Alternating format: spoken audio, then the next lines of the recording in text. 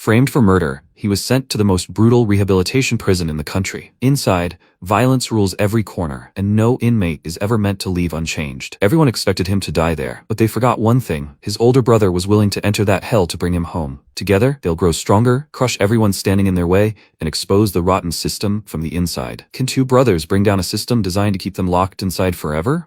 All the journalists had gathered for the press conference, because with a stunning 87.5% of support in the election, the president-elect, Khan Mansu, became the most supported candidate in the history of presidential elections. The president-elect's address to the public is now beginning. He approached the microphone and said, he stands here, in this place, because he cares about the youth who are the future of this country. He worked as a teacher for a long time and lived his life thinking about what is truly the best path for children. What he regretted most was the lack of a proper education system. One day, a teacher got angry at a student because he was listening to music during class. She rudely ripped the headphones off his head and told him he was grounded and that he should bring his mother today. He looked at her furiously and called her a foul word, then grabbed a pen from the table and hit her, which shocked all the other students. The teacher who was supposed to guide children on the right path became the target of violence. The teenagers went completely crazy. One day, a guy and his friends were speeding down the road, fleeing from the police. Of course, in the heat of the moment, they were going to surrender to them and accidentally hit a woman with a stroller at a crosswalk. The hood was completely crushed. The woman and her child died, and these children didn't even feel any guilt. In any case, they won't be properly punished. They know this and take full advantage of it. One day, the teenagers cornered the poor old man and started beating him, saying that therefore he can't do anything except be a security guard. The poor old man apologized to the teenagers, saying that he did wrong, and then the guy put out a cigarette on him and said that since he was wrong, he should accept punishment. The old man's scream came from the alley. People heard it but simply passed by. In their time, there are no adults who could correct children. Adults are preoccupied with pleasing children. They are afraid of revenge, so no one dares to speak out against them. However, from today on, the era of forgiveness for being just children is over. There will be no more lenient punishments. They will repeal the law on the protection of minors, which has been problematic until now. If children sin, they will undergo rehabilitation training. When it is decided that the training is complete, the children will enter society as new people. This is a new era of the law on the protection of minors, the law on rehabilitation and re-education. Journalists recorded his every word and constantly took photos, and then the man smiled broadly and said that if they disobey, then they must be punished. And so all these children were sent to re-education. It was an ordinary day. Medical workers arrived at the school and set up a blood donation station, for which a huge line had already formed. One of the nurses asked her colleague if this was her first time at this school. There are a lot of kids here who want to donate blood. It seems like there are several times more kids here than at any other school. It's so strange. Young people don't even consider donating blood these days, and her colleague agreed with her. It's so surprising. But the kids took the blood donation certificates not to help, but for their own benefit. After receiving the certificates, they all lined up in another line to a guy named Minsu. One of the students asked if he just gave the blood donation certificate, how much would he get? Minsu answered that he would buy it for 5,000 won. There were 5 minutes left until the end of the break, which caused everyone to rush and worry. MC made money from these certificates. It's his business. He exchanges a 5,000 won coupon and 1 blood donation certificate for 10,000 won. At first glance, it may seem like his business is unprofitable, but his true goal is blood donation certificates. The actual value of the certificate is about 12,000 won, and if you put this up for sale for 10,000, there will be dozens of messages from people who need a blood transfusion. Then why isn't anyone selling it? It's because it's a crime. But a minor like Minsu, even if he gets caught, will only get off with a warning. Violence, theft, fraud, and murder. Even such brutal crimes are not punished properly. In an incident with no casualties, will anyone report it to the police? Even so, it's not an easy matter. He calculated everything he earned, 600,000 won, even less than last month. Suddenly, someone kicked him in the face, causing him to fly to the side and scatter all the money. Committing a crime also means becoming the target of another crime. Someone who committed a crime and profited from it has no way to justify it. No one will sympathize with him, and no one can be told about it. So what difference does it make? Because no one will protect the MC anyway. The hooligans surrounded him from all sides and asked, did he make a lot of money today? He looked up at them and cursed. Then they started beating him up and discussing the new law on rehabilitation and re-education. They did something stupid again. The stupid world came up with a stupid law. The higher-ups sit there and do nonsense. They just talk, but can't do anything. A hooligan named Taewon, sitting on Minsu, farted loudly and one of his friends exclaimed in disgust, "What's that smell? Did he eat something rotten? What a stench. He didn't shit his pants, did he?" The hooligan asked. "Why make a fuss over some smell? Men often get the urge to take a crap while smoking a cigarette. Besides, it's better than the smell of cigarettes. It's really bubbling." He looked at Min-soo with a smirk and asked, "He's right?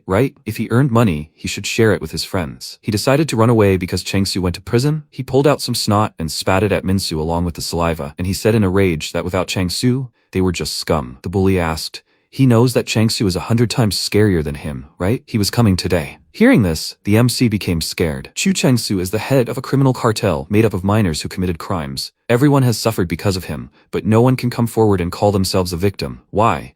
Because everyone is afraid of the retribution that will follow in the blind spot of the law. He is literally omnipotent. Min-soo asked, "Is he really getting out of the penal colony today?" The bully told him to be more respectful. What? Is he his friend or something? He was scared when he heard that he was getting out. Now it's time to pay taxes. They'll both be in trouble if Chang-soo hates them. MC thought for a bit, then reached into his bag, and the bully said that it felt so good when he behaved so obediently. After that, Min-soo took something out of the bag, which even made them a little confused, and he asked, "What are they standing there for? Are they not going to take it?" He gave them the middle finger with a big smile on his face and told them to eat something. Tae-woon got really angry. He kneed him in the stomach and exclaimed, "What kind of weakling does he think he is? Since Chang-soo is not here, then there is nothing to be afraid of? Does he think nothing will happen to him?" His friends noticed that he was really angry. He needed to calm down. Tae-woon told them not to even stop him. He was going to kill that idiot today. His gaze fell on the shovel, and his friend asked him to calm down, otherwise he would also end up in a penal colony. He took a shovel and said that he wasn't afraid of prison. He'd just serve his time and get out. But he'd make sure Min-soo wet his pants every time he saw him. But before he could land a blow, someone pushed him in the back and he fell with a crash, and his friends' mouths dropped open in shock. The MC was also surprised. The student who saved him, Kang Yu-seong, said that school violence is prohibited. He crouched down next to Min-soo to help him up, and one of the guys asked, "Is it that idiot, the student council president?" His friend said that he'd been wondering who it was. He took off his glasses and immediately started showing off. Tae-woon called out to him in a rage, saying that today, he'll kill them both and go to prison. He swung the shovel, but the student council president quickly dodged, then grabbed his shoulder and slammed his head on the ground, asking, "Has he ever killed anyone? Will he be able to answer for this?" He twisted his arm so hard that he started screaming, unable to bear it. He looked at his friends and exclaimed, "What are they standing there for? Let them kill, that is, beat this idiot." His friends pounced on Yu-seong. He quickly responded to the first one's blow, grabbing his arm and punching him in the face. Then the second guy pounced on him from behind and said that he pitied him for being the council president, but he was asking for trouble. He lunged. Yu-seong ducked sharply, and then grabbed his arm and threw him over himself, knocking him to the ground, after which he rushed to the third guy, who was standing to the side in fear and asking him not to come closer. He just stood there and did nothing. But Yu-seong didn't stop. The guy got really scared and then screamed in pain. Meanwhile, the MC stood up, brushed off his clothes, and sighed heavily, telling the student council president that he himself said that school violence is prohibited. He smiled and responded that in times like these, you should say, "Thank you, brother." Min-soo walked away and said that he was no longer his brother, so he should stay out of such matters. Why stand next to trash if it splashes you? Yu-seong said that he was not trash, but his younger brother. No matter what he thought, they were still brothers. The MC told him to stop and that he should throw away that watch. Yu-seong asked what was wrong with his watch, and he said that if he was adopted by a rich family, he should change his watch. Even he was ashamed of himself. The watch had the name of the orphanage Penguin written on it, and Yu-seong said that he didn't care. Seeing him heading towards the school gate, he exclaimed, "What about classes?" Min-soo told him that he didn't care. He was going home. His older brother scratched his head in confusion and asked, "Again? Well, he's an idiot. He should change his watch for starters." On the way home, Min-soo kept swearing at his brother. And why is he even getting involved in such things? What if he doesn't get into university because of him? His older brother, the student council president and an applicant to Korea Medical University, Kang Yu-seong,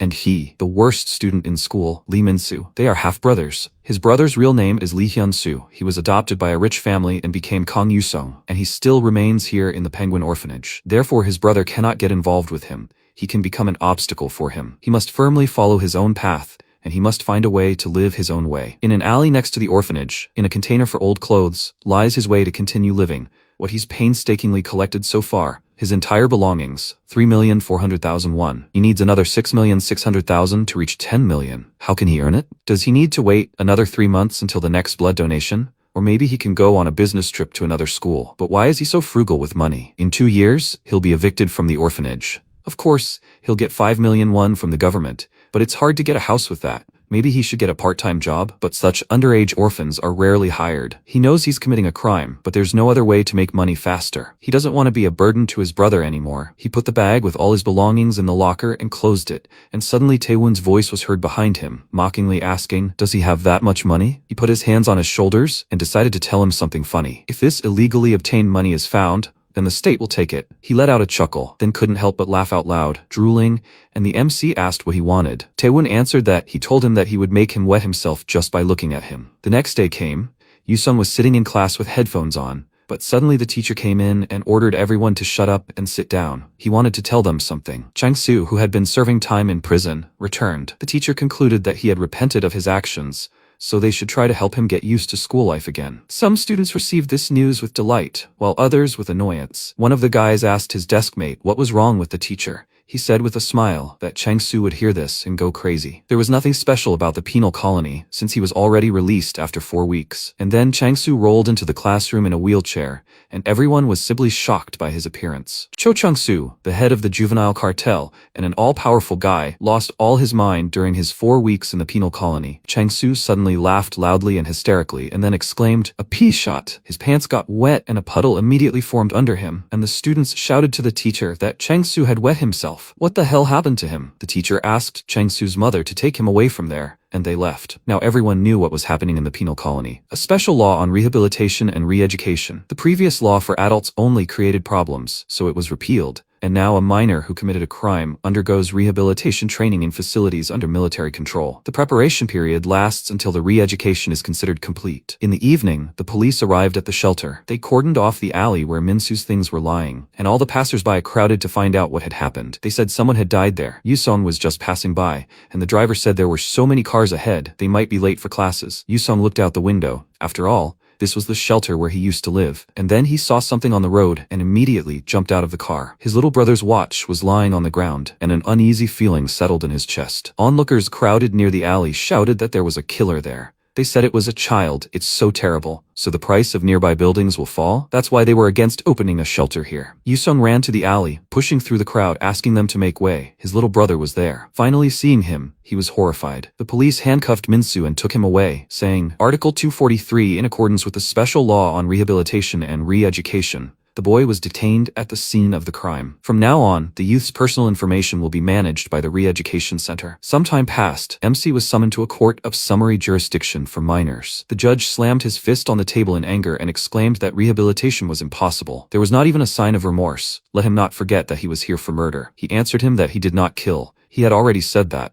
Why don't they listen to him? The man clicked his tongue in displeasure and said that he continues to lie to them. He showed him evidence. His fingerprints and bloodstains are on this brick. How will he explain this? And what about the crimes committed before this? He didn't commit them either? He had seen people like him many times. They blame the situation, their family, or someone else.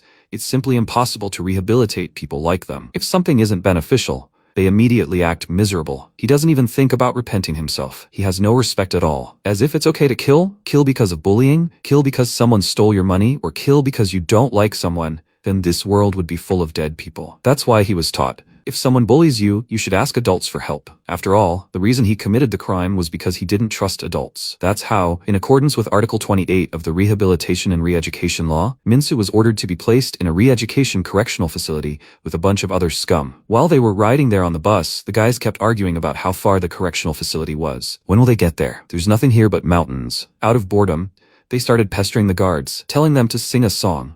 And one of them, with an awkward smile, asked them to be patient for a bit and sit quietly. One of them said he needed to go to the bathroom. When would they get there? The officer told him they were almost there. They should be patient for a bit and could go to the bathroom as much as they wanted. Finally, their bus pulled up to the re-education center. They all immediately pressed themselves against the windows to look at it, and one of them indignantly asked why this building was so old. Were they really going to sleep there? And suddenly they saw girls who were digging the ground right now. They immediately started drooling over them, and the guy sighed languidly, saying that he loved the smell of women so much. He thought he wouldn't be able to enjoy them for a while. His friend cursed and asked how it was possible to smell through glass. They started shouting at them from the windows too. The girls decided to take a break and stared at them in confusion, and the officer told the guys to calm down. This was a women's colony, and their building was across the street. The guys were very upset, and one of them exclaimed, "Who's ready to go with him to meet girls? He can't sleep without a girlfriend."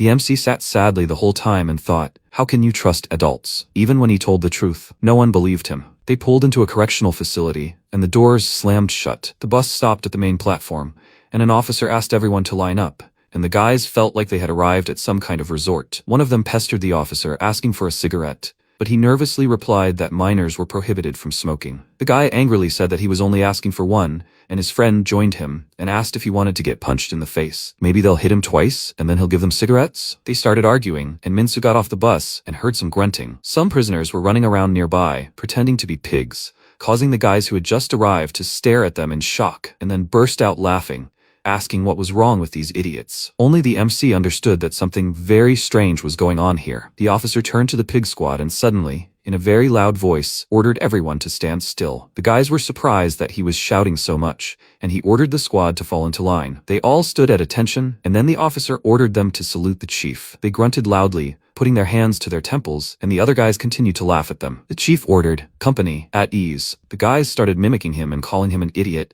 and asked if they should do that too. This is so stupid. The warden of the penal colony noticed them and, with a smirk, ordered the squad to dig in, and the guys called him an idiot. What kind of nonsense is this idiot talking about? What does he want to dig in and where? That squad immediately dug their heads into the ground, which surprised the guys and asked, did they really do that? But is it really okay to do that to them? Don't they know about the rights of minors? The warden pointed his finger at them and exclaimed that today, as usual, nothing but bugs arrived. He called out to the pigs, and they immediately responded with loud grunts. And then he told them that he would give them 10 minutes to turn these scum into livestock. Because of the way he called them, the guy got really angry and said a few kind words to him. But then a prisoner's fist flew into his face and Minsu stared at them in shock, thinking, what the hell is going on here? The squad threateningly advanced toward the new arrivals, flexing their fists, and they retreated back in fear. The guys rushed to attack. MC stood right in the front lines, but somehow he was barely hit, but the others were not so lucky. The boss told the pigs that he really liked their behavior. From now on, they were not pigs, but slaves. From now on, he allows them to talk like people. Did they understand everything? They shouted at him in unison that they understood everything,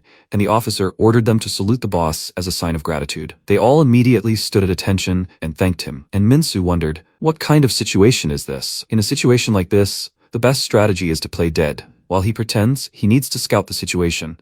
There are many other guys here besides him. If he screams and runs like they did, he will become an easy target. They all ran in a panic to the guards, asking them to save them from these crazy people, but they only smiled and waved their hands, saying that they weren't allowed in here. Minsu was surprised that they were smiling in such a situation, but if they wanted to help, they would have done it from the very beginning. This means that those people are even more dangerous. Because the guys weren't listening to them, one of the guards got really angry and hit the guy on the head with a baton, exclaiming that he said they weren't allowed in here. He hates insolence, hates it when people don't listen to what they say. They started beating that poor guy together, and MC thought that this was probably the starting point for his future life. Subtle adjustment of force, unnecessary body movements, blows to non-critical places. This is not real violence with the intent to kill. Of course, no one wants to become a murderer just like him. Suddenly, the voice of the colony's director was heard right above him, noting with a grin that he was quite a cunning guy. He had only just arrived and should have been at a loss, but he pulled off such an amazing trick. Minsu apologized to him, and he put his foot on his head, saying that he had nothing to apologize for. He liked such smart rats. Now he would be a rat and continue to amuse him. Did he understand everything? He wheezed and said that he should squeak. Since he remained silent, he began to kick him, making him squeak like a rat, and turned to his subordinates, asking if they were finished yet. They answered him that all the new students were completely naked. After that, they undressed Minsu and threw him to the others, and the colony's director with a smirk told his subordinates to start marking them. Some time ago, Yishong came to Changsu's house. He rang the doorbell and asked if anyone was home. It was already 2 p.m., a perfect time for the house to be empty. He took a pair of scissors out of his pocket, pried the door open with them, and broke the lock, then entered the house. As a child, he often broke into empty houses with his younger brother. MC watched from the hallway, and he stole anything from the house that could bring in money. Until they were caught by the police and taken to an orphanage, they repeatedly robbed empty houses for many years. As a result, they could take all the valuables from a house in 5 minutes. After those days, he didn't think he'd have to do it again. He went to Chansu's room and told him not to worry. He didn't come here to rob him at all. He just needed to know something. His younger brother ended up in that place. Chansu was tied to the bed. He didn't look like he understood what was happening and quietly mumbled that he shit his pants. Yushong looked at him with disgust and asked what kind of correctional facility had turned him into this. He'd heard he'd fallen from a height and injured his head, but there didn't seem to be any injuries or fractures on his body. Was there really something else? There were times when even the police avoided him, but now he was in such a pathetic state. Changsu screamed that he'd shit his pants, and Yusong shut him up by hitting him on the head and exclaiming, he'd only been there 4 weeks, but there was no telling when his brother would be released, so he should pull himself together and answer him. But instead of answering, Changsu just laughed loudly and started shaking his head, screaming that it hurt, that he'd made a mistake. Yusong turned away from him in frustration, realizing he'd only wasted his time, and then he noticed something interesting on his chest, some kind of paint. Right now, his brother and the others were being marked with red letters that designated the class of crime. Theft, C. Property damage is also C. After looking over the list, the warden sighed heavily and noted that this time it was just a boring and trivial matter, and then something interesting caught his eye, and he exclaimed that he finally found it. His eyes did not deceive him. He happily jumped up from his chair and congratulated the rat. He was the letter A. MC did not understand what was going on, and the warden of the colony said with a wide smile that he was more cruel than he seemed. He was the only A this season. An especially fun re-education life awaits him. Because of this, Minsu became nervous. Murder belongs to Class A. Some time ago, at Yongji Girls' High School, the girls happily headed to the school gates, but one of them noticed someone interesting and grabbed her friend by the shoulder, telling her to stop eating and look there. An incredibly handsome man, Yusong, was standing near the gate. Of course, he attracted the girls' attention, and they approached him, offering to get to know him better. Her friend coquettishly tucked her hair behind her ear and asked if he was also a student. She suggested that they follow each other on social media, but he just gave her a dark look and then declined with a smile, saying that he didn't use social media. Seeing his smile, they squealed with delight, and he asked if he could ask them a question. The girls were so delighted with him that they immediately began breathing heavily and laughing strangely, saying that he was so cute, it took their breath away. Let him ask whatever he wanted. They could even give him their addresses. He said that there was the person he was looking for. Her name was Ka Simon. The girl pointed at her and said, "There she is." After taking off her helmet, Simon headed towards the school gate, and the girls said that she had just recently gotten out of the correctional facility. They immediately looked down, trying not to make eye contact, and Yusong walked straight towards her. He stopped in front of her, and she gave him a displeased look, asking what was wrong, and he said that he wanted to know about the correctional facility. She roughly pushed him with her shoulder, telling him to leave her alone, and moved on. And then he sadly said that his little brother was there. She stopped, but then walked on again, and he sighed heavily, wondering if he had asked this too openly. Next time, he would need to use a different method. But suddenly, Simon called out to him. She threw the helmet into his hands and climbed onto her bike, telling him to get on. This doesn't seem like the right place to talk. While they were driving, he asked her why she'd changed her mind, to which she replied that her brother was still locked up there. He asked, "Rehabilitation Center for Re-Education? What kind of place was that?" She fell silent, then sadly lowered her gaze and told him it was hell. Currently, the warden was conducting a special training session for the new arrivals and exclaimed that it had barely been 3 hours. They would now move on to the next training session. MC nervously clenched his teeth and wondered when this would end. The supervisor ordered them to start jumping and lunging. Everyone started grunting like pigs, and Minsu squealed like a rat. They grunted constantly throughout the entire training session, as instructed by the supervisors. MC was already feeling ill. 3 hours had passed, but when would it all end? Meanwhile, the supervisor, smiling, put his hand to his ear and sighed languidly, enjoying the sounds of screaming cattle. He liked to hear it every time. But one of them, instead of grunting, let out a sigh, which immediately ended his enjoyment. The supervisors immediately started kicking the guy, telling him to get up and not look for easy ways. Since there was a laggard, they would start all over again. The guy apologized and said that his stomach hurt badly and he needed to go to the toilet. The supervisor clicked his tongue in displeasure and shouted that when he first arrived, he pretended to be strong. He can't even stand this, but the supervisor told him to stop. They're hitting him so hard just because he needed to go to the bathroom? Aren't they ashamed? This is bullying. He walked up to the guy and sat down next to him, saying he must have been holding back, and only now was he able to say it. He offered him his hand to help him stand up, and told him not to worry. Who else wants to go to the bathroom? The other guys immediately answered him, and Minsu was surprised. At the beginning, he treated them like trash, and now what? One of the supervisors exclaimed. Who gave them permission to make human sounds? They immediately started grunting, and they gathered everyone who wanted to go to the bathroom in one line. Minsu was among them. The supervisor yelled that if they don't go to the bathroom now, they won't be able to do it until the end of practice. The MC found all this strange. Do they really want to send them to the bathroom and the rest will practice? That's not fair. Maybe then everyone will just pretend they have a stomachache and leave. One of the guys in front told his friend that they would drag out their time in line like this, and the day would be over. And Minsu thought they were already plotting. This was all somehow suspicious. The supervisor asked if there were any cattle who wanted to leave the line. This was a rare opportunity. MC suspected something was wrong. They couldn't just send them to the toilet. Selfless kindness is like the fruit of an unknown tree in the mountains,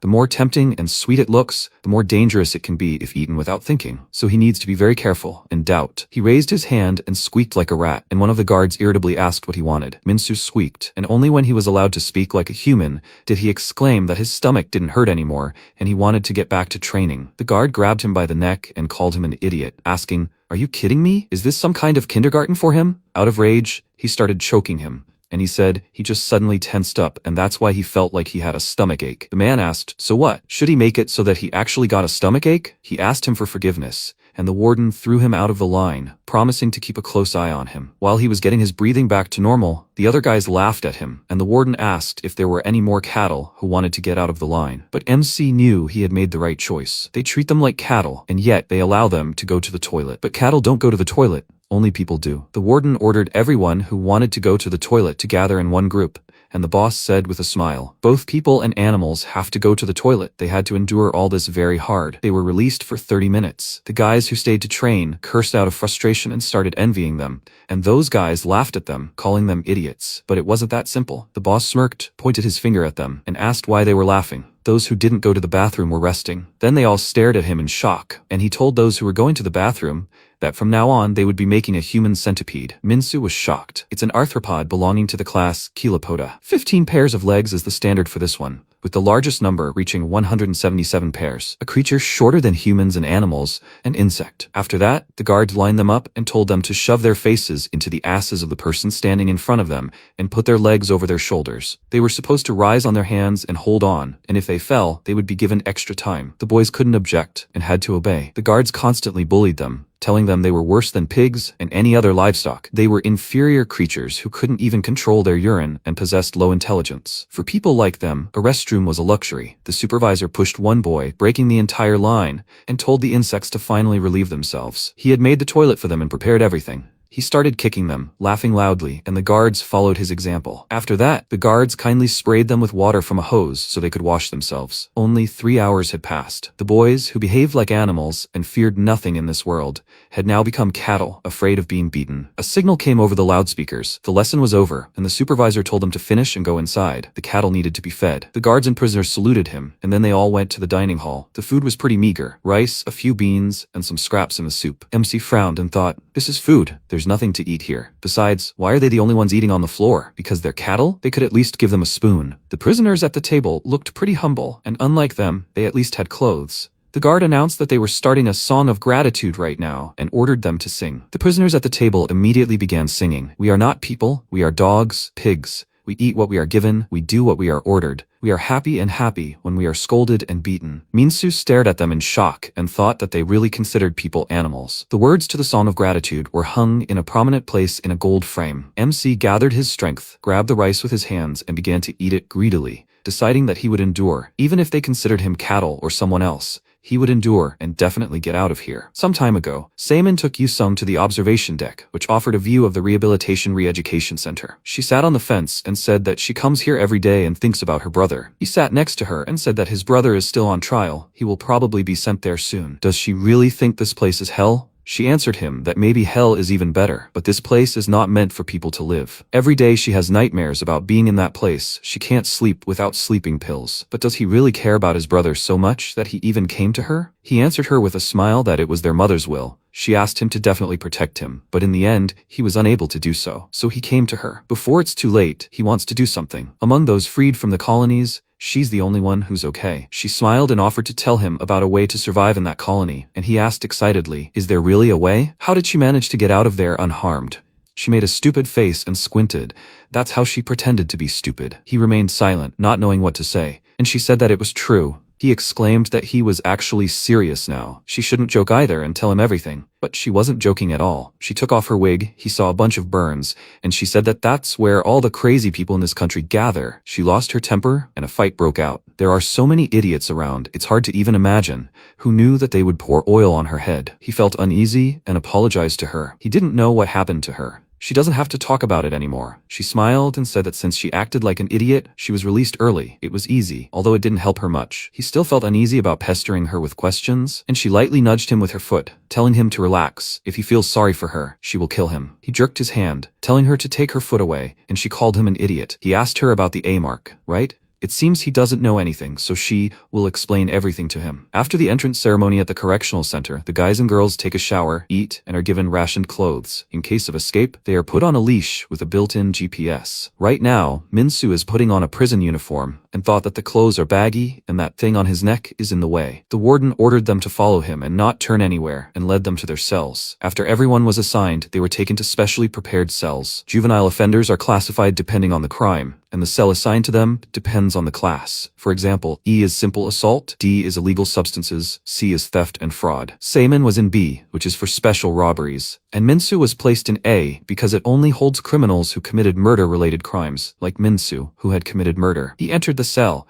and the guys sitting there looked him up and down. Their leader, Ka Se-jun, was immediately visible among them. There was silence, and the MC immediately realized that this was a game of nerves and he couldn't lose. Baisokgu called him an ignorant idiot and flexed his fists, asking if he didn't know that he should introduce himself first. Where was he from, and what had he done to be here? Min-soo mentally noted, after the game of nerves comes the collection of information about weaknesses. He told them that he was from the Penguin Orphanage and went to Songrak High School. They all burst out laughing and noted that the orphanage graduate was among the colony's elite, apparently born after the 2000s. They knew someone from that school. A guy named Chu Chung-soo studied there. Se-jun ordered them all to shut up and asked why he was here. If he was in cell A, he must have done something really bad. MC immediately realized he was the cell leader and told them he had committed murder. Their faces grew surprised and they started whispering. Wang Hyuk noted that a murderer had finally arrived here, and Lee Chen-hee asked if he was lying. Seokgu smiled nervously and told him that they would have found out anyway. He had no reason to lie. Min-soo was even slightly surprised. Were there really no murderers here besides him? He thought he was in with similar guys, but it seemed murder was the worst thing here. Could even the severity of the crime really be a force to be reckoned with? Chang-hee turned to Se-jun and asked Poppy what he was going to do now. It looked like his youngest wouldn't be able to get out. The MC was confused, thinking he was the leader, but it turned out he was the youngest. But it turned out Chang-hee wasn't talking to Se-jun, but to the one he was sitting on, Moon Hyunjin, nicknamed Poppy. Min-soo was surprised, so that wasn't a chair? He was the youngest here. Se-jun stood up, saying he felt uncomfortable, and Hyunjin apologized to him, for which Chang-hee immediately hit him and said he wasn't allowed to speak like a human. The poor boy whined like a dog, after which the guy started beating him and asked. He thought he'd shed the label of the youngest, but he's the youngest again, and that makes him angry, right? He replied that that wasn't the case at all, causing the guy to get angry and exclaim that he was speaking like a human again. Looking at them, the MC realized everything is exactly the same. What's outside, what's inside. If you're weak, you're bullied. He'd rather be treated like a murderer than be bullied for being weak. At 7 p.m., it's time for repentance, and kids who end up in the colony have to write 10 pages of repentance every day. Min-soo was racking his brain over what to write. He didn't even kill, so what should he say? Suddenly, a wad of paper landed on his desk. Hyuk and Seokgu were playing baseball, and Hyuk exclaimed that it was a violation. Seokgu told him that it was actually a save, and he reminded him that he used to play on the baseball team. Seokgu exclaimed that he ended up in the colony because he beat up a younger comrade, so he didn't dare open his mouth here. The MC asked, "Aren't they going to write a repentance?" Hyuk hit the ball and asked, "Why write it at all? Poppy will write everything for them anyway." A paper ball flew at Hyunjin's head, who was currently working on the letters of repentance, and Seokgu told Min-soo to give this work to Poppy too. Hyunjin stood up for some reason, and the guy asked, "What's wrong? Why hasn't he written the letters of repentance?" He grabbed his groin and whined, and the guys told him to speak so they could understand. He quietly uttered only one word, "toilet."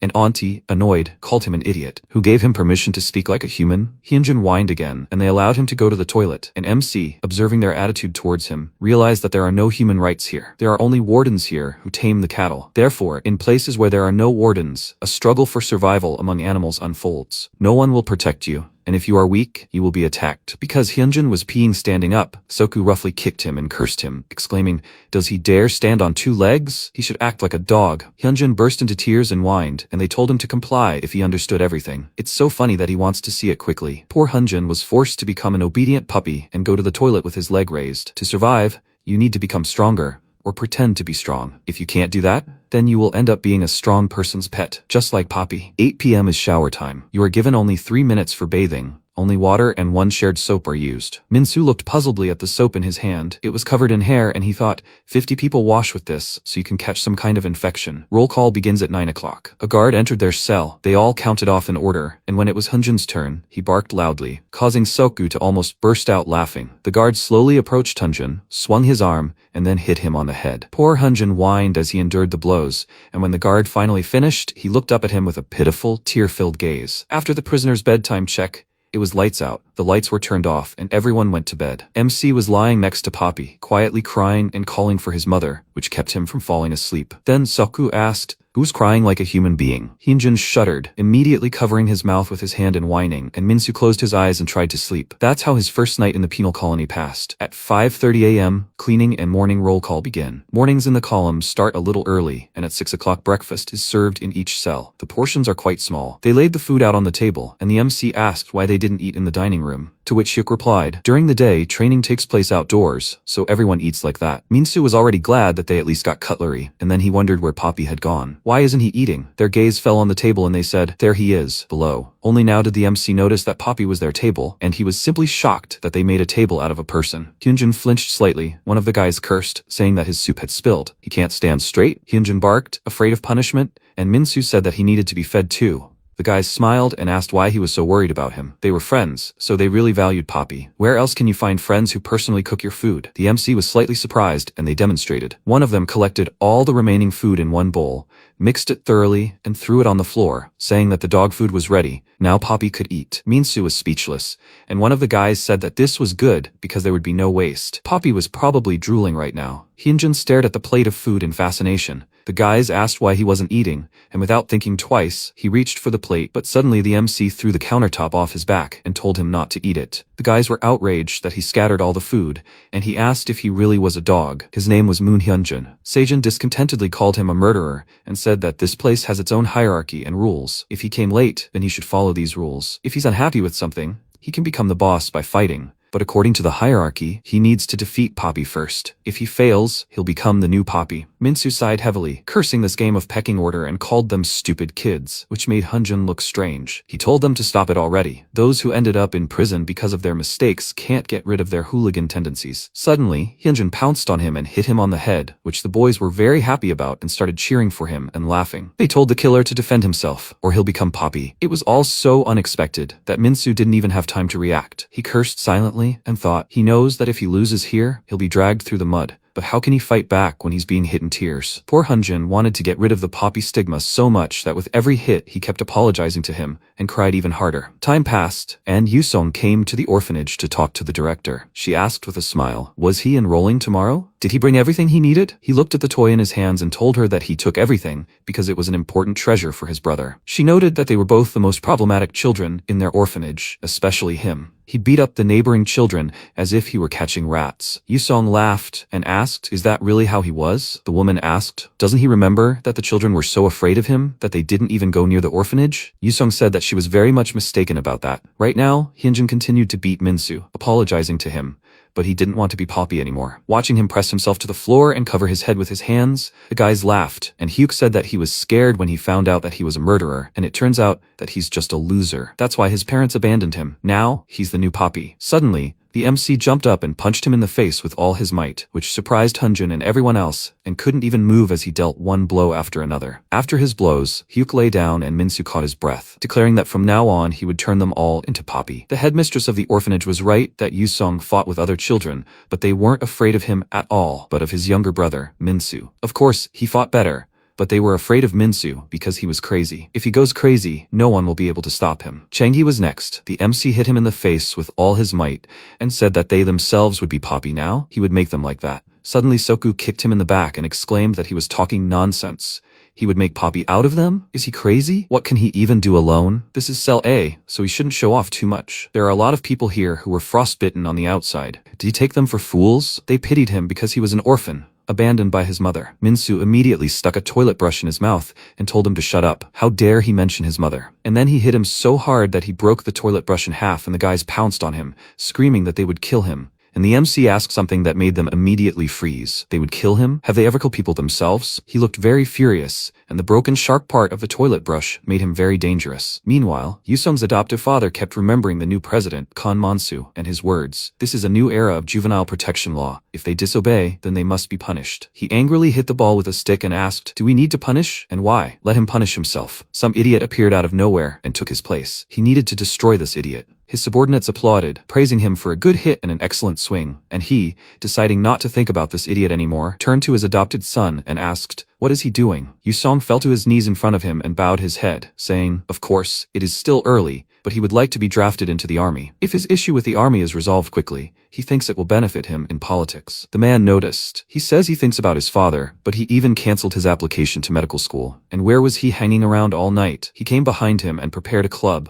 ordering him to speak directly. He swung and exclaimed that he knew he was doing this because of his little brother, and then hit the club with all his might. Thank God, not at him, but at the ball. After that, he said, even if he were drafted into the army right now, there is no guarantee that he will become a guard in the colony. He knows this. He answered him that he is right. That is why he is asking him for help. He is certainly capable of this. The man asked, his little brother made a mess, and now he wants him to clean it up? Yusong called out to him excitedly, and then looked down in disappointment, already thinking that he would not help him. But his father said, a favor for a favor. Will he be able to make his father president? He will help him, but he must make him president. Meanwhile, Minsu continued to threaten the guys, but suddenly Soku grabbed him and told the guys to attack him faster. Because of the toilet brush in his mouth, it was not very clear, but they understood him perfectly. Hyuk hit Minsu on the head. Because of this, his body immediately went limp, as if he lost consciousness, and Soku worriedly asked, he didn't kill him, did he? He confusedly answered him that this can't be. He himself told him to hit him. Soku was indignant. People can't be killed. And suddenly the MC sharply raised his head, hitting him on the chin with the top of his head,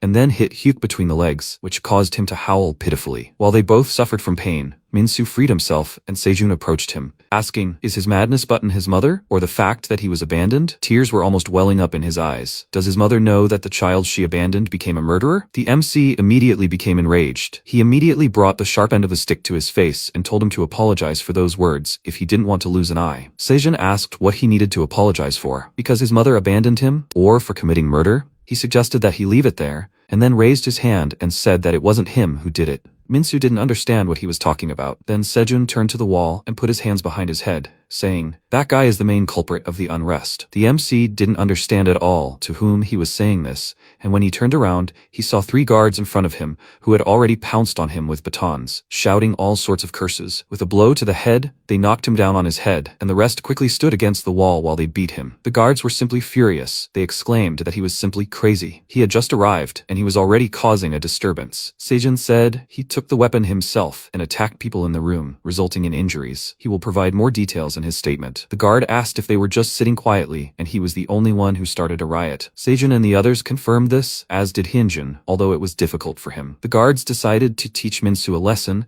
and dragged him by the hair to a solitary confinement cell, having first tied his hands and feet so that he would realize all his mistakes. Realizing the situation he found himself in, he cursed quietly. He was sentenced to 15 days of solitary confinement. Solitary confinement is also known as a punishment room. If you cause a disturbance in your cell, you will be isolated for a while, and the days spent here will not be counted as days of imprisonment. It was just a waste of time that his prison sentence was extended. MC gritted his teeth in irritation and tried to move, but then gave up and simply lay down, thinking, it's comfortable to be alone. He probably should have gotten here from the very beginning of the chaos, but it's not that simple. The guard looked into the cell and ordered him to sit up straight. For lying down, he was getting another day of solitary confinement. He knelt down, and the guard ordered him to bend his back and make a normal expression, and he cursed quietly and thought that there was no comfort at all in this colony. In the punishment room, you have to remain kneeling until you fall asleep, and they monitor this for the entire 24 hours. Even the movement of your arms and legs is restricted, but it's good that they untie him so he can go to the toilet. However, there was no toilet paper here. Because he sat for so long, the guard told him to stop thinking about all this nonsense and finish quickly, and he replied that there was no paper, so he couldn't finish. The guard said it was over there, in the back. Turning around, he saw a faucet, and when the guard told him to just wash himself with water, he shuddered.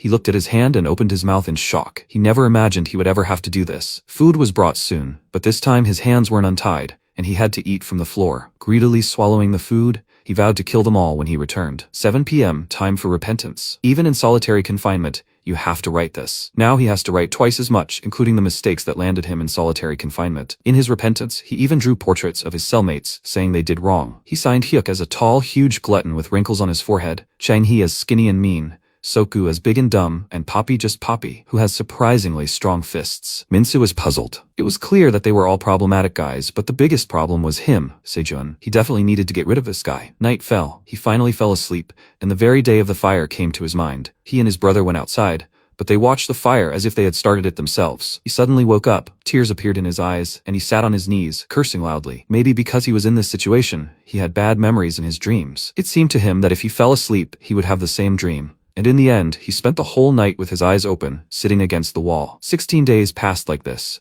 He was finally released from solitary confinement and returned to the company of those guys. They all stared at him puzzled, as if trying to understand what he was thinking, and he cursed irritably and asked what they wanted. They smiled and apologized, but apparently they'd gone too far. They'd decided that Poppy wouldn't be Poppy anymore. He's right, right? Hyunjin barked out of habit, then confirmed it in human words, and Chang-hee suggested they all live together peacefully. MC was surprised that everything had been resolved so easily, and said he'd accept their apologies, but he was more concerned about Seijin. Suddenly, he felt someone hit him on the head with a heel. It was Seijin. He called him a mama's boy and asked if he was looking for him. Because of that blow, he fell. The guys immediately grabbed his arms and stuffed a rag in his mouth, then dragged him to the toilet. Chang-ji laughed, saying that these were the underwear he had been wearing for a whole week. Seijin said that he was glad that he looked for him first, but there was someone who was waiting for him more impatiently than he was. Hyuk took off his pants and said that the place where he hit hurt a lot. It was so hard for him to endure all this time. He approached the toilet, and when Minsu saw what he took out of his pants, he screamed and started twitching, trying to break free from their hands. Just when Hyuk was about to get down to business, a guard entered the cell and ordered them to stop. Sejun said he must be new here. He should ignore it. They had permission to do this. The guys let Minsu go, he spat out his underwear, and the warden asked who gave them permission, and promised to punish them later, after which he extended his hand to Minsu. When he looked up at his face, he was very surprised and extended his hand in return. It was his brother. He whispered that they would soon go home,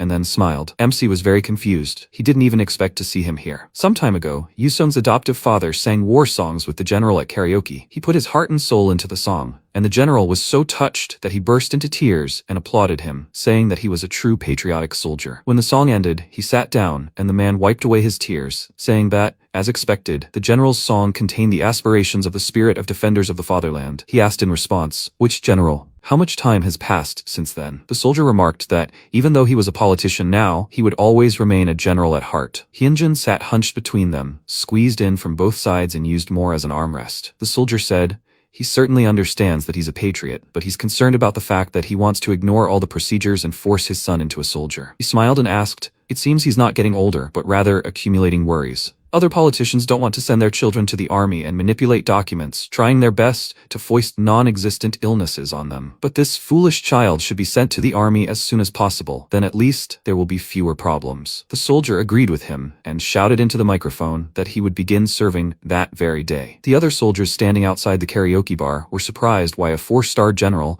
and a deputy had shown up in their unit. Had they really just come to sing karaoke? They immediately noticed his good vocal skills, and while the general was singing another song, the man told his son that the chief of staff said he could enlist right away. Is he ready? He confirmed it and declared that he would start serving right away. He had prepared everything to save his younger brother. While Minsu was in court, he met juvenile offenders and received information about the installation inside. He confirmed that the correctional center is hell, and when he came here, he decided that he had to get him out of this hell at least a day earlier. Now he is here, next to his brother. If he does as he said, he will be able to get out of here. The plan is simply perfect. If all goes well, he will easily get him out of here. But at that very moment, when he extended a helping hand to his brother, he remembered something. This little idiot does not listen to him at all. The MC ignored his hand and pounced on Hyuk from behind him, punching him in the jaw with all his might, exclaiming, "Did he just try to pee on him?" He was furious and ready to beat everyone up right then. So Yusung's perfect plan went awry from the start. After that, they pinned Yusung against the wall and started discussing him with puzzled expressions. Hyuk said,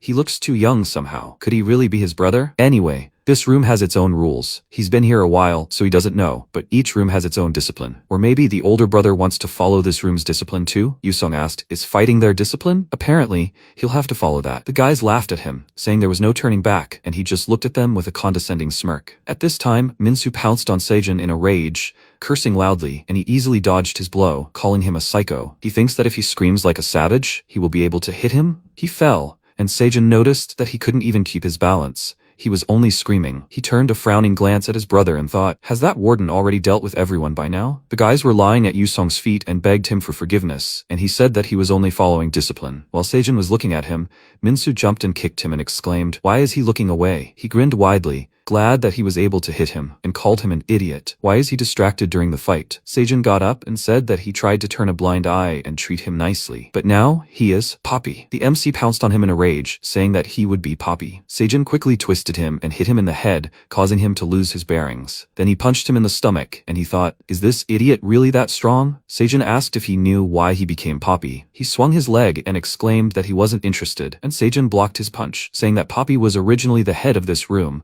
but because he showed off like he did, he became like this. He punched him in the face, and Minsu knew he couldn't back down, so he grabbed the guy by the clothes and exclaimed that he was the one who showed off the most in this room. He couldn't lose like this, so he gathered his strength, but Seijun got ahead of him and punched him in the face with all his might, causing him to immediately fall over and couldn't move. He cursed in his mind. He lost to the idiot who slandered his mother, and he did it unilaterally, without even throwing a punch. He saw his brother's shoes in front of his eyes. Every time he got hit, that idiot was next to him. Yusong asked, is he still alive, right? MC didn't answer him. He only thought about how bad everything was, and then closed his eyes. His brother sighed heavily, threw him over his shoulders, and was even surprised that he was so light, and asked, hasn't he eaten anything at all? He went to the exit, and Seijun asked where he was taking him. He should think about his behavior again. He told him that he would take him to solitary confinement. He should be punished for his fuss. Seijun asked, does that mean he won't fight with him? And then Yusong remembered something and said, please, don't fight. That's what his sister asked him to tell him. After these words, he left, leaving the guy confused. When Minsu woke up, he was already in solitary confinement. He quickly looked around and wondered how long he had been unconscious. He swore to rip out all of that idiot's hair,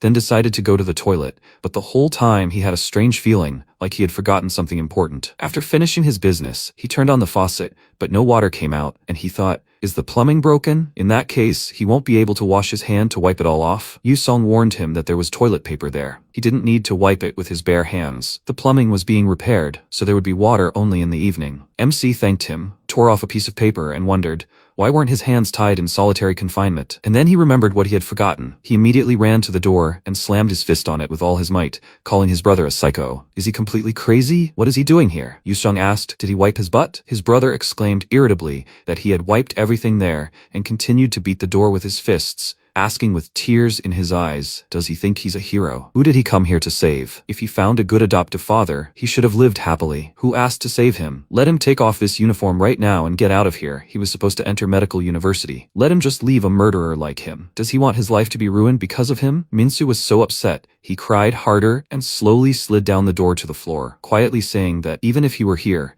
he would be terribly ashamed. Yusong said that he was not that crazy. However, who called him a murderer? He believed him. He knew that Minsu did not kill a person because he was his older brother. He remained silent and he asked, is he crying? He answered that he was not crying, and he asked, did he wipe his butt? The MC exclaimed irritably that he had already told him that he had done everything. Then he asked if he would listen to him. Would he get out of here? He answered that if he didn't cause a fuss like this morning, then that was quite possible, and he clarified, so he had to obediently follow what he said, then he would listen to him, but he would fulfill one of his requests. He wanted to fight that long-haired guy again. Yusong said that he would lose anyway. Why should he fight him? He replied that it was because he said bad things about their mother. Even if he could tolerate everything else, he couldn't stand it when someone said something about his mother. Yusong couldn't tolerate that either. So he firmly told him to fight, and he would tell him a way to defeat him. And if he lost again to the one who said bad things about their mother, he would kill him with his own hands. There were 15 days left until the end of solitary confinement. It was impossible to increase physical strength in such a short period, so from now on he would study a method to defeat Seijun. When Minsu got out of solitary confinement, he asked his brother if this was really the way to defeat that idiot. He replied that according to his analysis, he would win, but if he lost, he would kill him with his own hands. He remembered everything well, right? The MC confirmed this and told him to believe in him, then went into the cell, and the guys gave him dirty looks, saying, it must have been nice for him to sit in solitary confinement and skip practice. Seokgu said that it really irritated him. Maybe they will beat him up and grind him into dust. The MC smirked and asked, didn't he say that he would make Poppy out of them? But after thinking about it, he decided otherwise. He did something that immediately made their faces become surprised, and they exclaimed, why did he suddenly become Poppy? Minsu lay on his back in a submissive pose and began to act like a dog, and then said, it seems it will be faster if he becomes Poppy. After that, he began to humbly fulfill Poppy's duties. He must be patient to win. He must withstand the enemy's advance.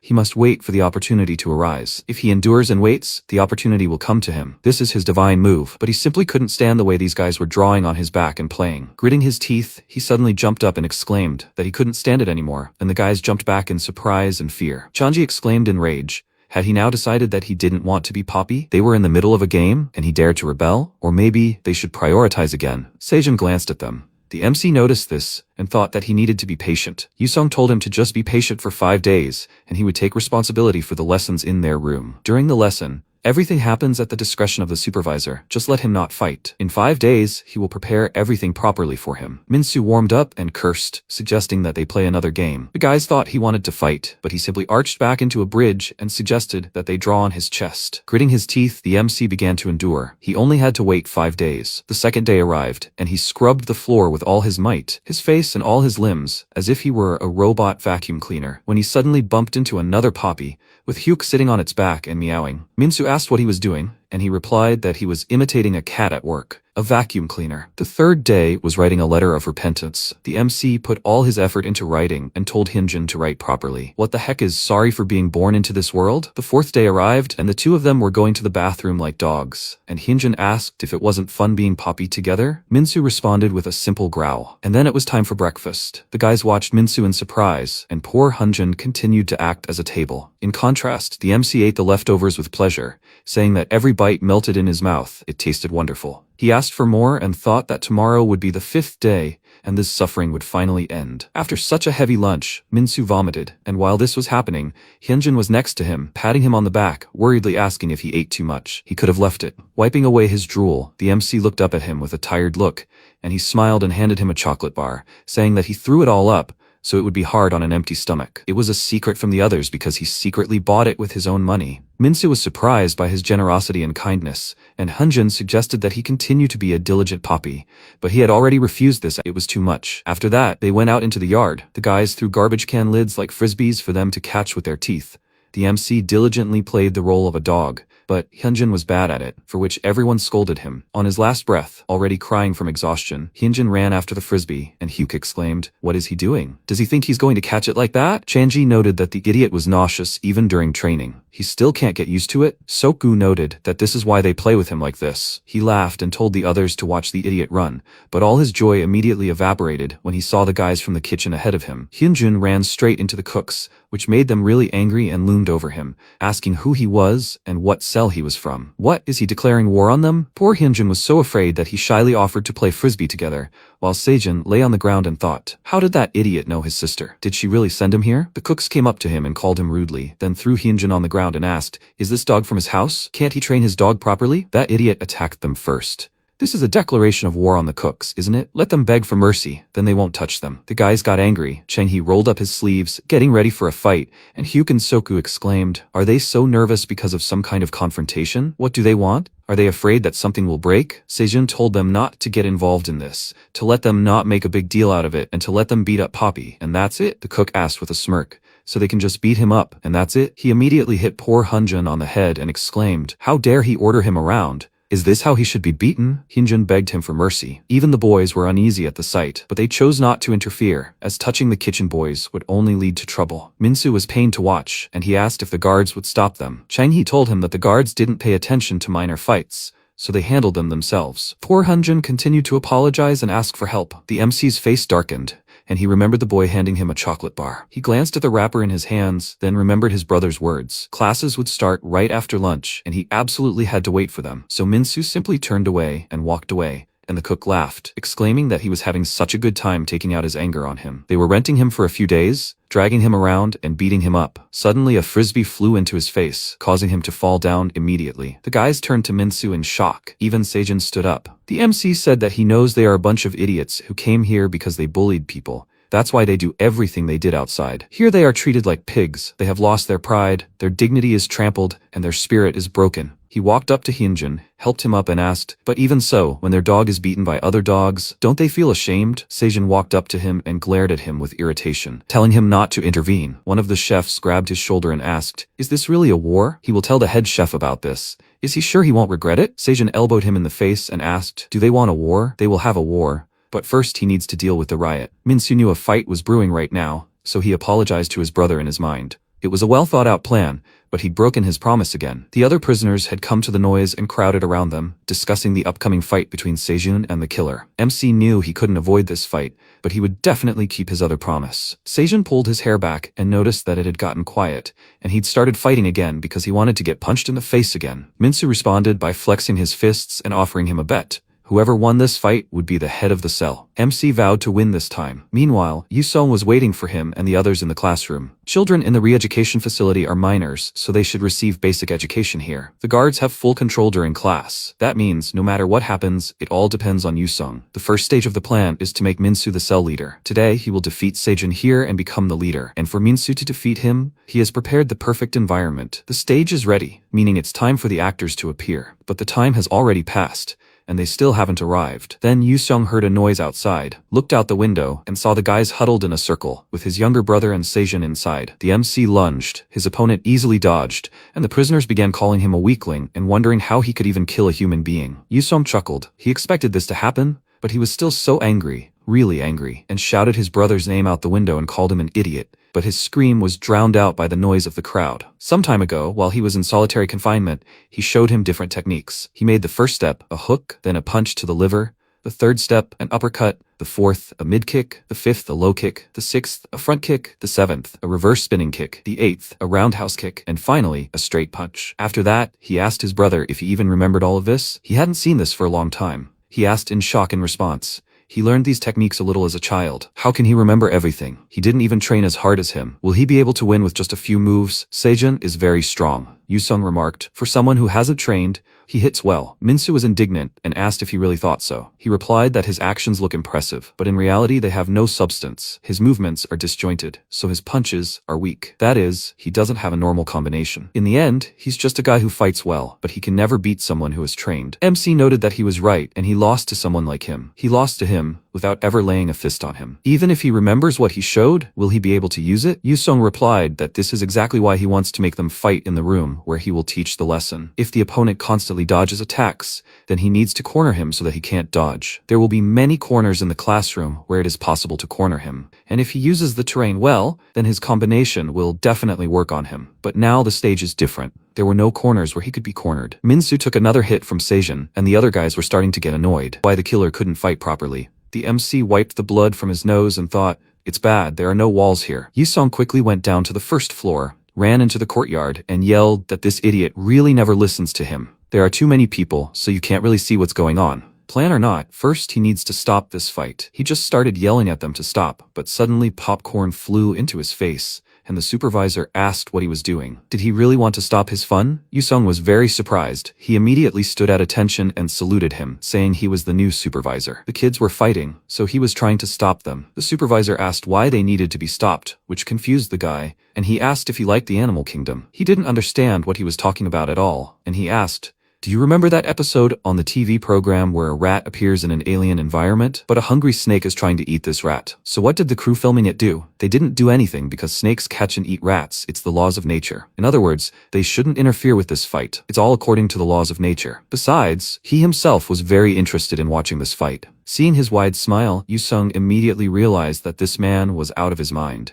They began to watch this interesting spectacle together. The MC meanwhile decided to get closer to his opponent, make the first move, but he easily dodged and hit him in the face, asking what he was doing. Minsu cursed in his mind. If the combination worked, this guy would be finished. He needed to hit him at least once. He lunged forward again and exclaimed that this was the second strike. And Sejun hit him on the head and asked, "Is this math time? Why is he always counting his punches? Should I teach him?" MC tried to strike again and exclaimed that this was the third strike, and Sejun deftly dodged and said, "That's right. After the second comes the third, and then the fourth, fifth, sixth, and seventh." Yusong was very worried about his brother. He couldn't reach his opponent. He had no strategy. Besides, his stamina had already run out, and there wasn't even a wall to finish the combo. In his position, he could do practically nothing. At that very moment, Sejun kicked Minsu and was thrown back into the guys, and they exclaimed in irritation, "Why here of all places? Can't he aim properly?" Sighing heavily, Yusong closed his eyes and thought that everything was futile. He just needed to give up. There was no way. Now he needed a new plan. The MC leaned on those guys, unable to stand on his feet, and thought, if this continues, the result will be the same as last time. He will still lose. It is better for him to give up so that he gets hit less. But suddenly, someone pushed him forward and asked how long he was going to rest. He turned to them in confusion, and the guys irritably told him to fight.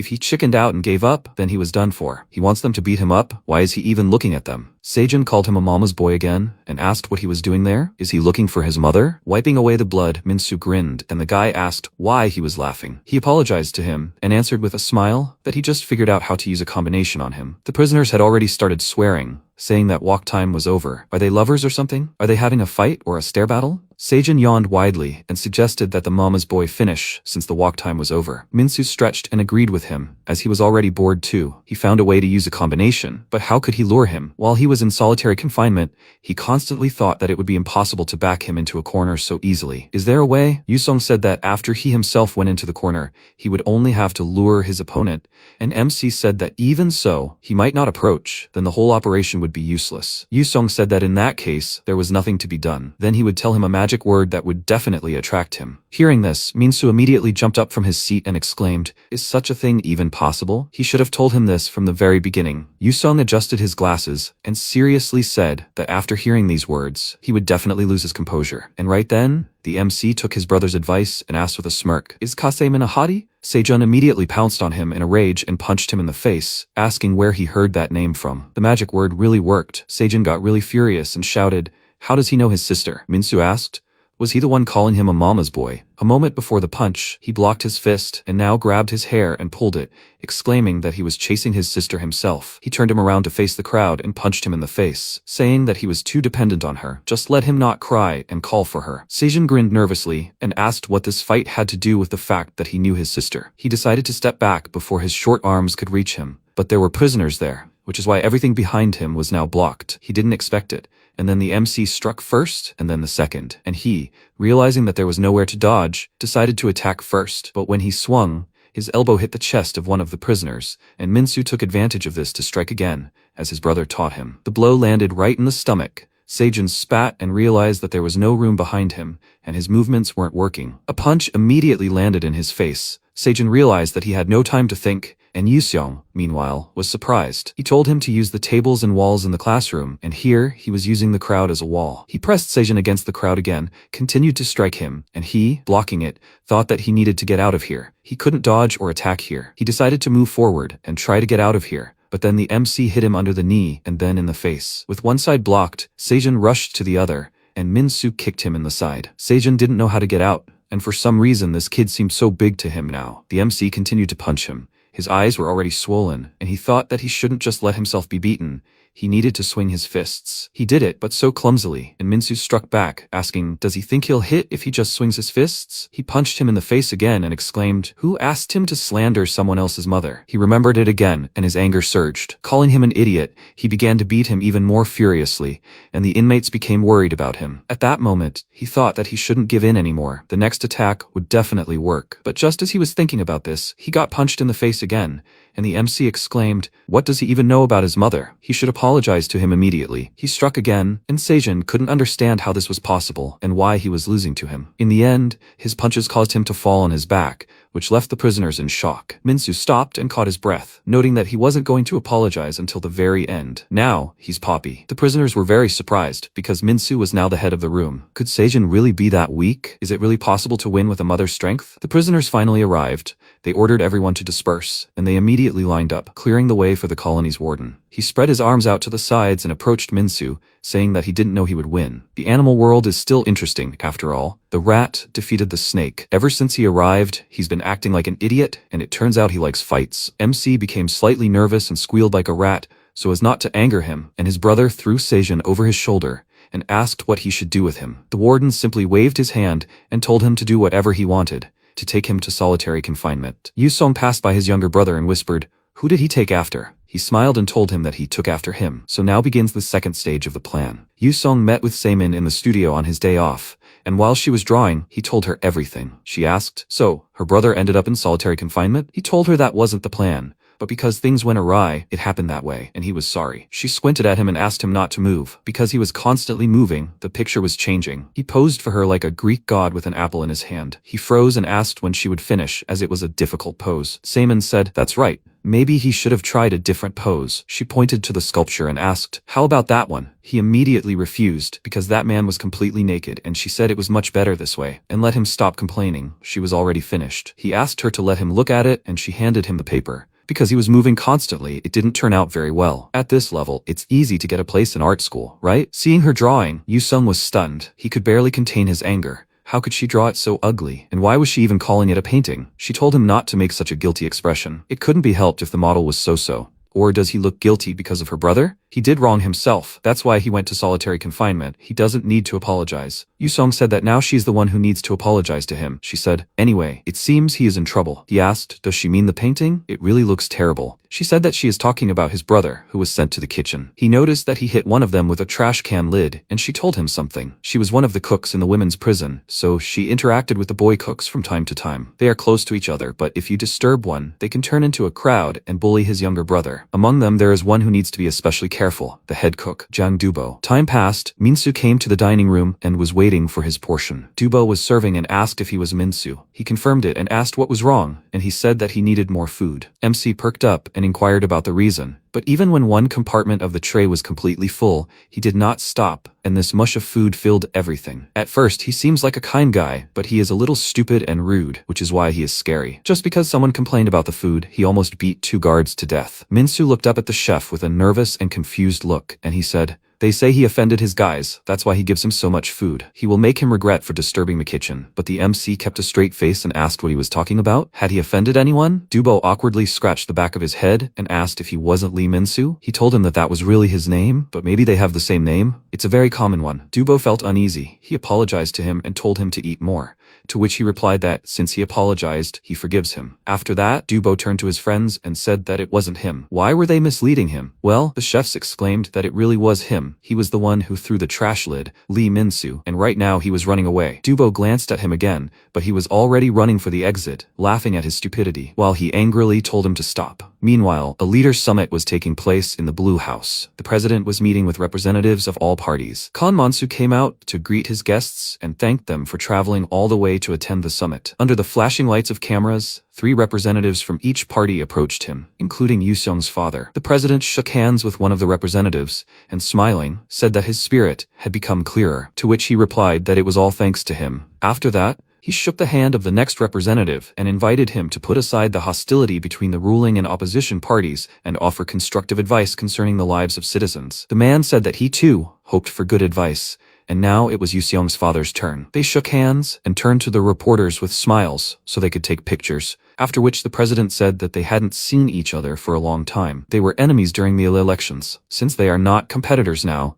let him become his subordinate and work harder. He laughed and slapped him on the butt, which made him speechless and froze. He thought, is he really slapping him on the butt right in front of the citizens who came? He clenched his teeth in rage, pounced on this idiot Kan Mansu, and hit him in the face with all his might, exclaiming, how dare he embarrass him. He would have felt better if it was the real Mansu and not a punching bag. As soon as the meeting ended, he went home to let off some steam. After finishing beating Mansu, he straightened his tie and turned to Yu-sung, asking, his father endures such humiliation, and what is he even thinking? He said that crushing President Kan Mansu is easier than he thinks. He placed various photos on the board and said that his re-education center, which is his political base, needs to be destroyed. His father immediately calmed down and sat down on a chair, noting that he was thinking in the right direction. That's why he sent him there as a guard. So what's the plan? He pointed to the photos and told him that after seeing the correctional facility from the inside, he realized that it was not at all what he told the people about. They used children to force violence against other children, commit various rough acts, and deliberately encourage fights between children and use it as entertainment. It's not a center for troubled children at all, but a living hell. His father clapped his hands in joy and exclaimed that it was simply magnificent. What is the re-education center's weakness? They can take out Mansu with one blow. Yu-seong adjusted his glasses and said that they should give the photos to the reporters, but his father said that might not be enough. Juvenile delinquents end up being child criminals, right? Victims would want their abusers to suffer pain, so they might even enjoy it. It's a human rights issue. He'll just say things will get better in the future. And that's it. So let him pull out something bigger. Yu-sung hung his head in disappointment, and when he returned to work, he saw another training session and asked, is this not enough? Is even this environment not enough? The prisoners were currently standing in the crab pose, and if anyone moved, the guards immediately scolded them. The warden sat on a chair nearby and watched them, then thoughtfully looked up and said that it would be nice to have crab soup today, and his subordinate said he would tell the kitchen to prepare everything. The poor MC was already completely exhausted. They had been doing this for so many hours, so he was already at his limit. He swore loudly but saw the prisoner's shoes in front of him and immediately apologized to him, but it turned out to be his brother. He said with a smile, at ease, he will train with him separately. Hearing this, Minsu was very happy, but he did not expect that his brother would make him do something different. Now he was pretending to be a crayfish, and it was much more difficult than being a crab, and Yusong whispered his forgiveness. It would have been suspicious if only he hadn't been practicing. He asked, so he made him do something difficult? Was he completely crazy? Yusong was offended that he was calling him names and offered him to go back to the crab, but he immediately refused. And then his brother decided to explain the second stage of the operation to him. The correctional facility has a system of penalty and incentive points. If he gets 100 points, he will be considered for parole and vice versa. The more penalty points, the longer he needs to stay here. And now he has minus 50 points. He'd been in solitary confinement twice and had been in one major fight, but he'd never received any bonus points. The MC asked him how he could get them, and he called him an insolent brat and said that the only way he could get good points now was to be a kitchen helper. Minsu immediately remembered the big guy and exclaimed that he couldn't go there. He'd die there. Those guys were targeting him. He started acting up and throwing tantrums on the floor, saying he'd stay there, and as soon as another guard walked by, he immediately returned to the crayfish position. The guard wished Yusong a good job, and he said goodbye, but the MC started acting up again. Another guard walked by, and he became obedient again. Afterward, he said he would do anything except the kitchen. Yusong, sighing heavily, promised to find out about something other than the kitchen. Minsu was overjoyed. His brother was the best. Time passed. The cool afternoon sun, the rustling leaves, the birds singing, the curtain fluttering in the wind. Perfect nap time. Since he had to sweat in the morning, he was now feeling sleepy. He would have been happy if this continued, but the constant beeping was really irritating him. In the end, he couldn't take it anymore and jumped up from the table, telling them to let him sleep. Right now, the boys were cleaning the classroom, and Hyunjun was now the cat sitting on the robot vacuum cleaner. The MC exclaimed in anger, "Do they really have to make a noise with their mouths to work?" And he had told them not to make a robot vacuum cleaner anymore. They told him that the efficiency increases when they make a noise with their mouths, and Sokka whispered that if it was too noisy, it would switch to sleep mode. Hyunjun smiled and told the cell leader to sit quietly, saying that cleaning was almost finished. He exclaimed that he didn't mean to mock them. It was true. He cleared his throat and said, "By the way, you only get 1 point for cleaning the classroom. You need to get 100. The guards popped into the classroom and asked if they were done cleaning. They immediately stood at attention and told them that everything was almost done. And then one of the guards told Minsu that only he would be going to the next cleaning. He had just applied for additional volunteer work, right? The MC immediately realized that it was his brother's doing and was very happy, telling the guard that it was true. But when they brought him to the kitchen, he became very upset and silently told his brother that this wasn't it. Dubo flexed his fists and grinned as he called him a liar, saying that they met again. Minsu became nervous, but Yusung promised he wouldn't send him to the cooks. But in the end, here he was.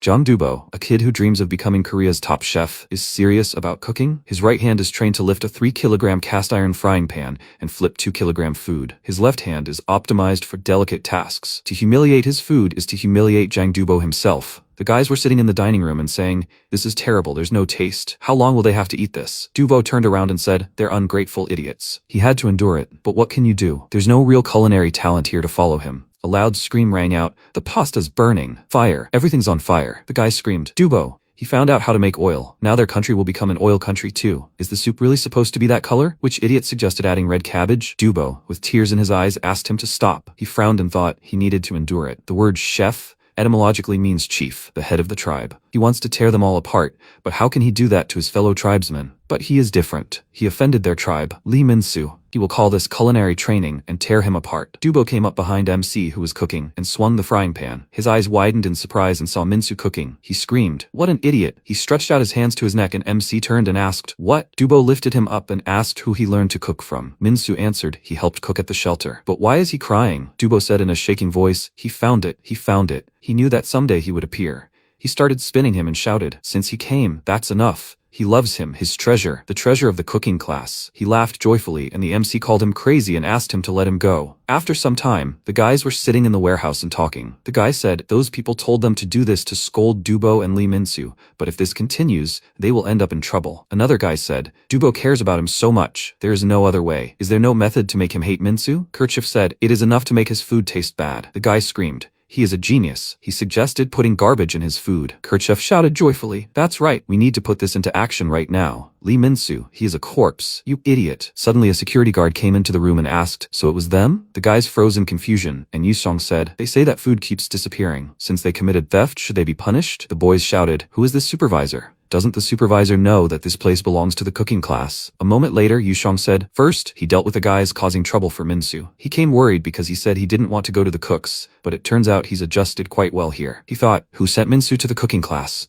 After all, he didn't enroll him there. In the chief's office, two supervisors shouted, Chief in the kitchen today. The chief cried out happily. Finally, is there a fight? The supervisor replied, no. His favorite dish, omelette with rice, is on the menu today. The chief said, what's so boring? That's strange, he thought there would be a fight. The supervisor asked, what? What is he talking about? The chief said, okay, they need to do that very thing. The boys happily made hearts with their hands and ordered it to become tastier in 1 and 2. They directed their hands to the food and cried out. The boss tried the food and said, so delicious. After a while, Dubo shouted in the dining room, are they all ready? It's a special day that only happens once a month, so they need to be careful when cooking. First, prepare clean new soap. MC asked again, soap? Cleaning day? Dubo ordered to grate the soap very finely. Add twice as much olive oil as grated soap and cook in a double boiler. Add a pinch of ground basil. The basil powder should be very fine. And finally, to replenish the vitamin E supply, squeeze in some tangerine juice. This will provide both moisture and aroma. Mix all the ingredients until everything is smooth. Cool a little. It's ready. Min-soo asked, what the hell? How can you eat this? Dubo asked again, eat it? Of course not. You need to put this on your hair. It's natural hair wax from their cooking class. Someone said to be careful not to let it stick together. The guy asked someone from behind to apply it to him. Min-soo said he thought it was some kind of dish, but it turned out to be wax. Dubo answered because you can't find wax here. MC asked,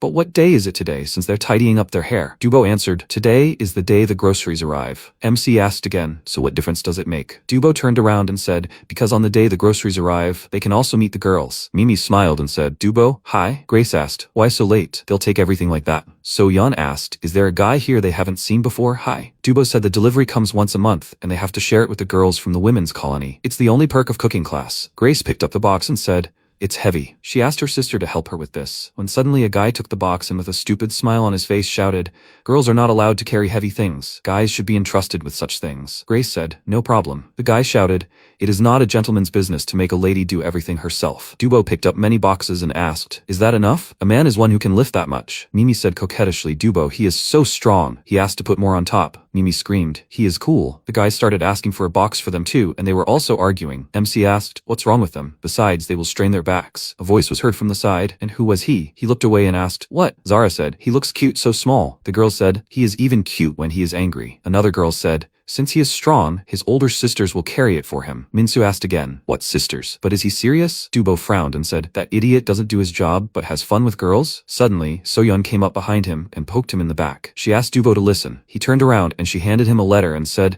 before the boss sees, let him take this. Dubo took it in his hands and embarrassedly thought, could this really be a love letter? So-yeon left and smiled at him. Dubo was already imagining their wedding when suddenly vegetables flew into his face. He imagined So-yeon asking, what will they name their child? Yeji, you need to look here. The girl answered, yes. At the family photo shoot, he asked, Yechan, Yekwon, Yewon, Yesob, are they all ready? The children screamed, yes. He screamed, kimchi. Dubo thought, finally, such a day has come for him too. So, he'll see what kind of love serenade she wrote. He opened the letter and saw the inscription, for the head of room A. He widened his eyes and burst into tears. After a while, the MC was sitting in the warehouse and saying that the idiot cooks are helping the girls and their supplies weren't even brought. Dubo entered the room and said, the head of room A, Lee Min-soo. MC looked up questioningly and asked, what's wrong, Dubo? Does he want to assign him something? Dubo asked, isn't he the head? MC answered, yes, that's right. Dubo asked, does he know what day it is? November 22nd? He turned around and said he doesn't know. Is it his birthday? Dubo said, in 3 years that's his wedding date. MC asked again, what? Dubo asked, in that case he knows who Yeji is? He doesn't know, right? Right? MC asked fearfully, Dubo, why is he scaring him so? Dubo said, Yeji, that's the name of his 5th child, who never came into this beautiful world because of his affair. She was a daughter with cute pigtails. He'll kill him for taking his wife. He clenched his fist and screamed, he'll kill him, Lee Min-soo. The MC ordered him to wait, and Dubo slammed his fist on the shelf, causing Min-soo to dodge. He crouched down in fear and asked, you idiot, are you trying to kill him? If he hadn't dodged, he would have punched his head in. Dubo turned around and ordered Lee Min-soo to die. He was his child's enemy. He was kind to him, and he caught him off guard and hit him in the back. The MC kicked him in the face and screamed, what other child is his? He challenged him to a fight and called him a stupid idiot. Dubo grabbed his leg and screamed, So-yeon and him. He knows how much they loved each other. This is only his imaginary future. Minsu hit his head on the floor, and Dubo screamed. But did he take it away? MC thought if it hit him, it would definitely make a hole in his head. Dubo punched the wall, and MC rushed at him from the side and screamed, without his right arm, he is nothing. Stupid. Dubo punched him in the face, which surprised Minsu. He thought, his arms are so long that he can't even get close, and even his left fist is strong. It's like he's hitting him with a stone. Dubo threw MC aside and he thought, good thing at least his right hand is sealed. Dubo ordered him to give it back, and Minsu saw that he tore the box off his hand. He screamed, the date with Soyeon will be on Bukhan Mountain. MC dodged and screamed, and Dubo screamed, they will hold hands for the first time in the computer club. Minsu looked around in fear and thought, no, he's trapped in a corner. A corner? A wall? Dubo swung his fist and screamed, the first kiss will be on Myeongdong Street. He looked ahead carefully,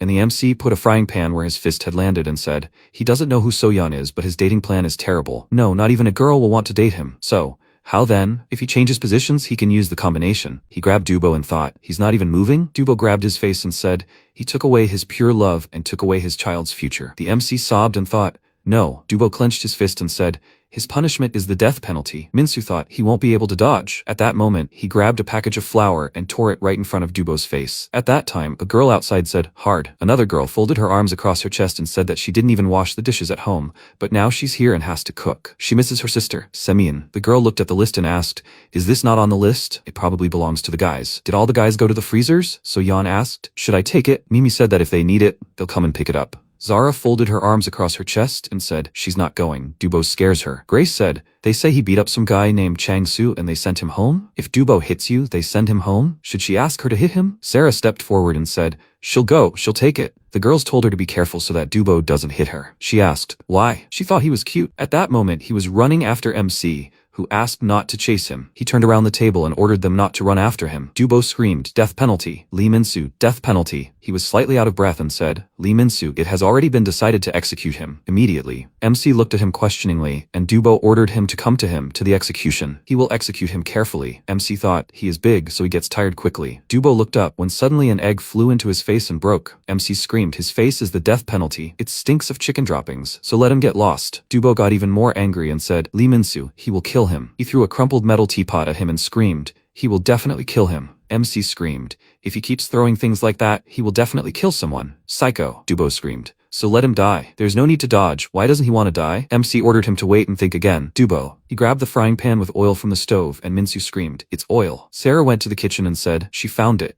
She asked for forgiveness and opened the door. She said the boys left it, so she brought it. Oil flew on her and Dubo said in fear, no, careful. MC ran and covered Sarah with his body. All the oil spilled on him and he screamed loudly in pain. Yusung ran down the hallway and thought, no, Min-soo, he came here to protect him. We can't let him get hurt. He ran into the infirmary and screamed, from A3, Lee Min-soo, is he here? The nurse turned around and said, quiet. He's there, in the bed. Yusung looked behind the curtain and screamed, Min-soo, he said in fear. Min. He saw a skeleton in the bed and asked again, Min-soo? The skeleton asked him to forgive him. This happened to him. MC peeked out from behind the bed and asked, would he have become a skeleton even with all this? Luckily, there wasn't hot oil there. Otherwise, he would have definitely become a skeleton. Yusung clenched his fist and said, Min-soo, it's him. MC asked to forgive him. Bro, he was just joking. Yusung hugged him, and MC asked in surprise, bro? Yusung said, thank goodness he was worried. Min-soo, slightly embarrassed, asked to forgive him for making him worry. The nurse picked up the skeleton and said displeasedly, she asked him not to touch it. Why did he take it? Yusung screamed, even after this situation, is he going to stay in cooking class? MC replied, to get points faster. It's the fastest way. Even though he's a little scared, he'll help him. Won't he? Yusung asked again. What? MC asked. Will he tell him how to defeat Dubo? Yusung chuckled and said, asshole. He adjusted his hair and asked, is he ready? After a while, the chief asked in surprise, Warden Kang, did he come up with this? He replied, yes, chief. He asked, what kind of training is this? Yusung adjusted his glasses and replied, raising children who fearlessly snap back at adults like the sky.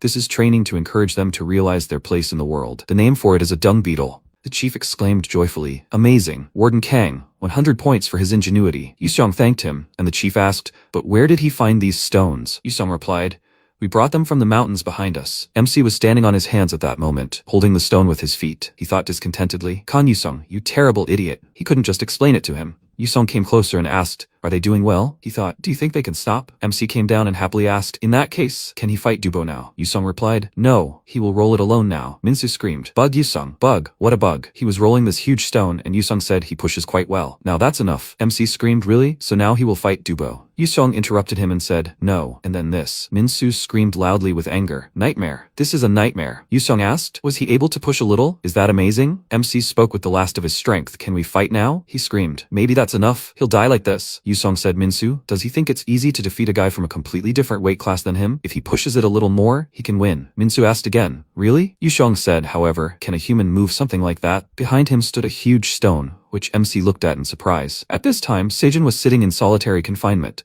A week had passed since he was put in solitary confinement. He still can't believe he lost, and his fists couldn't even reach him. Well, in the end, it's the result of his letting down his guard. If they fight again, he will definitely win. So now he needs to think about something else. He sat on the toilet and thought, there is no paper. The water isn't coming out either. He had already used one sleeve. In that case, there is only one way. He tore a piece of fabric from his jacket and thought, if he uses this, then what should he tear off next time? Suddenly, toilet paper was thrown into the cell. Yusung said, no need to wipe himself with something strange. Let him use this. They still have something to talk about, right? Did he wipe everything? He comes in. Yusung entered the cell and Seijin moved behind him and asked how he knew his sister. Yusung grabbed his hand and Seijin thought, did he dodge? What's wrong with this warden? He assumed, but he was too strong. Yusung dropped it on the floor and said he was sad that he was planning a surprise attack. Seijin thought, here we go. Yusung clenched his fist and swung it. Seijin thought, no.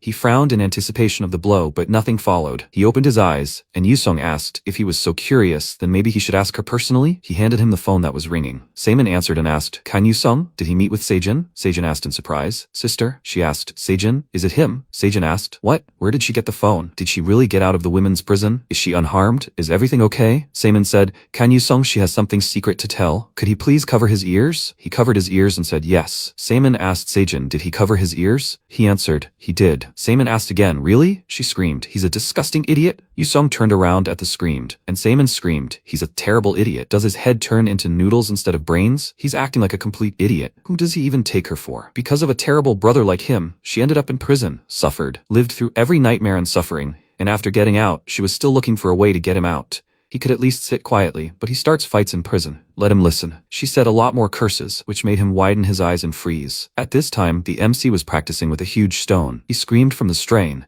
and someone asked if he moved it. The guy answered no. He didn't even move it a little. They say Pollock is for dinner today? Are they going to have dinner tonight? The MC screamed. Did he move it? Hyunjin replied, no, Minsu, that's enough. He needs to surrender. Hyuk asked, but when will Seijin come out? Sogu replied, maybe there's a week left. Will these two fight again? He doesn't want to fight. Hyuk asked, why would he even move that boulder? Sogu said he's saying that if he moves it, he can fight Dubo. Changji replied, he didn't want to fight Dubo. There are many strong guys in the colony, but he chose the strongest one, Dubo. If he hits with his right hand, will anyone die? Changji said, they themselves saw that Cho Chang-soo became an idiot after Dubo's hit. Soku said, maybe Minsu will suffer the same fate as a fool. The MC screamed loudly, he'll move it. Seimin's scream could be heard from the cell. She raised him with such difficulty, and he turned into an idiot. He doesn't even recognize the people who help him, and does all sorts of nonsense. His sister thought about him, found someone who can help, and he's fighting with his brother? He doesn't even have to leave there if he doesn't want to, idiot. If he goes out and catches her eye, she'll tear him to pieces. Let him just die if he's not going to listen to her. Is he listening to her? She's asking, is he listening to her? Why isn't he answering? He bit his tongue. Why isn't he answering his sister? Seijun hung up with shaking hands, and Seimin said, what the hell? He hung up, and she hadn't even had time to tell him to take care of himself. A nurse came into the room and said, she's there, the swearing patient. The doctor heard everything. That is, he's waiting for her. Yuseong opened his ears and asked, is he finished talking? What's wrong with him? Seijun looked at one spot, puzzled, and said, no, he's just feeling a little down. Anyway, he and his sister are in cahoots, right? And he's Minsu's older brother. Yuseong answered, that's right. Seijun asked, and did he teach that idiot to fight? He will listen to him, so let him teach him how to fight too. After a while, a scream was heard in the cafeteria. What to do? They're still getting mad at them, because they're burning food. If this keeps up, they'll be kicked out of cooking class. The guy said, I wish Minsu were here at a time like this. Another guy screamed, why did he give in to him? They're in this situation because of Minsu. That's right. Ever since the day Dubo fought with Minsu, Dubo has become a jerk. Dubo was sitting on the floor and saying, he made a mistake. It's the end for him now. The girls were talking among themselves. What? He threw oil at the girl? Dubo is total trash. He should die. She didn't think he was like that. It's so infuriating. Dubo covered his face with his hands and thought, no. He didn't throw it at them at all. He screamed loudly, and the guys said, he's trash, but they still won't abandon him. Even if he can't get married, they will hang out with him forever. The guys turned around and asked, who's there? What the? The MC entered the kitchen and said, the assistant cook appeared in front of them. The guys screamed, Lee Min-soo, did he come to die? Because of him, Dubo became trash. Dubo looked up and asked, what? Lee Min-soo? He repeated his name several times and laughed. The guy asked, Dubo, what's wrong with him? Dubo ran forward and screamed, Lee Min-soo, because of him. The MC asked, does he know why he's not popular with girls? Dubo asked again, why isn't he popular? The MC replied, it's because he looks like a jerk. Dubo got angry and said, Lee Min-soo, he'll kill him. Kerchief asked, that crazy guy, instead of forgiving, is he provoking him? The guy grabbed his head and said, what a nightmare, he'll definitely see a corpse today. Dubo ran after the MC and screamed, he'll kill him, Lee Min-soo. It's all his fault. Min-soo asked with a smirk, why is it his fault that he's ugly? The guys asked, aren't his punches a joke? Aren't he scared? Why is that idiot just running away? Dubo ordered Min-soo to come here. The MC replied, he doesn't want to. The guys asked, he won't fight? Min-soo is fast. Dubo ran after him and ordered him to come here. He'll finish him off. Min-soo laughed and started mimicking him. Dubo screamed, Min-soo, he'll kill him. He'll crush him. He clenched his fist and tried to hit the MC, who blocked his punch. He laughed and said, he's crazy. He has no brains. How could he fall for the same thing? He's nothing without his right arm. Dubo punched MC in the face and asked, does he seem to be thinking at all? How can such a short guy attack like that? MC grabbed his hand and screamed, no. He acted thoughtfully. He fell into his trap. He clenched his fist and screamed, dung beetle. After a while, there were some drinks in front of the principal. Yusong said, they prepared this for the director, who works tirelessly for the reform school. The principal said, it's not bad. Yusong said, today he will personally cook for him, principal. It's a stew made from dried Alaskan lamprey. It was a regular lamprey stew. The principal screamed happily. He can't believe he was lucky enough to try such a delicacy. Yusong asked, would he like a special drink? The principal replied, yes, please. He made a drink and said it was a special drink called Hybrid Taste Star. The boss screamed, does such a divine drink really exist? Yusong said, a combination of the refreshing taste of peach and the sweetness of grapes. And now he suggested enjoying the show over dinner. They were watching the MC and Dubo fight through the window. Dubo asked, did he finally stop running? With his right hand, he'd execute him on the spot. He asked for it. The MC held his hand back and Dubo asked, what? His hand got stuck. Min-soo punched him in the face and screamed, that's it. Dubo asked, where did he learn fighting techniques? Does he really think he can defeat him with strength? He screamed loudly and the MC started punching him. A while ago, the MC asked, why does he have to do this? Can't they just corner him, like they did with Sejin? Yusong ordered him to think before he speaks. Sejin is at most one weight class above him, so he can be cornered.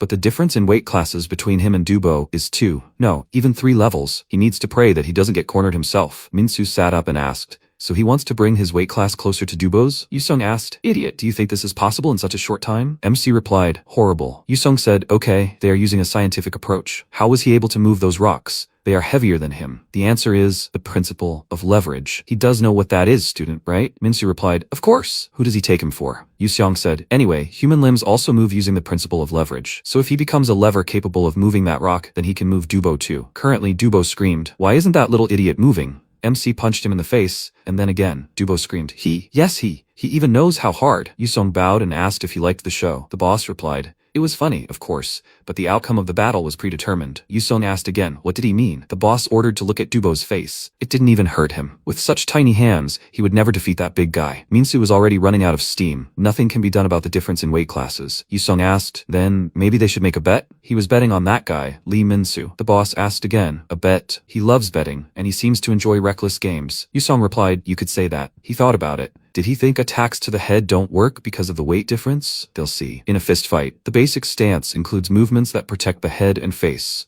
And the reason is that the face and head are the most vulnerable points on the human body. The head is especially vulnerable. After all, there are many weak points, such as the eyes, forehead, nose, bridge of the nose, ears, temples. But the weakest of them is the jaw. Min-soo punched Dubo in the jaw. A punch to the jaw shakes the brain and vestibular system, instantly losing a person's balance. In amateur fights, weight class plays a role. But ultimately, no one can defeat professional technique. Min-soo swung his fist and rushed at Dubo. He hit him in the face and said goodbye. Dubo imagined So-yeon and mentally said goodbye to his love. He screamed his love. No need to go, darling. He cried out when suddenly the MC pushed him to the floor. Dubo imagined his future with So-yeon and thought, his future, his children. No need to leave. He lay on the floor and Min-soo stood next to him. The guys screamed, this is impossible. How could he lose? The boss clenched his fist and screamed, Dubo lost? Was he wrong? How did he know that this idiot would win? Yusong told him to stop. How would he know that? It's just a premonition. The boss asked again, A premonition, right? Okay. He stood up from his seat, threw down a napkin and told him to think about what prize he wants. Minsu sat on Dubo's body and said, he did it. The hellish training is over. Finally. He reached for the letter near Dubo's face and asked, what is this? For the leader of Class A? Is this about Seijin? Kerchief leaned towards him and asked, is this? It's not for him, it's Seijin. The guy said. Dubo seemed to think it was for him and turned against him. MC asked,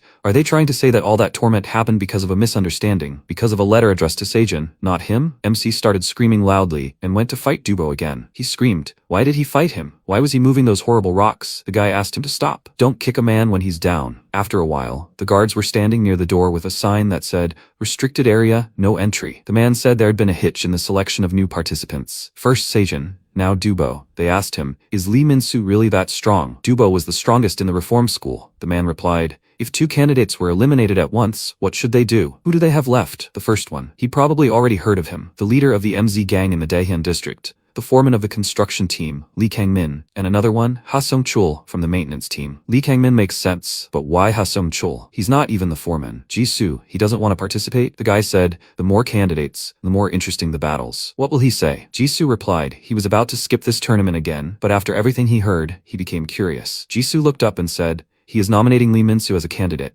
He is the first in the reform school, Im Jisoo. As punishment for the fight, Dubo was sent to solitary confinement and MC got a chance to collect the reward. But while Dubo is in solitary confinement, he is forced to work in the kitchen brigade. MC screamed, is this a reward? Horrible. The guys from the kitchen screamed, Minsu, let him see. They are finished. The rice is multiplying. How much did he put in? All of it. What the hell is this? He did it. This is cool. Let him tell? MC looked to the side and screamed, what kind of nonsense is this? The guy replied, he himself ordered the kettle to boil. Minsu loudly screamed, stop, Dubo, let him come back faster. After a while, Mimi said, guys, did she hear Dubo was sent alone? Grace greeted Minsu. The guys started showing off their strength in front of the girls again, and they happily shouted, wow. MC said, those idiots are at it again. Someone called him from behind and he turned around questioningly. Sarah thanked him a little shyly for that time when he protected her from boiling oil. Minsu smiled and said, oh nonsense, it wasn't boiling. Sarah said, but still, here. She handed him the letter, and MC asked, what the hell? He needs to give this to Seijin again. Sarah started to leave and shouted, it's for him, you idiot. MC asked again, what? She ordered him to open it since he'll be alone. Minsu turned the envelope over and saw the inscription, to dear Minsu. He felt a little embarrassed and thought, is this really it? On that blue meadow he will build a house like in a picture,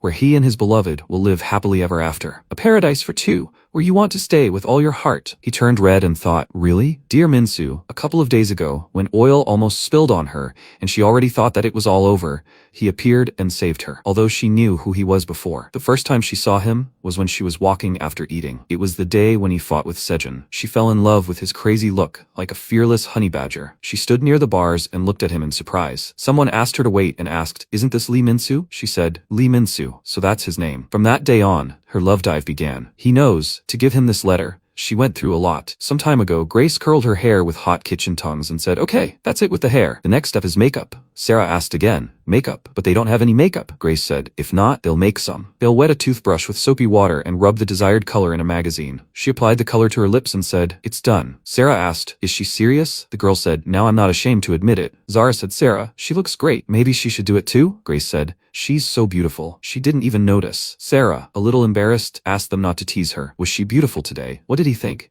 She asked him to be sure to answer her next time. The guys leaned over him and shouted, he's a traitor. Execute him. How could he get a girlfriend before them? What, does he enjoy receiving recognition? MC looked up and replied, well, yeah, it's nice, but that's it. Hyunjin asked, is something wrong? The guy said, you idiot. Only his mom writes to him. Hyuk asked, what if it's Seijin again? MC told them to read it themselves. He opened the letter and the boys leaned over it. At that time, Yusung knocked on the door and said, Chief, Sergeant Kang has a report. The chief told him to come in. Yusung entered and said, he heard that he was looking for him, sir. The chief said, Sergeant Kang, it has been 3 months since his appointment, right? Yusung answered, yes, sir. The chief asked. He entered the best medical university in Korea, passed the officer's exam in record time and also with the highest score. What talent do they have in the rehabilitation center? He must admit, he is impressed with his luck. After all, he works for him. Yusung replied, he will continue to work hard for the country and for him, sir. The chief put his hands on his shoulders and said, excellent, excellent. He has a lot of hope for him. Yusung thought, now he needs to find a way to win the chief's trust and raise Minsu's rating. The chief smirked and asked him to tell him this, Sergeant. He recently saw something very interesting on the surveillance cameras. He and Lee Minsu are somehow too close. Yusung's eyes widened in surprise, and the boss leaned towards him and asked what kind of relationship they had. At that time, the MC was washing himself in the shower and thinking, this is a nightmare. How is he even supposed to wash here? Suddenly, he was handed a can of shampoo and he asked, "What is this? Shampoo?" He turned around and asked, "How did the shampoo get here?" Jisoo turned around and looked at him. Yusung thought,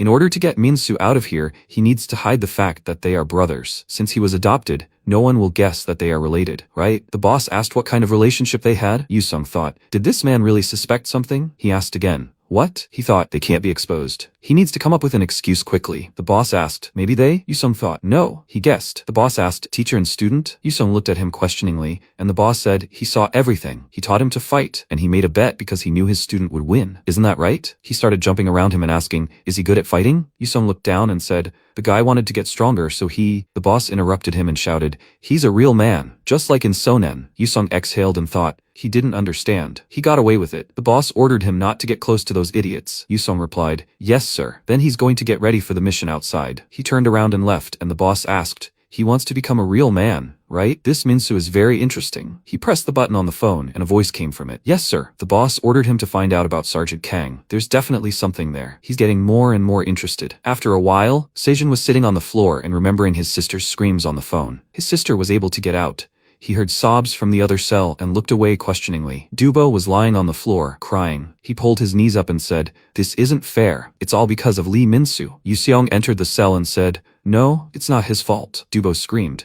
What does he even know, Warden? His life is ruined because of Minsu. He took his wife and child from him. Yusung said, the leader of Block A, who was mentioned in his letter, was not Minsu but Sejin. He just didn't know that the leader had changed. Dubo screamed loudly, Minsu. He asked to forgive him. He got him mixed up. Sejin, he's an idiot. He's finished. Yusung showed him the phone screen and said, it's too early to jump to conclusions. Dubo screamed, this woman, she's the goddess of feminine cuisine, same in Nuna. But why is she standing next to that idiot Sejin? A world where only appearance matters is disgusting. Sejin, he's even taking the goddess away from him? He'll definitely kill him. Yusung asked him to wait. They're brother and sister. Kasemin and Kasejin. Sejin's younger brother. Dubo shouted happily. Sejin, dear brother-in-law. He loves him. Sejin shouted in irritation. Who's his brother-in-law? You idiot? He ordered him to shut up. And Dubo said, come on brother-in-law. He'll cook him lots of delicious food. After all, they'll be families soon. Sejin ordered him to shut up. He has no chance. Dubo said, at least for the sake of his future nephew, he needs to speak more politely to him. Brother-in-law. Sejin ordered him to come here. He told him to come here, you idiot. Yusung said, okay, the situation is settled. He thought Minsu just needs to keep accumulating points, but he still needs to find out something. The dirty secrets of the correctional facility that their warden is hiding. He peeked around the corner and looked at the door of the restricted area and thought that in order to overthrow the current president,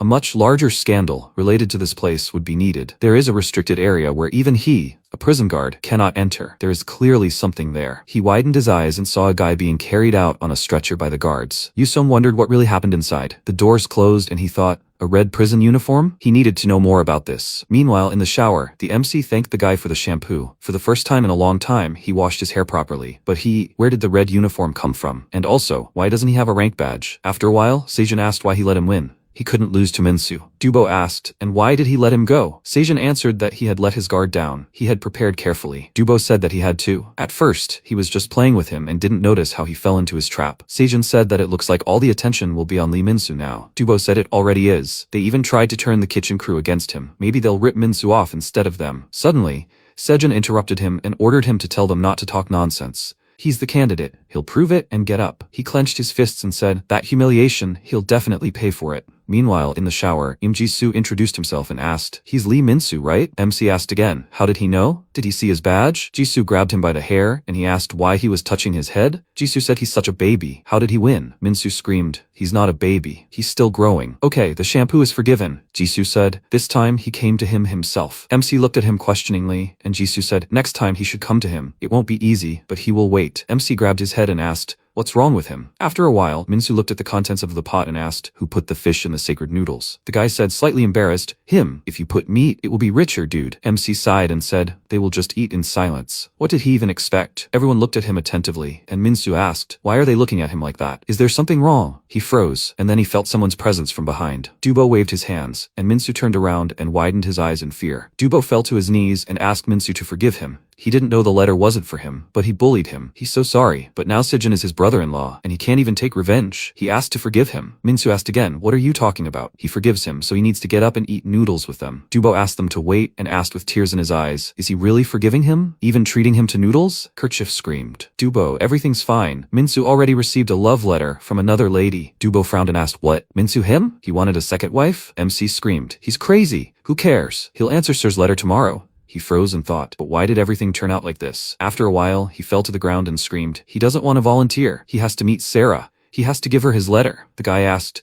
why were they suddenly assigned work? Hyuk replied, they say they'll give bonus points for them. Taezon came out to them and asked, don't they want to become his subordinates? He could open a chicken restaurant for them. Hyuk asked with displeasure, what kind of nonsense is he talking about? The guy said, Hyunjin, that guy, he sounds exactly like him before. The guy screamed, does he dare doubt their boss? Does he even know how much money he's made from his business? He grabbed the MC by the shirt and asked, did that guy really beat Sejin and Dubo? He looks weak. Shin ordered them to stop. Are they fighting again? Can't they even sit still on volunteer day? Haven't they become any smarter yet? Taeseon said. They weren't bothering anyone. They were the ones picking on them. Hyuk asked again with displeasure. What? He started it himself. Suddenly Shin punched him in the face and screamed, idiot. He ordered to make his face simpler. He's nothing but trouble. Everything is immediately clear from his face.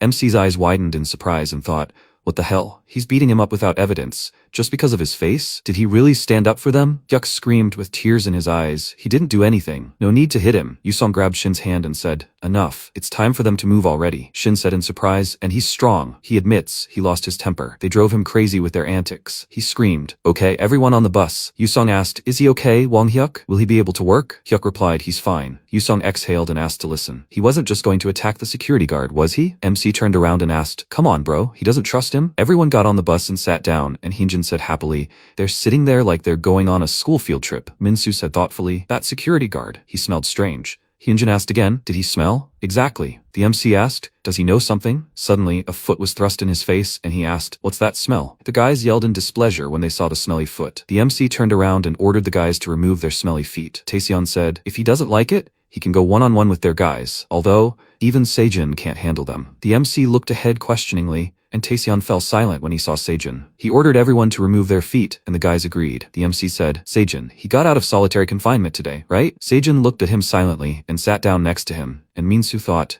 this volunteer work promises to be interesting. After a while, the bus stopped, and the man happily said, thank you for coming. He hoped that through volunteer work, the lives of children in Gangyo would change for the better. Yusong shook his hand and said, it's good when young people help the elderly. Shin said he would take some pictures for the report. Women approached the guys with disposable cups and said, guys, you're great for coming such a long way. There are still drinks. They can drink and take their time. The guys cried out happily. They hadn't drunk Coke in ages. Now that's a taste of capitalism. Woman? Where? Where? What the hell? There are only old ladies here. Well, an old lady is also a woman. Not a single young man here, only old people. No women, no fun. Soku pointed forward and shouted, no, there's a young woman over there. Is she a nanny? She's very beautiful. Seimin approached the old woman and asked, isn't she cold? Should I bring her a blanket? Sejun saw her and widened his eyes in surprise. He squeezed the cup and asked, what? What is she doing here, sister? The guys were washing the old lady's feet and telling them to live long. The old woman looked at Hyuk and said, he looks so much like her husband in his youth. Hyuk said, he must have been handsome. She told him not to flatter himself. Shin took a photo of the guys washing their feet. The MC wiped his forehead, when suddenly he heard a voice from the side, let him wash his feet too. Minsu looked at this and thought, terrible, old man. Life was hard for him. His feet were just rotten. The old man told him to rub well between his toes. The MC asked, is that right? Like this? So much hardened skin. He raised his head and asked, old man, does he like it? Taesung said, of course. He said mockingly. He scratched his fungus. It immediately felt better. He pressed his foot to the MC's face and asked, can he wipe it? Doesn't he want to work for him as a foot towel? The MC screamed loudly, he's an idiot. Hyunjin grabbed him and whispered to be patient. They're filming there. Shin came out from around the corner and asked, are they fighting again? Taesung laughed and said, he's so stupid, he's going to die. Sejin and Dubo, it seems to him, are no better. The MC thought, don't make trouble, don't make trouble. After a while, Seimin was pushing an old woman in a wheelchair and said, the flowers are so beautiful. Doesn't she want to sit and admire them? She saw Sejun and asked, is everyone volunteering there and he's slacking off? He asked, does she really still want to work with the elderly after what happened in Gangyo? Seimin replied, yeah, her mistake. She should have just reported the harassment, and they sorted it out themselves and ended up in Gangyo. But not all old people are like that. That one was just crazy. They too will become old someday. Sejin asked what she wanted to say. Sejin told him to forget it. It's cold, right? She suggested that the old woman go inside. She told her brother to think about what he will become when he gets old. At this time, the cooks told everyone to take one plate. The guys were handing out food and telling them to eat. Eat more and chew well. The MC told the old woman to open her mouth and took the spoon. Shouts were heard from behind. Give it to him too, and to him too. He wants to eat. Minsu turned around and said, yes, now, we need to wait. He saw Taesung, who was taking food from the old woman and shouting, should he give it or not? He wants to eat, right? The old woman burst into tears and ordered him to give her some food.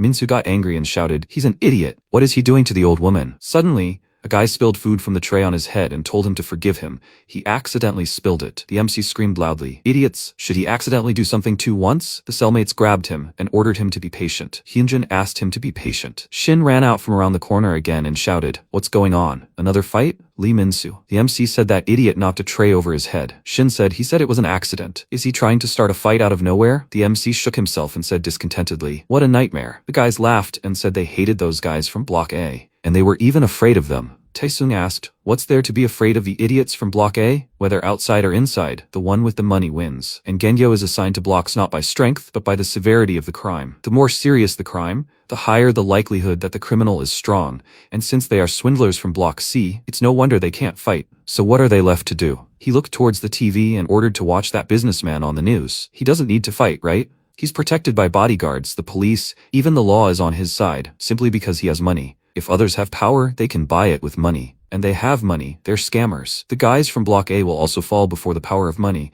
and eventually become its dogs. The guys shouted, brother, he's the best. Hyunjin was feeding the old lady and looking at them. After a while, there was smoke in the shower. The guys from Block C were smoking and talking. How many years has it been since he smoked? Where did he get cigarettes? He just pulled it out of this old man's pocket. The guy asked, nightmare, why do they have to clean up old people's dirt? The cellmate replied, oh come on, you can just smoke on the sly. Just pour boiling water on them and enjoy it. The old man was lying on the floor and screaming, it's hot, it's hot. Enough, enough. Hyuk said, the toilets are cleaned. Now the bathhouse? Maybe cleaning is his calling? He opened the door to the bathhouse and saw guys smoking and an old man lying on the floor. He got angry and rushed to the old man and screamed, is he okay? The guys laughed and said they thought he was the warden. He'll smoke with them, bro? Hyuk grabbed the old man and screamed, are they crazy? What if his heart stops? This is too much. The guy hit him in the face and screamed, and who is he to tell them what to do? The cellmates started teasing him. No need to hit so hard. The kid's going to cry. Hyuk hit the guy in the jaw and knocked the cigarette out of his lips. The guys looked at him in surprise, and he ordered the idiots to attack. After a while, the MC and Hyunjin entered the shower room and screamed, Hyuk. After a while, Minsu screamed, bro, please. Will he help them? He grabbed Yusong and asked him to separate these idiots. Yusong grabbed his head and asked, is there a fight again? Even while volunteering, he just needs to be patient. If he causes chaos here, they will be finished.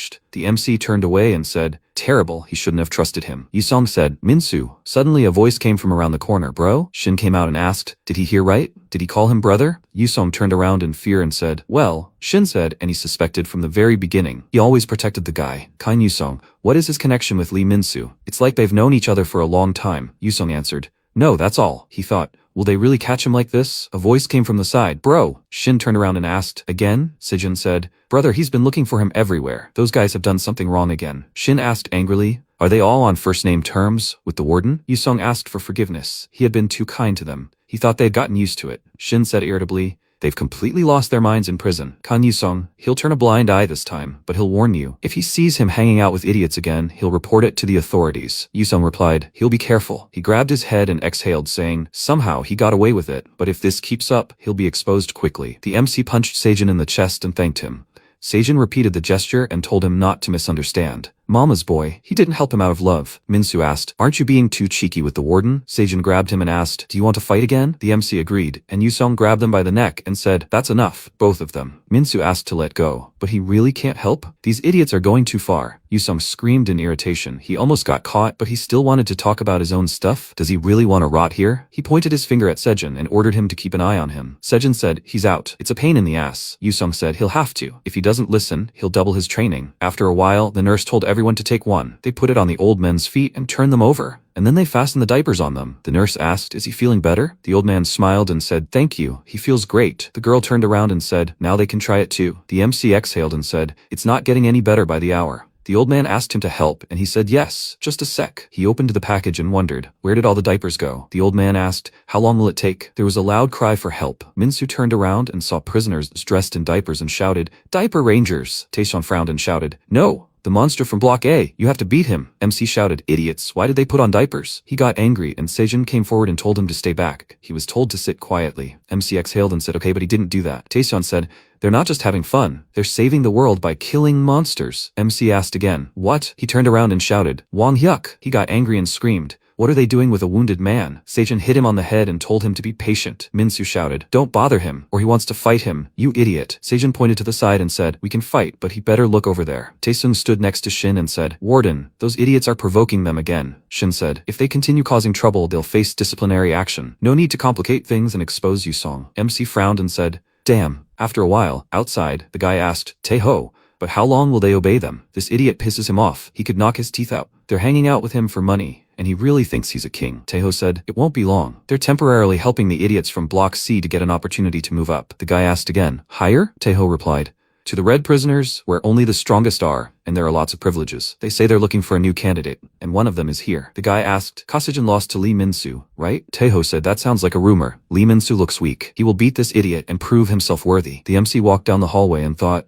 Sejin is right. He needs to be patient now. He can't bring trouble onto his brother. But what can he do? A guy passed by and tripped him. Minsu fell, and the guy screamed loudly. Did this idiot trip himself or something? Minsu turned around and screamed. He doesn't know. He doesn't want to think. Idiots. Today he got them. Seimin came up to him and handed him some napkins. She asked, is he okay? It's good that he wasn't badly hurt. Minsu asked again, were you sitting down? Seimin wiped his face and said, he, like his brother, is strong. He didn't even cry. The MC asked again, does she know his brother? Seimin asked, is it a secret? Got it. Minsu looked at her name tag and read, Volunteer Kasaiman? She stood up and asked him to take care of her brother, Minsu. MC looked up and thought, Kasaiman, brother, her brother, Kasaiman, Kasejin? MC came into the room where Sejin was sitting and said he had an idea on how to deal with the idiots from Block C. Sejin turned around and Minsu hit him on the back of the head and ordered him to get it. He said, well, he got revenge for the hit on the back of the head. It's annoying, right? He offered to fight him. Sejin replied, it's annoying. He would gladly beat him up. After a while, Seimin stood by the car and asked, what's wrong? Why are they taking so long? A tin can of drink was placed on her head. Seimin turned around and Yusong smiled and asked to forgive him. Did she wait long? Seimin asked, does he think he can get away with this? Yusong asked, but why did she call him? Seimin replied, she wanted to thank him. Thanks to him, she met Sejin. She should thank him. Yusong asked if she was helping him. So what?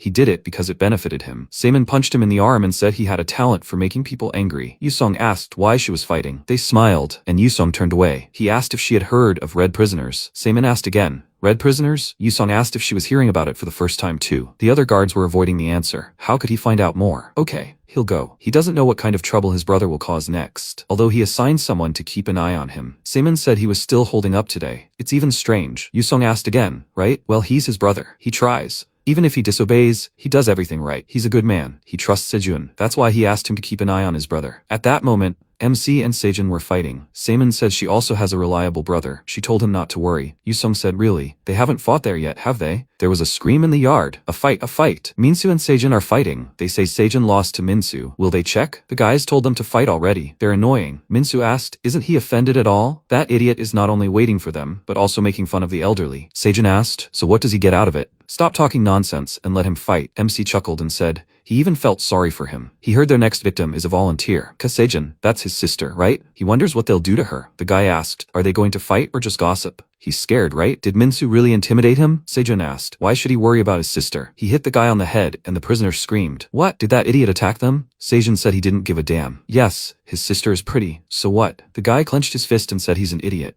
Sejun said the more he thought about it, the angrier he got. For his sister, no. They'll answer for their entire block. After a while, Shin asked, so what? Does he like the fresh air? They barely managed to forge documents to get out. Taesung replied, he's very pleased, officer. Thanks. At least he can smoke here. He deserves a bonus. Shin shouted happily. He so appreciated his concern. Taesung said, if he takes over Block A and rakes in the diggers, he'll reward him even more generously. Officer Shin, let him find a way to contact those from the isolation ward. He'd like to look there himself. Shin shouted, no, that's impossible. That place is strictly under the warden's control. If he gets caught, he's done for. A prisoner ran into the room and shouted, urgent matter. Shin asked, didn't they teach him to knock? The guy said, now's not the time. Kasejin is beating them up right now. Shin asked, what? He shouted in irritation. Have these idiots lost their minds? He said not to fight. Are their words empty words to them? Taesung said, okay. He was just about to deal with them. Park Tae-ho. They left the room and Taesun ordered the guy to lead the way. The guy pointed to the side and said, "Yes, they're there." Semin stood behind the wall and heard everything. She folded her arms thoughtfully across her chest. At that moment, the MC shouted, "Piss." He was supporting Sejin, who was beating the guys. Minsu thought that since his brother put Sejin under surveillance, he was using his weaknesses against him. The guy shouted, "What an idiot, they're attacking." Not hesitating. Sejin shouted, "How dare he attack his sister? No, drive them all over the block?" Minsu said, "That's it, that's it." The guy grabbed Sejin and shouted, "He's caught. Now is the time to attack." The MC shouted, "God knows, he didn't want to interfere, but when they ask you to." He ran up to the guy and kicked him between the legs. Someone asked, "Who's asking here?" Minsu answered, "Yes, he's asking, but with his heart." Sejin screamed, "He can handle it himself." He turned around and said, "Wall." The guy rushed at him with his fists and screamed, "He's dead. He's not getting away now." Sejin blocked his attack and said, "The wall won't save him anymore." He quickly punched the guy and MC thought, "Wow, he hits. After training with his brother, he's even stronger." But him. MC hit the guy and screamed, "He's not far behind either." Sejin just told him to stay out of the way. Minsu told him not to get in the way. Minsu was hitting the guys and screaming, "What kind of nonsense is this? He was giving in to such weaklings?" Sejin asked, "Who was giving in here? A whiner." Minsu turned around and screamed, "Is he a whiner? Then what is he? A walking sister complex?" Sejin screamed, "What did he say? Is he asking for trouble?" He grabbed Minsu by the shirt, and he smirked and said, "He's not old enough to open his mouth at the head of a block." Sejin said, "Since they swept away this trash, they might as well fight." Taeho appeared behind him and ordered them to stop. He threw the MC aside and said, "This idiot is not as weak as he thought. They say he was a candidate for the post of the head of the block. He offered to fight him." Sejin kicked him and screamed, "Who is he?" Taeho smirked and said, "The rumors are true. He's Slen." Sejin thought,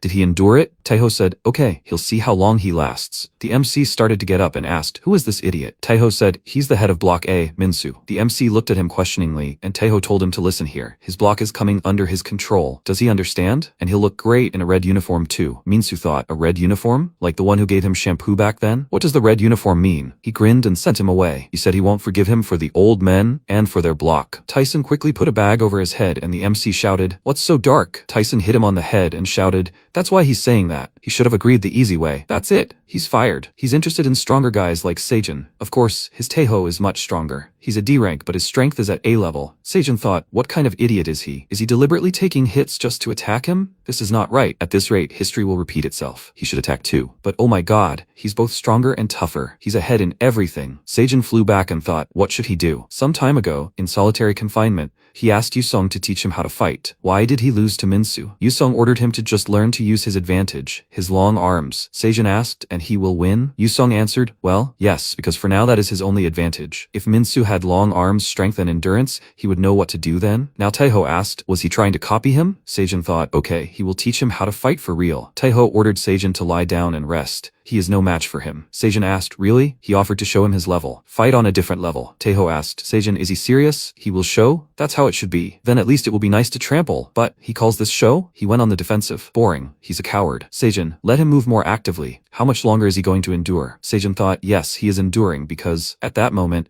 Yusong appeared in front of him and ordered him to watch his fist. He can't slow down. He remembered training with Yusong, who screamed, left hand. He dropped it, right? Is he tired? He lowered his hand and got punched in the face. Sejin asked, so what's the point of just defending yourself? Is it really possible to get stronger that way? Yusong replied, of course you can. He adjusted his glasses and told him to think carefully. Why did he lose to Minsu? Was it because he was pinned against the wall? Or was it because he was angry? He doesn't pay attention to his opponent's movements at all. He only thinks about how he'll hit him, but in vain. This training will teach him to see his opponent's attacks. Now Sejin thought, he sees. He's starting to see his movements. Taeho asked, he's used to it already, right? How about this then? Sejin thought, deep breath. A powerful attack always follows after that, and that's death. But there's a chance for a counterattack. He dodged and thought, the wider the swing, the more vulnerabilities. Taeho screamed. Is he defending himself so he can strike from behind? Sejin thought. He watched for a long time, and now he sees the pattern of punches, the speed and the moment of hesitation. He punched Taeho in the face. He got angry and screamed. Is that all he can do? He's as far behind him as the moon. Sejin thought,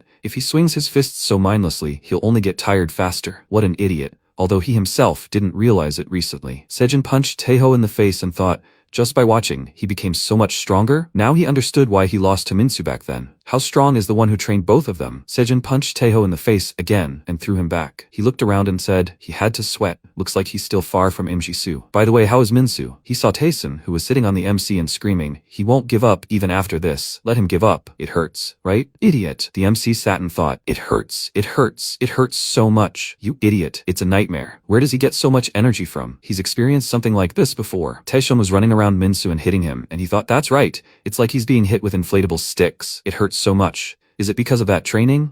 Or because of those he's fought with so far? Taesun screamed, does it hurt? Well, let him cry and call for his mom. He laughed and said, yeah, he doesn't have a mom. Suddenly, the MC squeezed his fist and took the bag off his head. Taesun asked, what? Min-soo hit him in the face and yelled, what did he say about his mom, you idiot? This is for him, for his guys, and for the grandparents. Sejin asked, what is he doing? Shin screamed loudly, what is he doing, idiot? Who gave him the right to fight outside? Yusung grabbed his head and thought, well, he asked. Min-soo replied, no, he wasn't the one who started it. He just stood up for Ka-sejin. Yusung kicked him in the head and said, this still counts as a fight. He walked up to Sejin and said, his word. Was he provoked? Sejin stood with his head down and replied, no, he started it. After all, those idiots started bullying his sister. Yusung asked again, what? Sejin said, and they even bullied the elderly. Shin screamed, that's why he told him not to mess with them. Now they're getting insolent because of him. Kan Yusung, when he gets back, he'll write him an explanatory note. Saemin stepped forward and asked again, an explanatory note? He himself should be brought to trial. Shin turned around and asked, what? Who the hell is she? Civilians weren't allowed to speak. Saemin asked again, really? She showed her phone screen and said,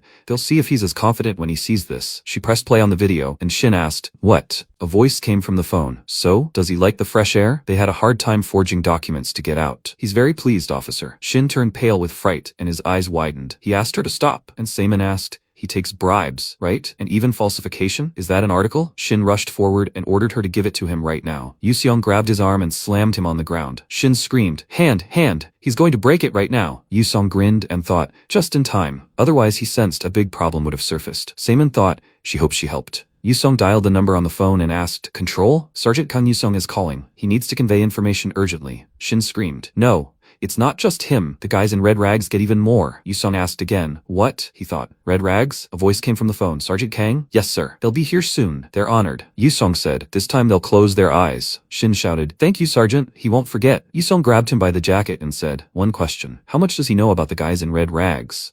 The protagonist walked across the courtyard next to Yusung and asked, if he gets another 50 points, can he apply for a retrial? Yusung nodded and replied, yes, that's right. The MC thought, a week has passed since he returned from community service, and everything is the same here. He noticed that the guards were still being harsh, and the youngsters were picking fights with each other out of habit. But after he and Sejun had thoroughly taught the ringleaders a lesson, they no longer bothered them. They passed the bars, and as they did, several guys huddled in a tight circle. One of them quietly but insistently said, tonight, right? This time without any mistakes. He has to be ready. The protagonist thought, now that little brat from Block C won't come anywhere near them. Oh yeah, he still hadn't answered Sarah. He discreetly waved to the girl on the other side of the bars and decided he'd have to give her a note when the new supplies arrived. They then turned toward the utility rooms. The MC glanced back and noticed they were supposed to be in the kitchen working. Where were they going? Yusong calmly replied, to the warehouse, to clean. The protagonist glanced toward the kitchen, and Yusong immediately added, he's already made arrangements with the kitchen crew. Just follow me. Along the way, the MC suddenly froze, noticing Sejun. He was doing a handstand, his muscles bulging under his skin. The protagonist thought, this idiot does nothing but work out lately. Does he really want to surpass him? Yusung placed his hand on the doorknob and said,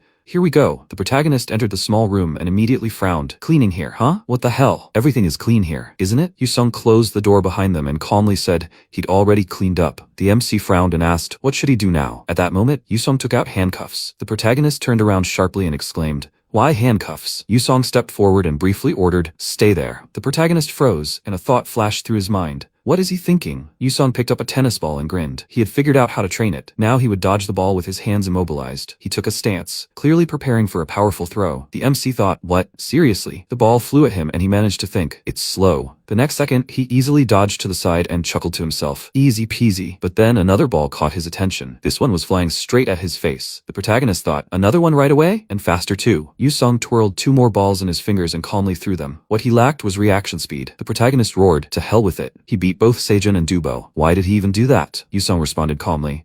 Well yeah, he beat them. But could that really be called a victory? The 3 of them had very one-sided fighting styles. He simply found their weak points. If Sejun had acted tactically, would he have been able to defeat him? Or, say, if he had better footwork, would he have defeated Dubo? What did he think? Sejun was currently learning basic strategy from him. If they fought right now, he would most likely lose. MC stubbornly muttered, His trump card was instinct. With that, he wouldn't lose to Sejin. But hadn't he insisted that they not fight? Yusong nodded. That's right, he mentally added, but still, fights are inevitable here. Yusong swung and threw the ball. He thought, this re-education zone is much more dangerous than it seems. Not long before, in a small eatery outside the colony, a guard was pouring drinks. Shin put his shot glass on the bar and called out loudly, "Commander, please." He was so grateful that he had turned a blind eye. Yusong tilted his head slightly and asked, "Will he tell you straight? Who are these guys in red?" Shin shrugged and answered, "I don't know exactly. There are many mysteries around them." Yusong insisted, "But he must understand the danger to avoid it." He nodded. "That makes sense. The red uniform is issued to those personally selected by the commander. These guys do dirty deeds for the prison guards in exchange for special privileges." Yusong clarified, his voice becoming quieter. "Dirty deeds for the prison guards?" Shin grinned and answered, "For example, preventing someone from leaving here. The re-education zone is supposedly designed to reform minors, but naturally some are simply impossible to reform. Releasing them back into society would immediately cause a political scandal. That's what the Reds are for, to do what the guards can't. They turn those who have achieved a review or earned points for release into vegetables. Essentially, it's impossible to get out." Yusheng quietly said, "Impossible," but then firmly added, "But we still have to. We need to make Minsu strong, so that he can get out." Meanwhile, in one of the rooms of the building, the leader of the construction team, Lee Kangmin, sat across from the leader of Block C2, Oh Daesung. Daesung bowed his head and said, "Nice to meet you." Kangmin tapped his finger on the table and calmly said, "They say he united Block C and is gathering strong guys. I wonder who he really is. Is it true that their block beat Block A last week?" Daesung dismissively waved it off. They weren't fighting at full strength, so a little warm-up, he would say. He passed a folder of documents across the table. "Okay, time to talk business." Kangmin took the papers and asked, "Does he run his own business here, in prison?" Daesung calmly replied, "Money decides a lot. Look, there are plenty of people outside who will manage the bets." Kangmin began leafing through the documents. Daesung continued, "It's like in the real world. Whoever has money can control both prisoners and prison guards." Kangmin raised an eyebrow slightly. "Money turns into power." "Yes, he thinks differently too." Daesung nodded, as if confirming his own words. "He thinks quickly, Kangmin. How about teaming up? He has money and his own people. Together with him and his team, they can even take on the Reds. If he helps, he will give him 20% of the profits. That's about 4,000 a month. He wants to join the Reds himself, right? He can help." Kangmin decisively shook his head. "He refuses." Daesung raised an eyebrow in surprise. "Huh?" Kangmin calmly explained. As tempting as it sounded, working under someone else was beneath his status. Daesung narrowed his eyes, as if assessing what he had heard, and said slowly, "Huh? Think about it. Why, do you think? Did he call him without security and without his men?" At that moment, he snapped his fingers. An Childu stepped into the room from the darkness, and hoarsely asked, "Is he Kangmin? His name is already spreading throughout the zone. Have you heard of Childu from Changdaedong? He's from Block C2. The next second, Block D3 leader Jang Sanyun stepped forward and snapped, "Don't interfere, this is his." Block D1 leader Park Taeho and Block C6 leader Seo Sungjin stood nearby. They surrounded Kangmin in a tight semicircle. Daesung put his hands on his hips and asked, "How does he like his army? These are the bosses of different zones. Still haven't changed his mind?" Kangmin took off his glasses, slowly looked around at the people standing around him, and smirked. "Impressive. He really bought up some strong guys. But does he really think that's enough?" He turned slightly, looking straight at Daesung, and his gaze was filled with calm disdain. Meanwhile, the protagonist took a stance next to the shelves. Yusheng swung his arm, as if he were about to throw not a ball but a blade, and threw, "Okay, give me another one." Dodge! The ball flew straight at his chest. The MC watched tensely, and at the last second, he dove sharply to the side, almost hitting the shelf with his shoulder. The thought flashed through his mind, "This will be faster." The next ball whistled past his face, then two more, one after another. The protagonist was moving away from this, no longer panicked, but by inertia, as if his body knew where to step. Yusong, raising his hand for another throw, chuckled. At first, he hadn't found the rhythm at all, but now it seemed to be fine. He threw another ball and thought, no one showed him this. He moves precisely without unnecessary movements, on his own, on instinct. After a while, MC, breathing heavily, rested his hands on his knees and croaked. "So, is this going to work?" Yusong smiled slightly and mentally noted, he has talent after all. Not just strength, a sense of distance. He raised his hand again. "All right, leveling up." The protagonist was surprised. "Where?" The next second, the ball flew between his legs. A thought flashed through his mind. "What the hell? Is it hitting my legs? If so, then..." And then another ball whistled right past his head. MC collapsed to the floor, rolled over, and sitting up barked, "Idiot! Who does that? What kind of teleportation is that?" Yusong calmly adjusted his glasses and explained. "He said we were leveling up. At first, the attacks were straight. You quickly get used to it and dodging becomes easy. Now we're working with indirect trajectories, much more difficult. He knows it himself. A side hook, a low strike, an attack into a blind spot. Even pros get caught doing this." With these words, he briefly demonstrated a few moves. The protagonist crouched down, frowning at him. "Yeah, he gets it. But why tie his hands, huh? That's too much." Yusong calmly said, "Hands are both offense and defense. You should use them when you're at your wit's end." MC winced but nodded. Okay, training him, but why?" Sejun was nearby at that moment. Rubber bands were tied to his arms and legs, and he strained them with every step, shouting, "Are they both crazy? What's going on here?" Yusong chuckled, watching his jerky, strained movements. Unexpected. He's making progress, although he's still far from perfect, Sejin croaked. Just a little more, just a little more. His fist froze a few centimeters from Yusong's face. He was straining to reach it. His arms trembled with tension. The veins in his neck bulged, but the next second, the tension in the harness snapped, throwing him back. Sejun collapsed to the floor, breathing heavily. Yusong approached them both, looking calmly down. They themselves said they wanted to get stronger. He was simply setting the course. It was up to them to turn them into monsters. This training was a kind of purification. If you pass, you'll unlock your potential. If not, it's wasted. He bowed his head slightly, as if weighing his words, and added, he was just curious, which of them would ultimately be the tougher. At that moment, the MC and Sejun exchanged glances. Meanwhile, Shin flung open the office door and, peering inside, said, "Everything's under control now, right?" He froze, taking in the scene. Guys were lying on the floor, all jumbled together, as if they had been knocked down by a single wave. And in the middle of this chaos stood Kangmin, bare-chested, one foot braced against the chest of one of the fallen. Daesung lunged at Shin, holding out his hand and shouted, "Shin, he has to help!" He grabbed Shin's leg as if looking for support, and Shin, without looking, reached into his pocket, pulled out his phone, and muttered, "He did it again." Daesung's eyes widened. "What? Chief Shin, are they in cahoots now?" The next second, Shin kicked him sharply, short and hard, and barked, "Damn it!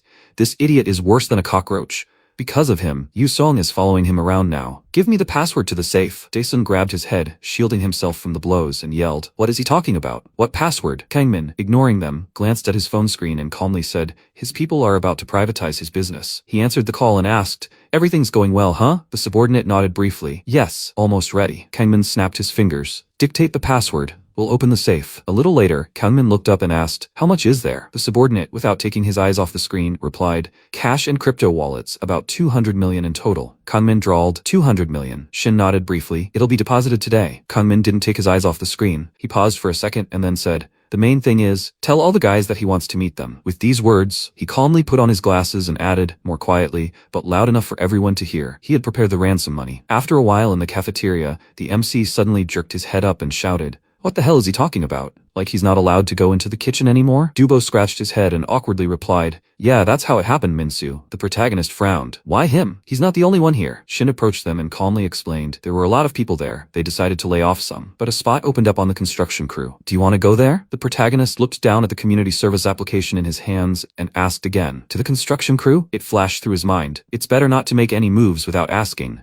What if he ruins the whole scheme? Shin bowed his head slightly. "If you don't want to, just say so." The next second, the protagonist suddenly smiled, abruptly snatched the documents from Shin's hand and exclaimed, "He wants to. He never said he didn't want to." He scratched his head again and thought, they'll give points anyway. What difference does it make? Taking a few steps forward, he turned around and said, "If a spot in the kitchen opens up in a month, be sure to invite him." Dubo, watching him go, quietly said, "Minsu, take care." That he was thrown out of the kitchen, that he was transferred to the construction site, it was all someone's idea. After a while, MC approached the right building and froze at the entrance. Thoughts were spinning in his head. What? These are definitely not school children. Their faces are kind of worn out. I hope there's no one like Dubo here. At that moment, Kangmin stepped forward and, looking around the team, said, "Okay. Why are they looking at the new assistant like that?" He took a few steps towards the protagonist and held out his gloves. "Hello, Minsu." He'd heard a lot about him. "Take the gloves. He'll only hurt himself with his bare hands." Then he added, "He is Kangmin, the team leader." Putting his hand on the MC's shoulder, he calmly continued, "This is his first time using the machines. They should help as best they can." The others responded in unison, "Yes." Kangmin smiled and, looking straight at the protagonist, said, "If anything happens, call us immediately. We'll help." He replied, "Okay." He looked down at the gloves in his hands and thought, lucky. At least this leader is normal. He did the right thing by coming here. And not long before this, in the Park Correctional Colony, Hyoshin, barely moving his legs, quietly asked, "How much further is it? My legs hurt." The warden said curtly, "They're already here." And wincing, Hyoshin added, "It's unclear how the guys live here. It stinks of dampness and hazing." The warden reached for the door handle and muttered, "He'll give him 5 minutes. Come on, hurry up." Hyoshin stepped into the room and shouted, "Hi." Hyoshin froze in a deliberately dramatic pose and added, "He's looking for a certain person here. He's from a special brigade, in a red uniform." One of the guys from the construction crew drawled, looking sideways incredulously. "What? A girl? Where did a girl come from in a men's colony? Maybe she's not a girl at all?" Kangmin barked, "Head down, and shut up." The subordinates fell face down and froze. Hyoshin broke into a smile and said, "Role-playing thieves games? Fun. Obedient boys." Kangmin rose slightly, not taking his eyes off Hyoshin, and said, "Until he gives the signal, they will neither see nor hear anything." Hyoshin calmly asked, "Is he Kangmin?" Kangmin answered evenly, "He was promised a meeting not with him." Hyoshin answered, "But with Kim Hwyryum." "Well, he doesn't like him? Is he disappointed?" Kangmin adjusted his glasses and said, "Not exactly. He just didn't expect to see an unfamiliar face." Hyoshin immediately covered himself with his hands and muttered, "Don't look at him like that. You're embarrassing." Kangmin quit, frowning at Hyoshin. What the hell brought him to this hole? Hyoshin caught himself and blurted out, "Oh yeah, right, now they have 3 candidates again." Kangmin frowned and asked, "Who are the 3? Hyoshin energetically listed. "The first is him, Kangmin. The second is Ha Sungchul from the Techies, and the third is the head of the A4 squad, Minsu. Im Jisoo chose him. He proved he wasn't a pushover." Kangmin scratched the back of his head and muttered, "But why is he the last candidate? What the hell did he prove?" Hyoshin shrugged easily and replied, "He barely did anything. His achievements are essentially because of his brother, Lee Kangwon. Isn't that right?" Kangmin thought in surprise. "Does he know his brother?" Hyoshin said, "There may be a tiger behind the rabbit, but a rabbit is still a rabbit." Hyoshin stepped close, leaned close to Kangmin's ear and drawled, "The cutie rabbit will try to prove that he can handle it without a tiger?" Kangmin abruptly took off his glasses and narrowed his eyes. "Rabbit? Proof? If he beats him now, will it count?" Hyoshin put his hand to his forehead, sighed and said, "How passionate." He fell for a simple provocation. Still weak, he thought. The kid looks like nothing special, but why does he give him goosebumps? Hyoshin leaned almost to Kangmin's shoulder and asked, "Does he really think he's stronger?" Kangmin thought, "He's not inferior to him." Hyoshin said, "Relax." He bit his finger and added, "He's still a top candidate. He just wanted to see him in person. Understand? He just needs to defeat at least one of the other 2, and consider it proven." Kangmin looked at him silently, as if trying to read his mind. Hyoshin headed for the exit, blew a kiss, and tossed it over his shoulder. "Then he and Hwiriom will vouch for him. Time's up. See you later." The door slammed behind him. Kangmin clenched his fists and thought, what? Was he really that tense? Fine. He needs to defeat at least one of the 2. Minsu, I can't believe he beat Dubo and Seijin. Let's test this guy. He looked up at his subordinates. Meanwhile, the protagonist swung a hammer and drove a nail into the board. He nodded. Listen, he really has talent. The next second, the top of the hammer broke off and whistled centimeters from the protagonist's head. He jerked back. What? A hammer? The guy next to him smiled awkwardly and blurted out, sorry. The hammer wobbled. MC barked. What the hell is he swinging at, you idiot? Then he folded his arms and muttered, okay, it wasn't on purpose. There are enough dangerous things here without that. You have to be careful. The protagonist stepped forward, but tripped over the taut wire and fell, almost slamming his face into a board with protruding sharp nails. His face froze a few centimeters away. The worker holding the wire threw up his hands. Sorry, he was removing the cable. Didn't know it was here. A thought flashed through MC's mind. What the hell is going on? After a while, he went to the saw and picked up a block of wood. His thoughts were spinning. This is the second time. An accident or a setup? If the second, then for what purpose? It began. At that very second, someone grabbed his arm tightly. He jerked. Again, the guy holding him said quietly but firmly, quiet. It wouldn't take long to break your arm like that. The protagonist froze, then nodded briefly. He wanted to help, right? Wasn't he imagining things? Several more guys approached from behind. One of them clapped him on the shoulder. Let me show you how to use a circular saw. They gently grabbed his shoulders and arms, guiding him. Relax here. Apply a little pressure here. The protagonist exhaled nervously. Guys, can you not press so hard? One of them chuckled. Hey, or you'll lose your fingers, kid. The next moment, he grabbed MC's hand and began to guide his palm to the working saw. The next second, someone flipped the switch, and the lights in the room went out. A murmur immediately arose around them. What? A power outage. The lights are acting up again. Did someone touch the switch? Kangmin glanced at his defeated subordinates in surprise and muttered, they can't just go to sleep here. At that moment, the protagonist barked. He wasn't the one who touched them, and pointed a finger at himself, frozen in the middle of a circle of defeated guys. It flashed through his mind. It really does look like a trap. Chuldu stepped closer, flexing his fists, and exploded. He tried to help. And now they're saying he beat up the guys. MC gritted his teeth. Maybe he should just fight back? But he couldn't risk penalty points. There was no choice. He froze in an awkward pose, and Chuldu goggled. What kind of pose was that? The MC suddenly burst into a scream. Overseer! He shouted it over and over until the nearby guard turned around and muttered, what? The protagonist's chest tightened. They weren't even looking, no matter how much he shouted. The guard glanced at his colleague and, suddenly breaking into a smile, sang, what a wonderful weather today. He chuckled in response, yeah, right. The MC's stomach went cold. Why were they pretending they didn't hear anything? At that very moment, Childu raised his fist and barked at him to shout louder. The guy next to him also tensed up, ready to pounce, and shouted over the noise. The guards here are on their side after all. It clicked in the protagonist's head. The guards are on their side too. Meanwhile, Seijin started practicing with rubber bands. He took in ragged breaths, trying to maintain his rhythm. Yusong glanced at his wristwatch and raised an eyebrow. Was it that late? Time to go back. If they were late cleaning the warehouse, trouble would be inevitable. Seijin stubbornly shook his head. One more round. Yusong glanced at him in surprise, and he blurted out, as if challenging himself. This time he would definitely pass. The thought burned inside him. He was still at level 1, and the guy had already beaten level 2. He couldn't fall behind. There was no way he would lose to Minsu. And in the present, MC dodged every blow with frightening ease, as if the space itself was adjusting to his movements. Kangmin, not taking his eyes off the fight, frowned, his mind spinning.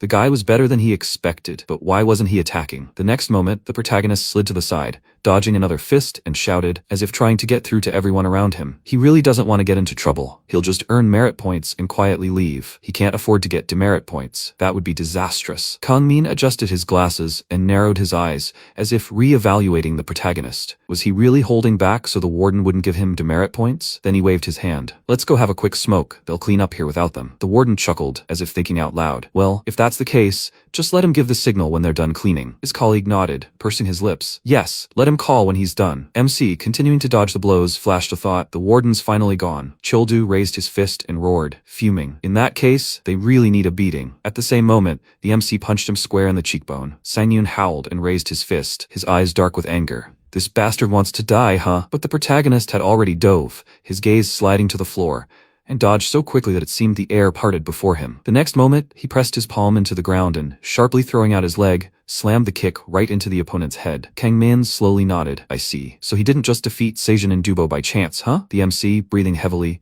looked up at him and blurted out, not hiding his irritation. Was it his idea for this childish performance? What did he even do to deserve such attention? Kangmin grinned wryly. He was as much a candidate as he was. The protagonist frowned. A candidate? A candidate for what? He just needs to earn points for volunteering. Kangmin closed his eyes for a second and said, because of a guy who doesn't even know what a candidate is, he has to prove his strength. He took off his glasses and ran a hand over his face. He added quietly, he was going to sort this out through his subordinates. They just wanted to eliminate one candidate. But comparing him to those who don't know anything at all is infuriating. To hell with it. He'll deal with him himself. He adjusted his hair with a sharp movement. The protagonist suddenly chuckled. Exactly. Kangmin raised his head, staring at him in surprise, and the protagonist wiped the sweat from his forehead with the back of his hand and barked, his eyes flashing. If he wanted a fight, he should have just said so. There would have been no need to waste his energy. Stop showing off. Damn it. Come here, if you're so brave. With these words, he gave him the middle fingers. After a while, a tense silence fell over the construction classroom. The guys stood frozen against the wall, staring at the platform. One of them pointed a finger at the fight and whispered, Chenhe, isn't that the guy from his room? In the center of the room, Kangmin lunged forward, throwing his fist with terrifying precision. The MC slid to the side, almost blending into the shadows, and his chest tightened. He was fast, too fast. He barely had time to dodge. Kangmin was advancing, mercilessly, calculatedly, without a single wasted movement. Fragments of thoughts raced through the protagonist's head. Was he attacking as if he knew his every move? Had he trained in boxing? But he couldn't just dodge forever. Sooner or later, his breath would break, and then, he pushed off the floor, feeling the ground lift him toward the blow, and raised his fist, seizing that very moment. Now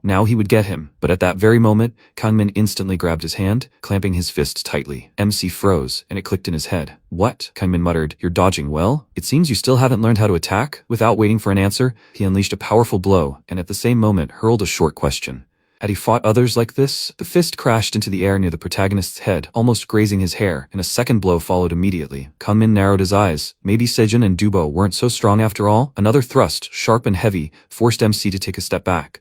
A desperate spark flared in his chest. This is it. His chance. Now at this very second. He raised his fist again, but Kangmin, as if reading this impulse, jerked his elbow out. The protagonist cried out, feeling a sharp wave of pain roll through his ribs, and a thought flashed through his mind. What the hell? An elbow. He continued to circle the court, dodging punches like they were flames, and his thoughts raced at a frantic pace. No chance. He would have to keep dodging. His attacks couldn't be blocked, couldn't be countered with a counterpunch. The only option was to stall, to wait for him to run out of breath. But now his chest was exposed. Here it was, the opening. He had to strike. The next moment, Kangmin lunged forward with his foot. MC raised his arms, setting a hard block, and everything inside him collapsed. Was this really a trap? But why was he kicking in a boxing match? It couldn't be. He was a kickboxer. He was done for. The next second, the opponent's knee shot forward, cutting through the air. Another moment, and the blow would have landed squarely on the body. But at the very last moment, Yusong lunged forward and grabbed Kangmin's knee hard, cutting him off. Kangmin jumped back, a brief moment of confusion flashing in his eyes, and the thought flashed through his mind. What the hell? Yusong firmly cut him off. The fight was over. A thought crossed Kangmin's mind. Who was this guard? Where did he even come from? And Yusong was already looking at them both in a way that made arguing undesirable. If they continued fighting, they would both be sent to solitary confinement. A pang of annoyance swelled in Kangmin's chest. He was definitely not in charge of the construction class. When had he even appeared? Yusong raised an eyebrow slightly, as if reading his thoughts. What? Are there problems? Kangmin's insides clenched with dull anger. What the hell were the other guards doing while all this was happening? Without taking his eyes off the other guards, Yusong said dryly, they didn't give them room to fight here on purpose, did they? They exchanged awkward glances. One waved his hand. Oh well, they just wanted to have a secret smoke. Yusong thought, how could they even let this happen? Then he said, we're letting it slide today, but only today. It's late. We're finishing up. Kangmin gritted his teeth, his head pounding. Damn, he was so close to winning. Next time, he'll definitely deal with him, Minsu. Sometime later in the infirmary, the MC touched the cut on his face, as if checking if it was real, and quietly asked, why isn't he angry? He thought he would be angry, because he got into a fight. Yusong, sitting opposite him, bowed his head slightly.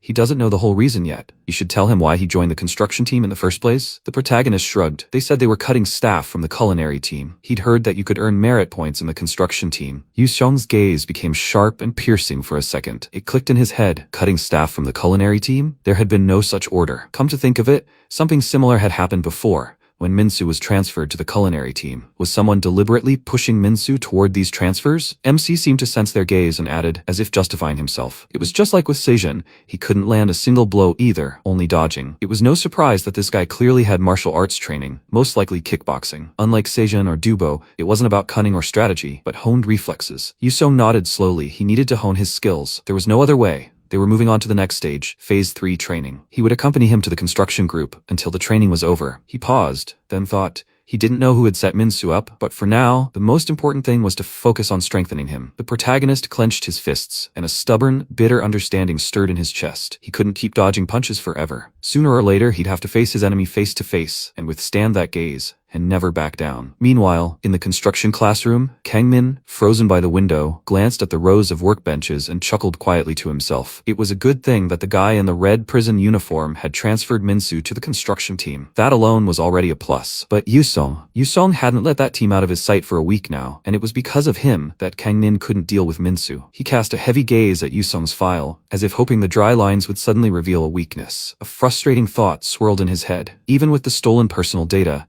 he couldn't find a single flaw. If only for one day, just one day, that Yusong wasn't here. Kangmin folded his hands thoughtfully in front of him, then abruptly uncrossed his fingers and, as if making a decision, opened his desk drawer. He took out his phone, dialed a number, and when someone answered, he said quietly, without wasting words on greetings, "Hey, it's him. Just don't tell Hung about this. He needs them to do something for him." Sometime later, Yusong was walking down a busy street, his gaze flicking to the face of his wristwatch and muttering under his breath, "It's about time she showed up." At that very moment, Seimin emerged from around the corner, slightly out of breath, her hair tousled by the wind. She quickly adjusted her hair and exhaled, smiling apologetically. "Sorry, she's a little late." Yusong gently hugged her, shaking his head slightly. No big deal. He thought so himself, which is why he left 30 minutes late. She raised her eyebrows, squinting with a playful threat. Does he want to die? Next time she'll be an hour late. He chuckled, the corners of his lips twitching into a slight smile. Then he'll be 2 hours late. And at that very moment, out of sight, one of Kangmin's subordinates silently clicked the camera shutter. Looking at the screen, he nodded contentedly and muttered, "Yes, sir." It seems they found him. Yusong's weaknesses, as he'd asked. The guy in the car raised an eyebrow in surprise,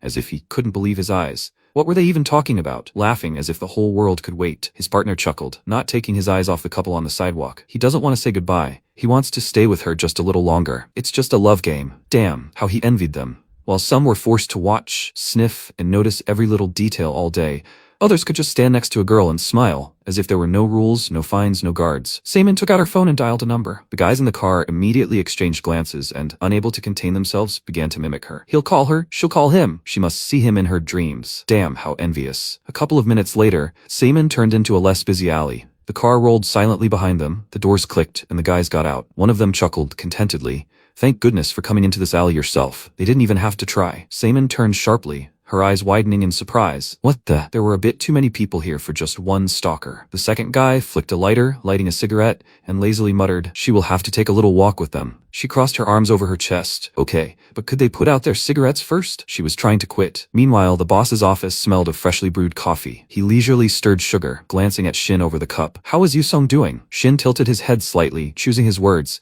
It seemed he was overly obsessed with Minsu. The boss nodded as if confirming his own thoughts. Spot on. He transferred Minsu to the construction group. Yusong's expression then was abnormal. Lately, he had been appearing regularly in this group. He paused, put down his spoon, and asked calmly, "Anything else?" Shin paused, gathering his thoughts. He had also been asking about the Red Rehabilitation class. Initially, transferring Minsu to the cooking group was partly a test, but mostly to observe Yusong's reaction. That's why they set him to volunteer with him. The boss tapped his fingers thoughtfully on the table. The reasons for transferring Minsu to the construction group were partly due to the special group's request, but ultimately, it all came down to suspicions surrounding Yusong. At the moment, all they knew was information from documents. But there was clearly something behind this guy. They'd ordered an external background check. Something would come out soon. Shin took his cup, took a sip, and, smiling slightly, said he'd be keeping a close eye on him. But he was also worried about something. Let's say they were keeping an eye on him. Fine. But why were the director and the guys from the special group so interested in Minsu? He paused briefly, as if letting the words settle in the air. Because he resembled one person. That one. Meanwhile, the MC stood under the streams of the shower, feeling the warm water wash away his fatigue but not his anxiety.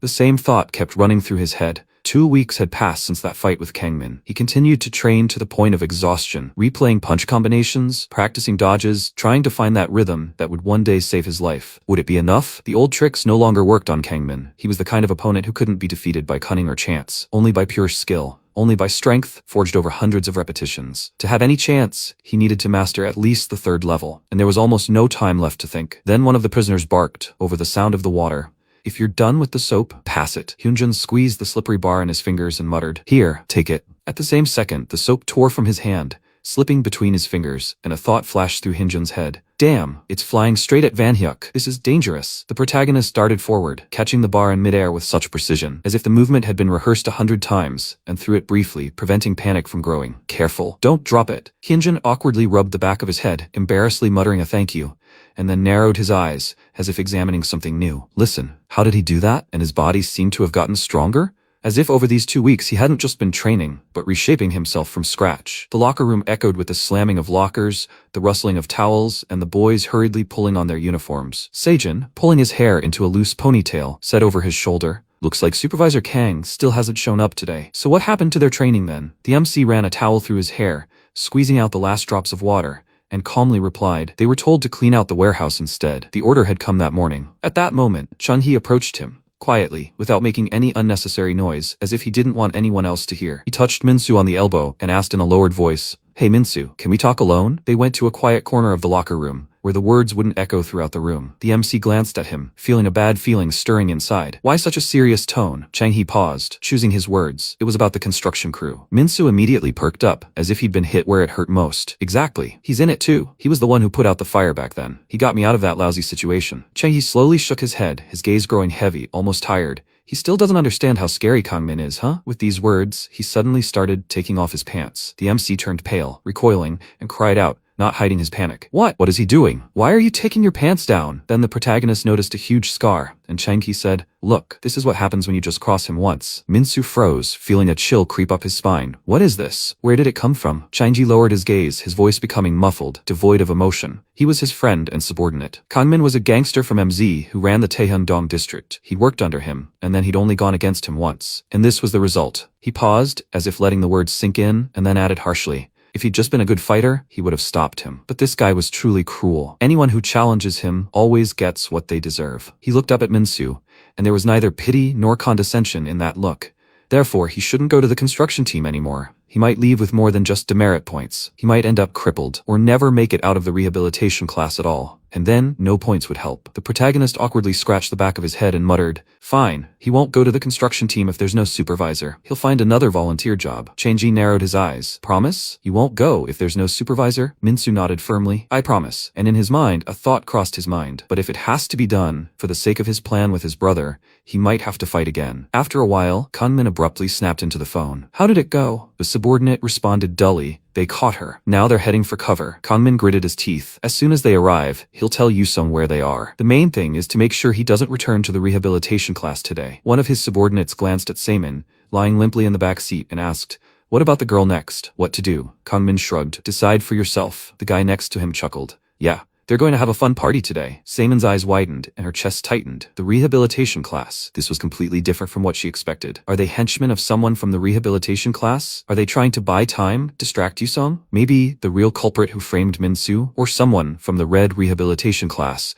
was hiding behind the rehabilitation class. Not long before, they had stood opposite each other. Yusung was clenching his fists. Was she going to be bait? It's too dangerous. Seimin shook her head calmly. They were watching them the whole time. Their target was either him or her. Maybe this way they would find out what they were hiding behind the rehabilitation class. The real culprit, or someone connected to the red rehabilitation class. She stepped closer. Whatever it was, this was their chance to uncover who was behind all of this. Would he really miss such an opportunity? Yusung exhaled hollowly. If the target was him, he didn't care. But if it was her, Seimin smiled slightly and handed him the key. If the target was her, he would come to save her, right? He froze, then slowly took the key, never taking his eyes off her. The car dived into a dark tunnel. Yusung raced after him on his motorcycle, the wind whipping his face, and one thing pounded in his head. Hold on, Saemin. He will come. He will definitely come. After a while, Kangmin exhaled heavily, as if the words were difficult to come by. He didn't think it would come to this. He asks to meet alone, Chang He. Chang He stood opposite him, not looking away. Just ignore Minsu. He doesn't know why he's targeting him. He's just one of many who want to get his hands on the store. Kangmin's head snapped up.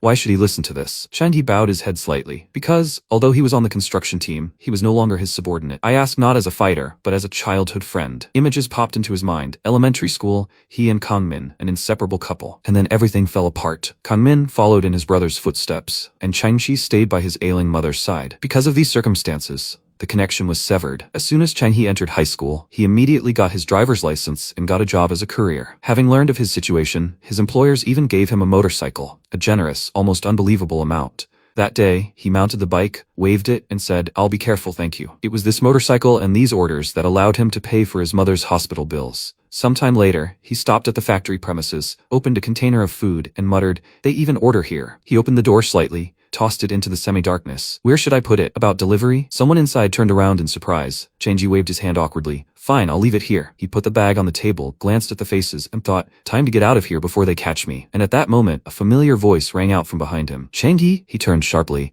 "Kangmin?" One of Kangmin's assistants glanced at him sideways. "Does he know him?" Kangmin said dryly. "From elementary school." Changji froze, looking at his old friend, but didn't recognize him. His face was completely different, and the clothes are luxury, expensive. Where does he get all that money? And all this time, he's just been delivering food. He scratched the back of his head awkwardly. "I work part-time as a courier." Kangmin narrowed his eyes. "Is mom still sick?" Changyi nodded briefly. Then Kangmin stepped closer, his gaze sharp and searching. "Do you want to make easy money?" And he smiled, a smile that sent a chill down your spine. A little while later, Chang Yi stuck a cockroach in a food container, snapped a photo with his phone camera, and sent it. Then, he left a scathing review. Kangmin came over, glanced at the screen, and chuckled. "He has a talent for this." Chang Yi asked awkwardly, "Really? Can this really be monetized?" Kangmin tilted his head slightly. "One review like this isn't enough, but if you do it systematically, there will be money." Soon, the owner of the delivery service was on his knees, clasping his hands. "Please delete the comments. His business is collapsing because of this." Kangmin sat opposite him, calmly tapping his finger on the table. "Bring me 3,000 today. I'll delete everything." The man nodded frantically. "Got it. I'll transfer it now." After a while, Chang He stared blankly at the transfer amount and exhaled.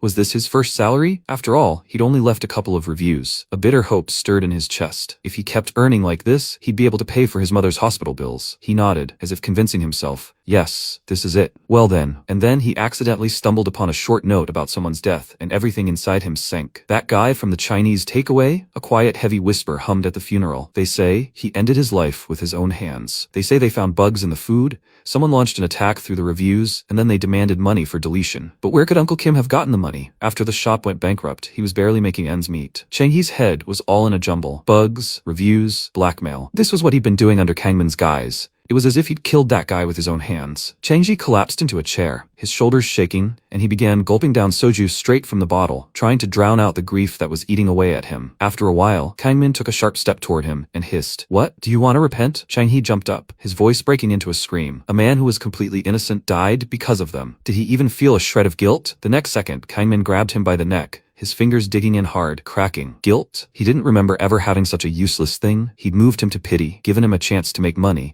and now he dares to whine? "Do you want to confess?" He knows perfectly well. He doesn't forgive betrayal, right? He brought the tip of the pen right up to Changyi's face. Changyi gasped, "Wait, please, wait a second." But Kangmin wasn't listening. The next moment, he abruptly thrust the pen into Changyi's leg. He screamed, the sound bursting from his chest, burning his throat. Kangmin leaned close to his ear, his voice turning icy.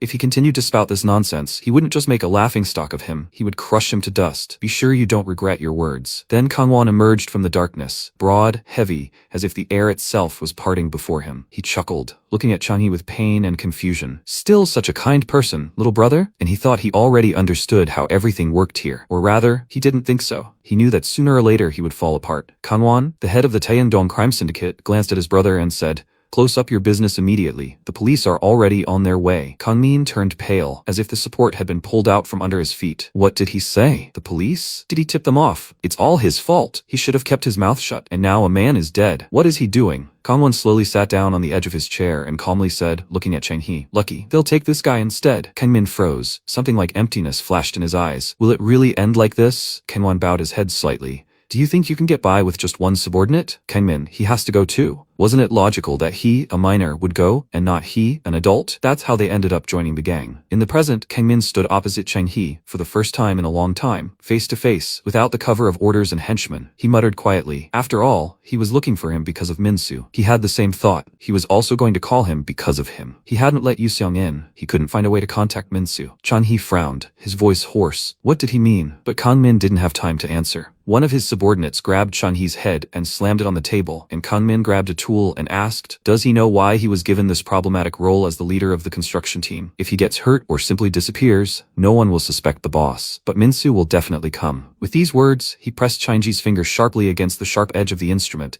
causing the skin to turn white. Meanwhile, the other subordinates were whispering near the warehouse. They had arrived. The girl was safe, waiting. One glanced sideways at the other. She was acting strange, too calm. Wasn't he imagining it? The other chuckled. He had just sent Yusong a message. Now he can't stay away. The text was simple. If you're worried about your girlfriend, come to this address at 11. He knows what will happen if he's late. And at that moment, Yusong stopped at the edge of the alley, adjusted his glasses and said quietly, almost without emotion, don't provoke me. He's already here. At that moment, people inside the room were talking. Right? That guy, Yusong, is coming? If he's a real man, he'll rush here as soon as he finds out his girlfriend was kidnapped. Even at full throttle, it's 2 or 3 hours, so they have time to have fun. Then one of the guys looked at Seimin and asked, what's wrong with her? Isn't she even shaking from being kidnapped? He extended his hand to her and added, does she like it or something? She looks even more beautiful with her hands tied. Does she want to have fun with them until her boyfriend gets there? She has to be good, and they won't touch her. Before he could finish speaking, a helmet flew into his face, sending him flying backwards. Another guy cried out in surprise, trying to understand. What kind of helmet? Flying away from the man, his whole body trembled and he screamed loudly. At that moment, Yusong entered the room. One of the people present shouted, damn, how did that idiot get here so fast? Had he been following them from the very beginning? He arrived quickly, but first he needed to assess the situation. What could he do alone? Yusong replied, that would be enough, he would show. He adjusted the gloves on his hands, and then, looking around, thought, too many enemies. If this dragged on, he would be the first to run out of steam. So, without restraint, blitzkrieg, a man rushed at him from the front with a blow. Then he swung his arms haphazardly in different directions, striking all the opponents surrounding him. One of the injured thought, he can't breathe. Yusong said, even if it's hard, he shouldn't lower his head. With these words, a blow to the chin followed. At that moment, one of the bandits approached Yusong from behind, and swinging his leg, shouted, he left his back exposed, idiot. The next second, Yusong sharply turned around and bent over, dodging. He grabbed the man's leg and he shouted, let go. He has to let him go. Damn it. The next second, Yusong twisted his leg, and he screamed loudly in pain. Watching what was happening, the guy said in surprise, what the hell? This guy. He thought most people in his place would have already panicked, and he was fighting. The next second, Yusong delivered another blow, and then turned around and added, a kick. The guy thought, he's playing with them. Usually techniques don't work on him. Then there's only one way. With these words, he took a knife out of his pocket and swung at Yusong. The next second, he grabbed his arm and turning sharply, punched him in the face. At that moment, Seimin was watching what was happening and thought, she was worried about their numbers, but he can handle this alone? Yusong is a real monster. I have to admit, it's impressive. Bonus, 10 points. Meanwhile, the MC was lying on the floor breathing loudly and said, damn, this is exhausting. Next to him was a ball, and then the protagonist looked away and said, hey, he's tired too. Stop pretending. Sejin, lying next to him, replied, he's not tired. Let them leave him alone. He replied, how funny. He can hear him suffocating. Sejin said, if he has enough strength for chatter, they should keep fighting. He replied, as he wants. He'll just pretend like he passed the 3rd level today. Sejin asked, he says he passed? You're welcome. At least he should lie believably. The MC put his hand to his chest and asked, what does he, an idiot, know about the 3rd level? He asked, will he climb up on his own? Why are you standing there? At that moment, Shin entered the room and asked, didn't they have to clean out the warehouse? Sejin replied, he's resting. He's tired. The protagonist added in surprise, what is he even for? The next second, Shin handed him a package, and the MC asked, what is this? Shin replied, a gift from Chang He. The protagonist began to unwrap it and asked, a gift? This? Sejin wiped himself with his shirt and asked, what's wrong? The MC thought, if he doesn't come within an hour, he'll prepare the next gift. A message from Kangmin. He held a severed finger in his hand. Meanwhile, Yusong cut the rope on Seimin's hands. She turned around, hitting him in the stomach, and was indignant. He's late, he replied. He tried to finish as quickly as possible. He apologizes. She said, he certainly looks very diligent. Had he forgotten about her? He scratched the back of his head and replied, no. He really tried to hurry. She replied, okay, she will believe it. They underestimated them. Their goal is to prevent him from returning to the colony. Yusong was surprised. What? Seimin showed him the correspondence. He asked, Kangmin? She said, they can only attack Minsu if he is not in the colony. That's why they detained him. He thought, he warned him in advance not to approach the construction team until the 3rd level. Everything seems to be in order. At that moment, Kangwon began to come down from the 2nd floor of the building and said, he suspected that they were up to something. so he just watched silently, but now his fists are itching. It's rare to meet someone at his level. It's the same with him, right? How often does one come across a worthy opponent? Now it doesn't matter why they are here. So, will they start? Meanwhile, Chun-Hee was trying to catch his breath and crawled forward. The next second, Kang-min stepped on his injured arm and he screamed loudly. The protagonist entered the building. Kang-min waved his hand. Is it hard to hold on against him, Min-soo? And the protagonist told him to move away and angrily shouted, "Move your foot." He swung his fist and shouted, "Idiot." And Kang-min easily dodged and thought he learned something, but the punches are still slow and he can finish this quickly. At that moment, his fist headed for the MC's face, but he blocked the punch with his hand, and Kang-min thought, what the hell? He just blocked his punch at the last moment? But even so, it was a trap if he hits with his elbow. At that moment, he performed the action and then thought in surprise, cheating? This guy, did he study his move? At that moment, the protagonist swung his fist, screaming loudly. And Kang-min thought, there's no way to dodge. Then, he spun around sharply and kicked, knocking the MC back. He thought, looks like he's trained well. He blocked his kick before he even threw it. He noticed how the protagonist stopped his leg, grabbing it with his hands in front of him, and then jumped back. The audience was amazed. Wow, this idiot has gotten stronger since last time. He didn't expect Kang-min's kick to be so fast, but it still didn't land a single hit. Apparently, this is not what he was going for. Kang-min frowned and asked, what? He was trying to tear Chun-Hee out of Kang-min's grip. At that moment, Chun-Hee put his hand to his chest and said, thank you, Min-soo. Kang-min looked at him and thought, so he planned it this way from the start? The protagonist asked, then let's do it for real now? Meanwhile, Kang-won said, the reason is no longer important. What will he say? Yoo-sung looked at him and thought he was strong. He stood in front of him and thought, he's on a completely different level compared to the previous weaklings. Kang-won smirked and said, what's with that face? He doesn't want to fight? And Kang-min thought, what does he have to do with Kang-min? He would rather avoid this fight. Then he said, in that case, he should let her go. Kang-won said, he will pay for making a mess here. The next second, Yoo-sung kicked and thought, the feel of his fingers is completely different. He missed. He blocked. He noticed how the hand blocked his kick, and Kang-won said, not bad. The next second, Yoo-sung pushed off the ground and thought, he is stronger than he expected. He swung his leg, and Kang-won noticed, he thinks quickly. Yoo-sung kicked his opponent's neck and thought that he would hit harder. The next second, he screamed loudly when Kang-won punched him in the forehead. He thought in surprise, when did he manage to do that? Yoo-sung flew back, then skidded to a stop on the ground, clutching his chest. Kang-won adjusted his hair and asked, how are the punches? He sees that he's even still in one piece, and Yoo-sung thought, damn, it looks like he broke all his ribs. If we don't do something about it now, it's only going to get worse. Then we need to finish this guy as quickly as possible. He caught his breath a little, then lunged for the attack. He threw a punch, but Kang-won punched him with his own. Yoo-sung thought, a block with a fist. They punched each other. And again he thought, is he just parrying his punches? Is he playing with him? Then Kang-won asked, is that all he can do? He's going to fall asleep. Then Yoo-sung turned around and, swinging his leg, thought. Sungwon replied, legible. He stepped on his foot, and Yoo-sung screamed loudly. Kang-won said, he gave him a chance to open up, but he won't show him anything new. People like him clearly lack variety. With these words, he hit him on the head, causing Yoo-sung to fall to the ground. He opened his mouth and thought, did he read him like that? How many fights under his belt? Kang-won didn't fight for the good life. His mother was a woman who couldn't live without alcohol and men. He was born to a mother who didn't have an ounce of maternal love. He had no choice but to grow up fighting. To avoid hunger, he had to steal and fight. Being beaten was less painful than starving. At one point, one of the bandits asked, was that him, the one who stole from his brothers? Those who learned to fight were strong, hard to defeat. But the satisfaction of victory was just as great. Dozens, hundreds of times. With each victory, Kang-won became stronger. From the alleys to the streets, from the streets to the neighborhood. He became part of a gang that ruled the entire neighborhood. In the present, he sat down next to Yoo-sung and said, he admits, he fought well. Not bad for someone who studied, but he was too straightforward. Bookworms like him are all the same. It's already killing the mood. After that, he stepped over Yoo-sung and heading towards Saemin asked, maybe he should look for another entertainment. Her look was not bad, although it was not his taste. Yes,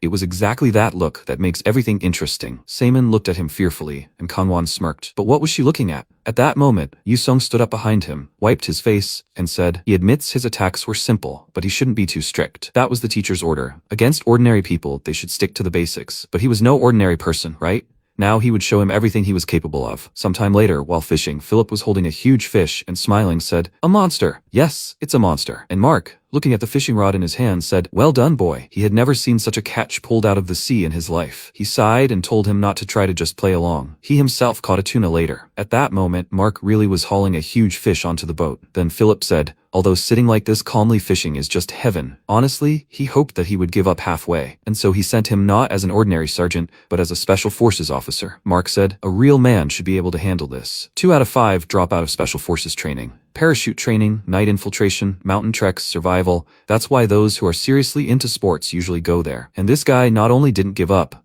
he placed first in every subject. He broke all the records of existing Special Forces officers. Who the hell is this? Mark said. To become his son, you need to be not only smart, but also tough. That's why he assigned him the strongest warrior he knew. Philip was surprised. Could it really be Yoon Seokjun, a former northern saboteur? Yusong personally trained this monster. Meanwhile, Yusong said he should fight ordinary people only according to the rules. But he's not considered an ordinary person, right? He stepped forward. Kangwon thought, what the hell? This guy's aura has completely changed. These were Taishan Tongyun's orders. Then he swung his fist, pushed off the ground, and leaped forward. And he thought, I wonder what changed. The next second, his fist flew past, and Yusong started throwing punches. He thought, fast. And he thought, this is funny. His reaction speed has changed. But at this close range, this punch shouldn't have. He swung his fist, and then he thought in surprise, this guy didn't even intend to dodge from the start. At that moment, his fist slammed into Yusong's face, and he grabbed his arm and punched it, causing Kangwon's bones to bend in half. He screamed loudly, and swinging his other arm screamed, does he think he can stop him with one hand? Then he punched forward,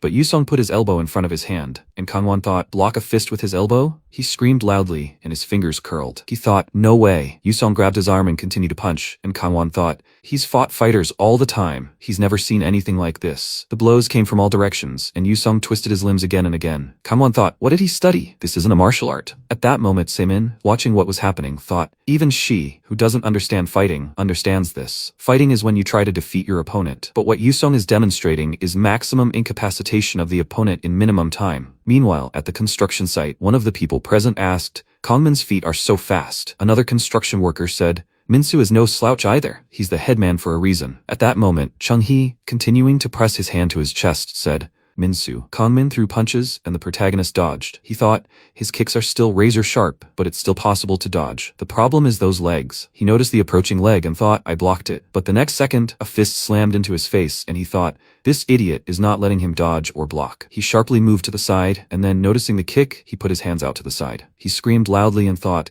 he is being attacked from both sides at once. Then Kangmin grinned, laughed, and shouted, finish! He raised his leg again to kick, and the protagonist noticed it. Those present began to mutter among themselves, that's it! No one will get up after Kangmin's high kick. Then someone exclaimed in surprise, what? Kangmin looked in surprise at the protagonist's hand, which grabbed his leg. The MC said he thought he would not see this anymore. But he began to worry. He was waiting for his high kick. Not long before, during training, a huge number of balls were flying at the protagonist again and again. He dodged them all using his arms, and Yusong said, 5 balls, no problem. Then add 5 more? MC shouted indignantly. 10 then? He has to listen. He has a question. In professional matches, even the pros don't always dodge, right? You see how they take hits and get hit back regardless of the outcome. Yusong said, pros also calculate where the hit will land. Sometimes they even take a hit on purpose. The protagonist was surprised. On purpose, Yusong raised his index finger and answered, for example, when they are confident that by taking this attack, they will be able to deliver an even stronger blow. They sacrifice flesh to take bone. If you increase the number of hits, you can eventually reach the point where it is impossible to dodge. That's when you have to choose what to dodge, what to block, what to take. By now, Kangmin was looking at his leg in surprise, which the protagonist had grabbed with his hand. The MC raised his fist to attack and shouted, sacrifice the flesh, take the bone. With these words, he punched the opponent's leg with all his might, and Kangmin screamed loudly, he's a bastard. The protagonist continued, sacrifice the flesh, take the bone. He struck again, and at that moment, it felt like Kangmin's bones were falling apart. He dropped to one knee and, grabbing his leg, screamed loudly, idiot, he broke his kneecap. Then he was surprised to notice a fist approaching his face, and the MC shouted, don't stop, he has to attack. Meanwhile, Semin put her hands to Yusong's face and said, what is this? His already battered face is now completely trashed. He noticed that she was being too rough and then wondered, is she crying? She pressed his head to her chest and told him not to look. He could have ended it quickly, but he had to get to this point. In response, he hugged her tightly and apologized. And he thought, but this was a difficult opponent. If he hadn't let his guard down, if he hadn't broken his arm at the beginning, maybe he would have lost. The next second, they looked to the side in surprise. In the direction from which someone had entered. The door opened, and several bandits walked inside. Yusong started covering Semin with his hand and asked, how did he know and come? The guy showed him his phone and said, while they were having fun here, he called it. They think that by touching his people, they will get away unharmed. Before he could finish speaking, Kangwon grabbed the guy by the head and slammed him to the ground with all his might. The newcomers cried out in surprise. Big brother, Kangwon barked. Damn, this is incredibly inconvenient. This is his fight with this guy. Who invited them to pry? If they interfere with him, he, Kangwon, will be disgraced forever. Understood. The others answered in unison, yes sir, big brother. Several men grabbed him by the arms and one of them asked, "Big brother, is he okay? He doesn't look well." Kangwon said, "Let him wait." He turned around, looked at his opponent and smiled. Then he said, "He lost this time, but next time they will see what he's capable of. He will challenge him 100, 1,000 times, and let him wait." Yu Seong calmly replied, "No, it's better that they don't meet again." After that, the bandits headed for the exit. Meanwhile, at the construction site, one of the people present folded his arms and said, "They've left. Is Kangmin losing now?" The fight continued. Those present were talking among themselves. His legs were simply knocking him down. The protagonist struck again and again. At some point, Kangmin fell to the ground, covering himself with his hands. He started shaking, and the MC barked, "Get up! It's not over yet." Kangmin glanced to the side and noticed a screwdriver. Grabbing it, he rose to his feet and screamed, "Oh, he's an idiot." He swung, but the next second, Chang He grabbed his arm. Kangmin stared at him in surprise. The protagonist punched him in the face and shouted, "He's going to beat him to death." Kangmin, taking the blows, thought, "I can't believe it. How could this guy have grown so much in such a short time?" There was no way he could defeat him. The next second, another blow sent him flying, spinning in the air. Everyone present gasped in surprise, and Kangmin, raising himself slightly, thought, "What should I do? He should become a candidate like Chang He." Then he began to laugh loudly, falling to the ground, and screamed. They saw everything, right? Chang He, the idiot, interfered in his fight. One of the people present muttered, "That's true, of course, but..." Kangmin howled. He thought he was supposed to just stand and watch. If he's not chosen as a candidate, they'll all rot here for sure, right? They're finished. His organization is also power. He's an idiot. What can he do alone? The next second, those present began to surround the protagonist, but he began to punch them. The protagonist looked at his hand and thought, the back of his hand is swollen. Did his arm crack then too? The next second, a fist hit him in the face. He was grabbed from different sides and they shouted, "He's got you. He's an idiot. Hold him tight." The MC cringed and thought, there are too many of them. The bone cracked. Is this really the end? But the next second, a punch hit the attacker's face. It was Sejun. The protagonist looked at him in surprise. Sejun asked, didn't he ask for help? Mentally, the protagonist thought in surprise. Sejun? He started beating up his opponent. Consider yourself repaid for volunteering at the shelter. The MC thought, how did Sejun even get here? At that moment, Kangmin thought, damn, how did Sejun get here? Because of one Sejun, all the spirit in the middle of the fight evaporated. But this is not the end. And then Kim Young-won stepped forward and, wiping his face, asked, does he really have to interfere himself? Today they will lay down 5 heads. He was the vice leader of the construction team. Kangmin muttered. Since he was the guy who gave him his first taste of fighting here in the correctional center, he should be more than capable of handling Sejun, right? Then Youngwon swung and shouted. It's been a while since he's earned a decent living. The next second, he was surprised and thought, is he blocking his view with his hand? He punched in front of him, but not noticing anyone. He frowned and thought, where did he go? He quickly glanced to the side and shouted. From the side? At that moment, Sejun punched him, and Youngwon flew back. Kangmin was stunned. What? Youngwon was knocked out with one punch. Then he noticed Sejun coming toward him and said, stop. He doesn't know why he's trying to save Minsu, but now he has to listen to him. His men have taken his sister hostage. The protagonist jumped. What? Sejun said. Talk nonsense when his back is against the wall? Kangmin showed him a photo of a tied-up Seimin and said, is it nonsense or not? He should see it for himself. His sister's name is Seimin, right? Warden Yu Song kept interfering. It seems he had a pretty close relationship with his sister, right? That's why they took her hostage. He noticed that Warden Kang didn't show up today, right? At that moment, the protagonist asked,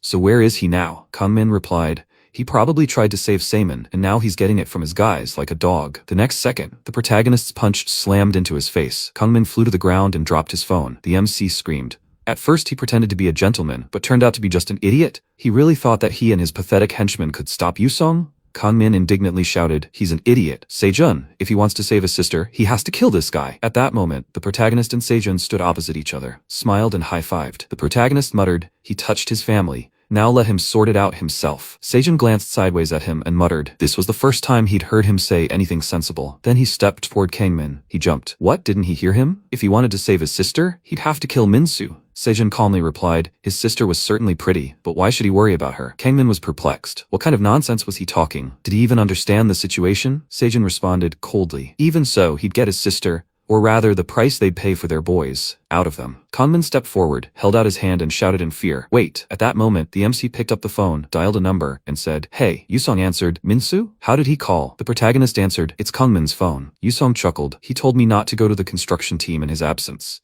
Since he was calling, it meant he had won. Meanwhile, Sejun grabbed Kangmin by the clothes and delivering powerful blows shouted, why should he worry about his sister? Are you okay? The MC snapped. Did Sejun's sister get saved? Answer. Yusong barked. Don't talk for too long or you'll end up in the isolation ward. Hang up. The protagonist responded, okay, they'll see each other tomorrow at the center. After that, he hung up. Seimin turned around and quietly said, what a relief. It seemed like everything had worked out between them there. She heard both his voice and his brother's voice. Yusong said thoughtfully, he must have been really angry that she was kidnapped. By the way, where are they going? Saemin answered, to the hospital. He calmly said, everything is fine, this will pass in a day or two. She was indignant, his ribs are damaged. He asked, well, it will heal on its own, no? She sighed irritably. Yu-seong. He held her from behind. She quietly said, in that case, maybe they should go to her and look at her kitty cat? After some time, the ginger cat meowed pleasantly. Yu-seong picked it up and said, so this is the cat she picked up that time. At that moment, Saemin was preparing dinner, and Yu-seong added, he was grateful that she both bandaged his wounds and cooked the food. She stood by the stove and replied, it's just because she was hungry herself. Then Yu-seong continued to cuddle the cat and asked, huh? He looked to the side and noticed a photo on the dresser. Then he asked, isn't this her childhood photo? Saemin, did she play the piano? Is this her family? She answered, Mom is on the left and Uncle is on the right. Then she clenched her fist and added irritably, Dad went to the left. Then she moved the frying pan and said, done. Turning around she added, eat, even if it doesn't taste good. He should eat it with the appearance that he likes it. Yu-seong slept on the floor while the cat meowed, sitting on his chest. Saemin got up and asked, she spent her energy cooking, and he fell asleep. After that, the cat settled comfortably on Yu-seong's chest, and Saemin covered them with a blanket and said, he suffered all night. She looked at him, then lay down next to him and hugged him from behind. Meanwhile, Kangmin and several other defeated prisoners lay on the floor. Sejun turned to the protagonist and asked, more or less? And the protagonist asked in response, Sejun, how did he even get here? He put his hand to his head and said, Warden Shinju-sup said that if he wants, he can go. The protagonist asked, that nasty guy? Then he looked at Chang-hee and said, that's right, his hands. He removed the bandage from his hand. After that, the protagonist was surprised. What is going on? His finger is intact. Chang-hee replied, they almost cut it off, but... Shortly before, when Kangmin held the instrument to Chang-hee's finger, Shin entered the room and told him to stop. He grabbed Kangmin's hand. At that moment, Kangmin asked, what's the matter? Shouldn't he help? Shin replied, he would call Minsu himself, so he shouldn't make the situation worse. In the present tense, the protagonist asked, then what was that? The finger he saw? The next second, Changji cried out in fear. Minsu, a hand! Someone asked, but he said there was something wrong with his hand. They answered, no, his hand. The protagonist looked worriedly at his hand and cried out, what is that? Earlier, Shin cut off a mannequin's finger in the medical office and asked, is that enough to fool him? Maybe add a little paint? He hopes the director won't guess that he helped. Then he looked at finger and thought,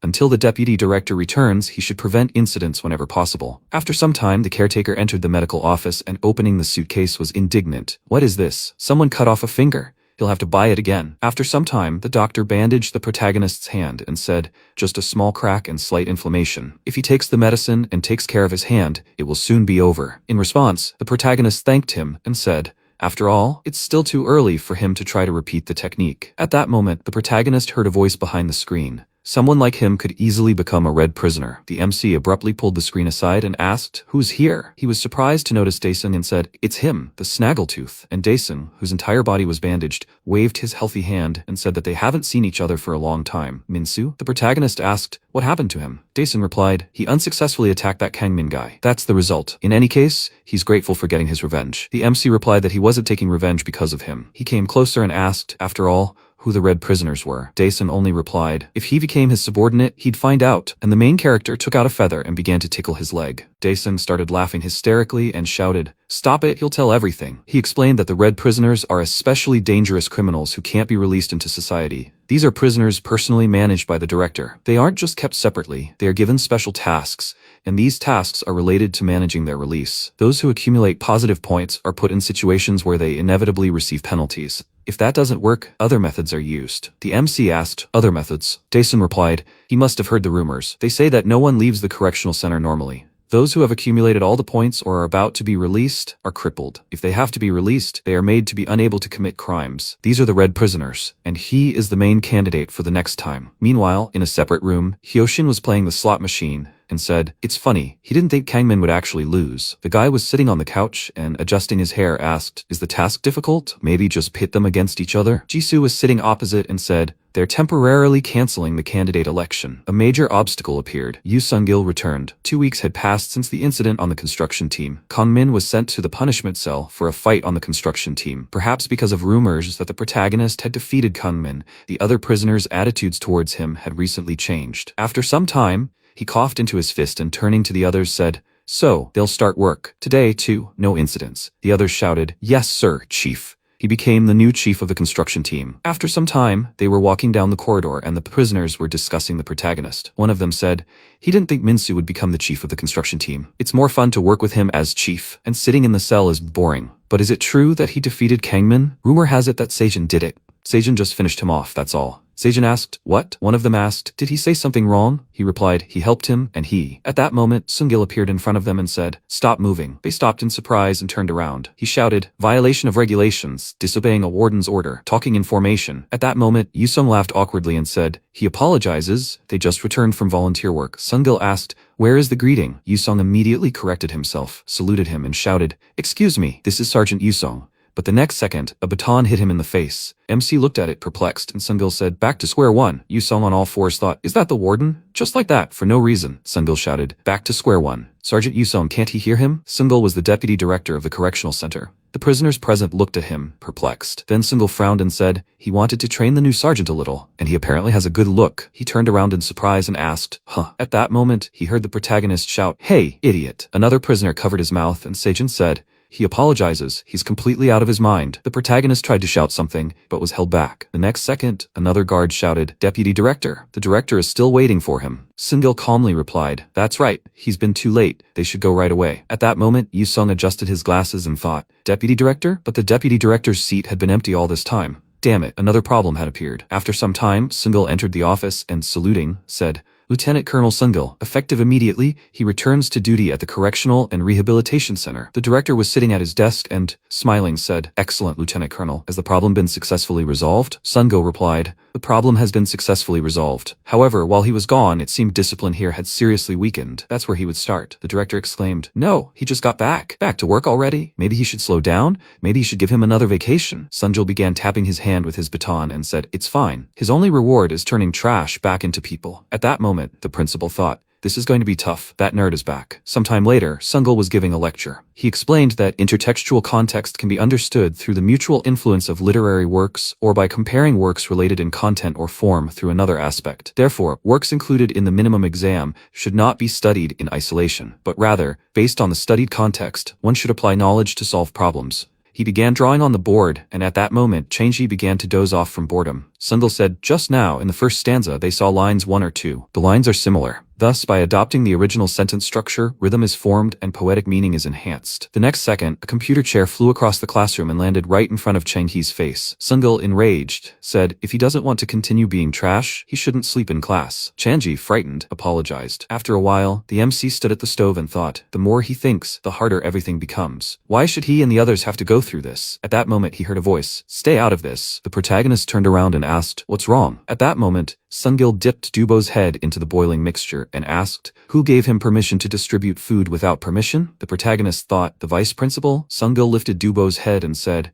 if he does that again, next time they'll find his head in the soup. Dubo apologized. After that, Sungil headed for the exit. After the vice principal's arrival, life in the correctional center began to change little by little. The prisoners were indignant. Damn, why do you have to stand at attention? In the cell, they always stand at attention until lights out. They have to march in a strict line down the hallway, as precise as a ruler. But for them, the problem was far more serious. If the previous training sessions had been just fun for the director, then the training from the deputy director was pure hellish torment. They were all taken outside in rainy weather. Sungil put his foot on the lower back of one of the prisoners and shouted, he has to keep his head down correctly. Don't arch his back. MC, whose head began to sink into the dirty water, thought, damn, the water is going to come out of his nose. He has to breathe through his mouth. The water has been out for a long time. The next second, Hyunjin spat out the dirty water and said, he apologizes. Dirty water got in his nose. Before he could finish speaking, the guard hit him on the back with his baton and shouted, who gave him permission to raise his head? He has to keep his head down again. He has to keep his head down, he told you, you idiot. If he can't, he'll help. The protagonist looked away. The warden grabbed Hyunjin by the head and started pressing it into the dirt. He stomped on him with his foot and shouted, that's why he has to hold on, he said. The next second, Hyunjin spat out dirty water again. Then the protagonist jumped on the warden in an attack and shouted, stop it.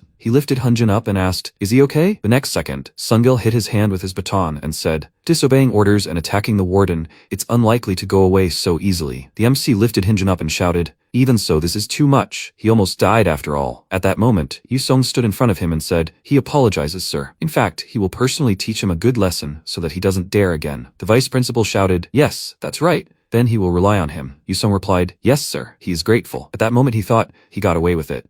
It seems he managed to wriggle out of it. The next second, Sungil handed him a baton and said, take this, sergeant. He always wondered how he usually deals with the guys. Let him show. The next second, Yusung stood in front of the protagonist, who was kneeling, and Sungil added, right here. Yusung said with fear, beat Minsu right here. He looked at him. Then the protagonist looked seriously at Yusung. Yusung was surprised. Minsu? Him? The next second, Sungil asked, what? Since they ask, he can't show it in front of everyone? Yusung adjusted his glasses and answered, that's not true. He just thought of the best way to conduct educational work. Now, he will show everything in his own way. The next second, Yusung grabbed the baton and hit the protagonist. The protagonist flew to the side. The warden said, get up, and immediately added, does he really fall after such pokes? The MC, with trembling hands, sat up and muttered, he was about to. But the next second, Yusung kicked him in the face. Not long before this, Yusung was standing near the entrance to the shower and said, after work and a shower, quickly to the cell. Then he went inside and, looking at the protagonist sitting on the bench, asked, how long will he hang around here? The protagonist answered, he needs to say something. Yusung clarified. Say? The protagonist admitted he thought it all over. Because Yusung covers for him, he often gets into dangerous situations, and recently, the vice principal brutally beat him. Yusung smiled and said,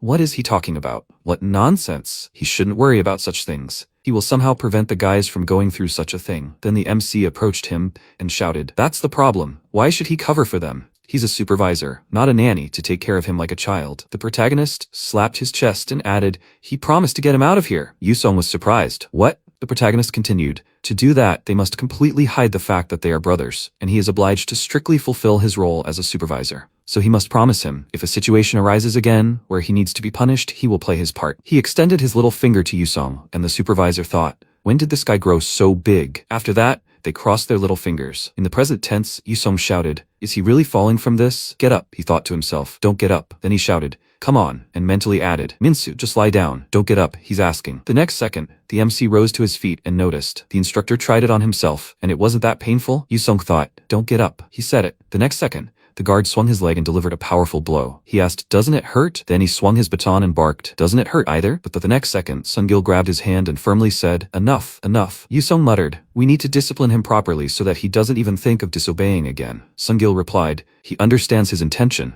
but what's the point of teaching someone who is already unconscious? Yusung asked, maybe we should throw this idiot in the punishment cell? He grabbed the protagonist by the hair, but Sungil objected, no, first we need to provide medical attention. If he dies, he will have a headache. Yusung responded, yes sir. After the procedure, he will be right back. After that, Yusung pulled the protagonist by the hair and headed for the exit. After some time, the director looked out the window and said, the vice director does not understand the aesthetics of bullying. If they torture his rat like this, he will not be able to play with it later. He was surprised to hear the supervisor enter his room. The director asked, what is it? A subordinate ran in and handed him a folder with documents. Here is Sergeant Yusung's personal file and the results of the additional inspection, Mr. Director. The director took the folder and noted, the work was completed faster than expected. You will take a look. Then he frowned and exclaimed, what? Is this true? A childhood dream surfaced in the protagonist's memory. A time before he and his brother ended up in the orphanage. Back then, his brother often carried him on his back. In the present tense, the protagonist opened his good eye and thought, yes, that's what his back used to be like. Although it seemed to have become a little wider. Huh? He cried out sharply. What? Why is he on his back? Yusung, supporting the protagonist by the legs, asked, has he finally woken up? The protagonist screamed,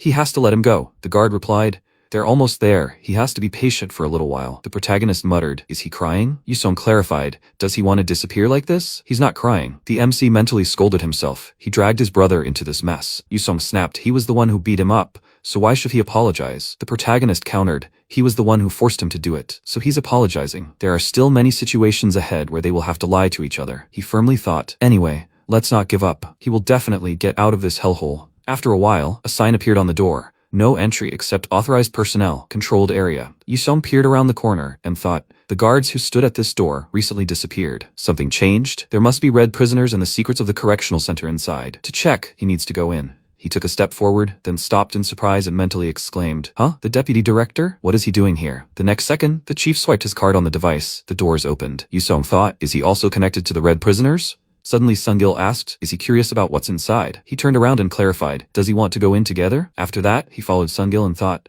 why is he here too? He cannot figure out the meaning of this man's actions. Then Sungil opened the next door, and they went inside. Yusung looked around and mentally muttered, but this is an empty room. Sungil thoughtfully said, he knew it. The director has already managed to lay his paw. After that, he looked at Yusung and asked, has he satisfied his curiosity? There is no need to dig deeper. It is dangerous. Sungil walked forward and Yusung turned to him and asked, is this a warning? Then why did he show him this place? Sungil replied, Well, to him, he's probably an enemy who forced him to beat up his own brother. Yusong wondered, surprised. Does he know? Then he stepped decisively forward, and the deputy director added, since he himself had come to hell, he should at least pretend to be the devil. Otherwise, they'll find out anyway. After some time, Yusong asked, where was the deputy director anyway? He hadn't seen him once since his appointment. The warden standing nearby replied, yes, he might not have known. He was on trial on suspicion of extorting bribes. Yusong asked in amazement, extorting bribes? The warden explained, there was a denunciation that he took money from the parents of prisoners. But now, the court has acquitted him, and he's back. Rumor has it that this was a ploy by the director to get rid of him. Yusong thought, are they enemies? It's too early to draw conclusions. The next second, one of the prisoners grabbed his cellmate and shouted, oh, he's an idiot. The warden was surprised. What's wrong? The prisoner screamed. He was playing the Joker. His opponent gave him the middle finger and barked, what are you talking about, you freak? Shut up. But the next second, the protagonist stepped between them and pulled them apart,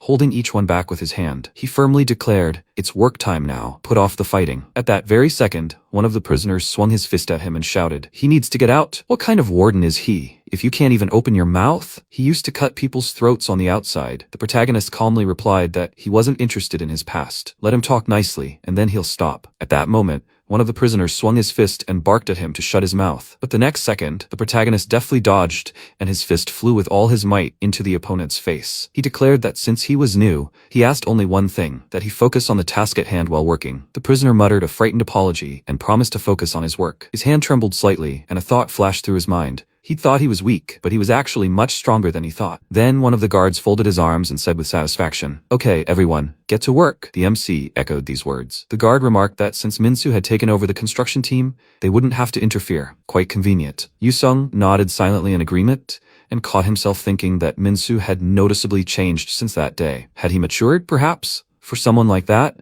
Minsu deserved a chance to earn positive points faster. Sometime later in the management office, Yusong stood before the guards and reported, the target of the upcoming civil support was a village damaged by the recent flood. The restoration work would be carried out by the construction, repair, and culinary teams. Sungil immediately spoke up. What if the prisoners escaped the premises? Who would be held responsible then? The director calmly replied that, according to his information, the last time the work at the shelter had gone smoothly. If they selected people based on recommendations, everything should be fine. Yusong confirmed. Yes, this time they would only take those who were seriously aiming for points, prisoners with high ratings, and those personally recommended by the guards. He adjusted his glasses and added, if the operation was successful, it would be an excellent opportunity to create a positive image of the correctional center. The director nodded approvingly. The preparations were indeed excellent. They must proceed strictly according to plan. However, he needed to speak with Sergeant Yusong alone. Yusong answered clearly, yes sir, director. The remaining guards immediately left the room. Sungil, leaving, paused for a moment at the door, glanced around the room and firmly closed the door behind him. After this, Yusong turned to the director. Yes, Mr. Director, he wanted to see him? The director stepped closer and quietly noticed.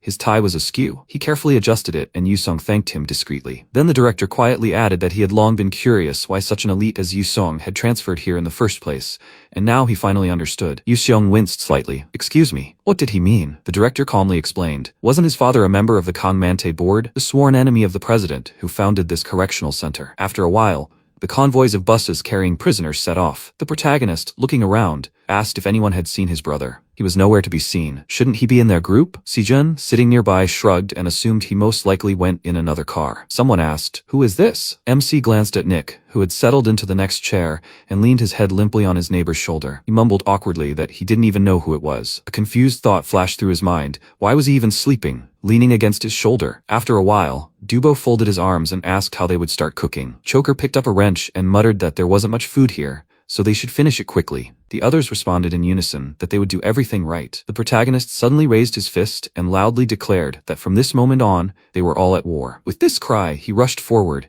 and the others, not far behind, rushed after him, shouting words of approval. The thought flashed through his mind, yes, now they really were at war. They all grabbed shovels and began shoveling the water. The protagonist shouted loudly for the mud flows to be driven in, and the others responded that everything was under control. A clear image formed in his mind, a battle with this stubborn, thick, mountainous mud water. Due to record-breaking rainfall that had lasted for several days, the village had been thoroughly flooded. Several prisoners were pulling out soaking wet items. One of them angrily threw it down. This can't be repaired. Meanwhile, Dubo laid out food and urged everyone to conserve their strength, take more, and not be shy. At one point, one of the prisoners prisoners confidently declared that it would most likely be enough to simply replace the fuse. His cellmate immediately picked up the necessary item and noted with relief. Fortunately, the water hadn't reached the circuit board. The next second, Nick sighed heavily. He sat on the stairs, staring blankly ahead, and muttered under his breath. He didn't even understand how he got here. Meanwhile, the protagonist stubbornly wiped away the water, shouting that they needed to scrub even harder to get everything truly clean. Nick glanced at him and caught himself thinking that Minsu really did have leadership qualities,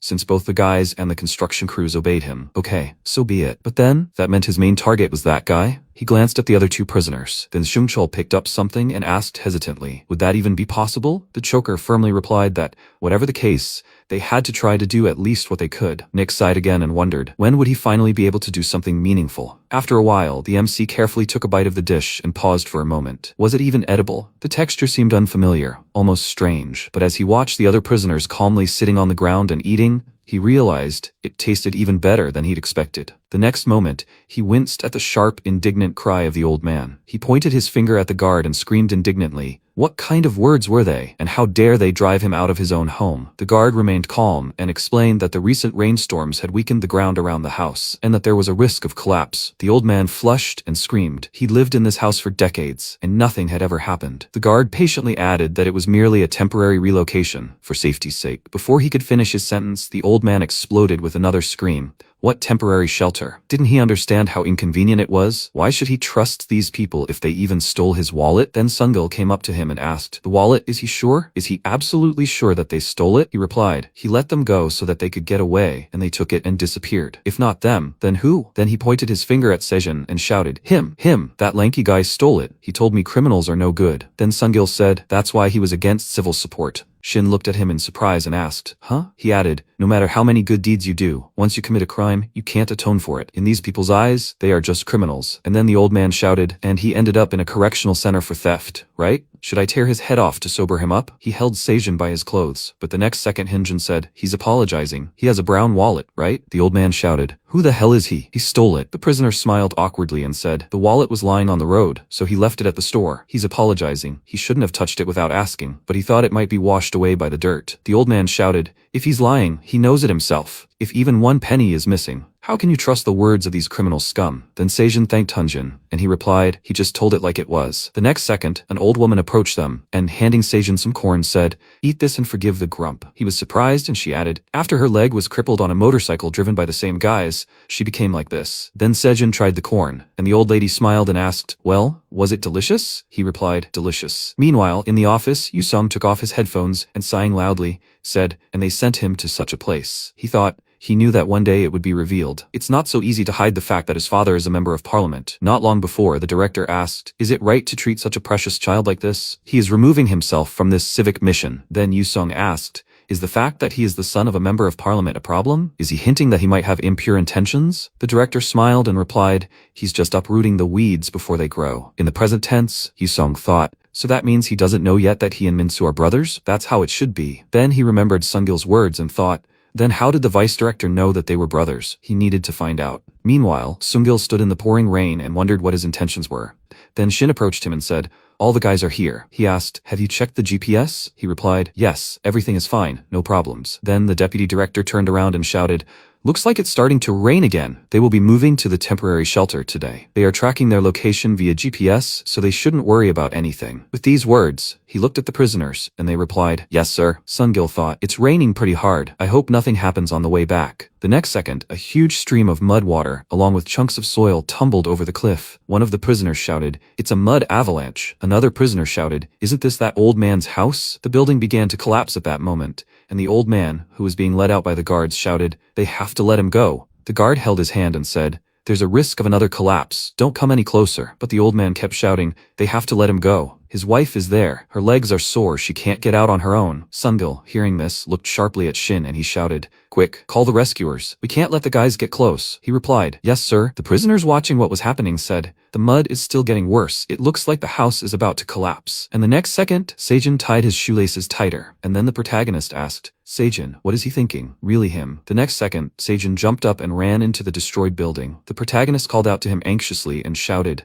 stop, it's dangerous. But he didn't listen. He kicked down the door and shouted, Grandma. Oh, he looked around the room and thought, where is she? He needs to find her quickly. The next second, the ceiling above him began to collapse. He looked at it in fear. Meanwhile, the old man shouted, "Old woman, they have to let him go. The old woman is inside." But the guards continued to hold him. One of them said, "You can't. He'll get hurt in there too." Then Sungil shouted, "The weight of the earth is pressing down on the house now. There's a person with limited mobility in there. If the roads are flooded, they need to at least get helicopters up." At that moment, Shin came up to him and called out, "There's a serious problem." He asked, "What's the matter?" He answered, "The guys went into the house." Sungil was surprised. "What? Who exactly came in?" He answered, "Sejun and Minsu." At that moment, the protagonist grabbed Sejun and threw him aside. Sejun looked at the rubble in horror and thought the ceiling would have collapsed if he had been crushed there. Then he asked, "But why did he climb up there?" The protagonist answered, "He's the chief. He has to protect it. He should put this nonsense aside for later. First he needs to find Grandma. Where haven't they looked yet?" He looked to the side and said, "There's only one left there." Sejun shouted, "He sees." Grandma was lying under a concrete slab. Sejun shouted, "Grandma, wake up." After that, they lifted the slab and Sejun threw Grandma onto his back. They headed for the exit. The protagonist said, "At least she's breathing." Sejun said, "The roof has collapsed." At that moment, the building continued to collapse. The prisoners watching what was happening said,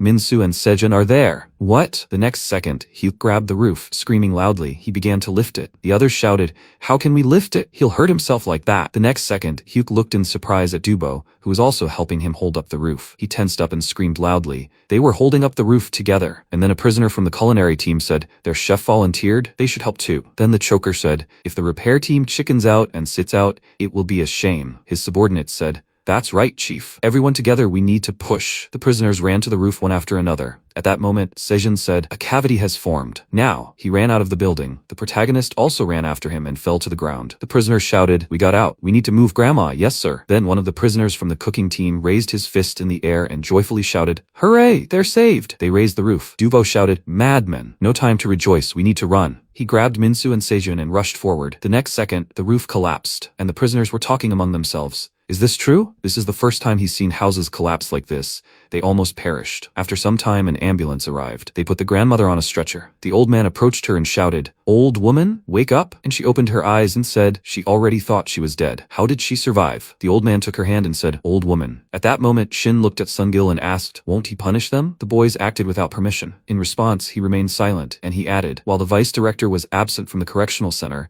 the boys changed a little. And the reason for this is not the vice director or the deputy, but that guy, Minsu, from the moment he appeared. Perhaps it is not adults who can change children, but children like them." The next day, the sky was incredibly clear, as if mocking the furious downpour. They still continued their civic mission, only some things had changed. Volunteers also joined, and the way the locals looked at them changed slightly. The old women handed out food and said, "Eat more. If there is not enough, they should say." Then the warden approached them and said they should not give them this. The old lady, holding a ladle, asked, "Why are they so strict? You should at least eat a watermelon to get your strength." Then the old lady shoved the spoon with food into the guard's mouth and said, "Guys, they should eat while they work. Isn't it hard for them?" Meanwhile, a voice came from the radio. The chairman of the Yuksong Corporation, Moon Hosik, again did not appear in court due to health reasons. The old people said, "Yes, adults are worse than children. They are the ones who need to be sent to correctional centers. Son, he needs to eat and rest a little." Hyunjin turned around and answered, "Yes." At that moment, Seimin handed him a refreshing drink and said, "Fruit punch." Sejun was sitting by the tree and asked, "When did she manage to come?" She replied, she was not even surprised anymore. He said, he knew she would show up, since Yusong didn't come. Then she patted him on the head and said, "By the way,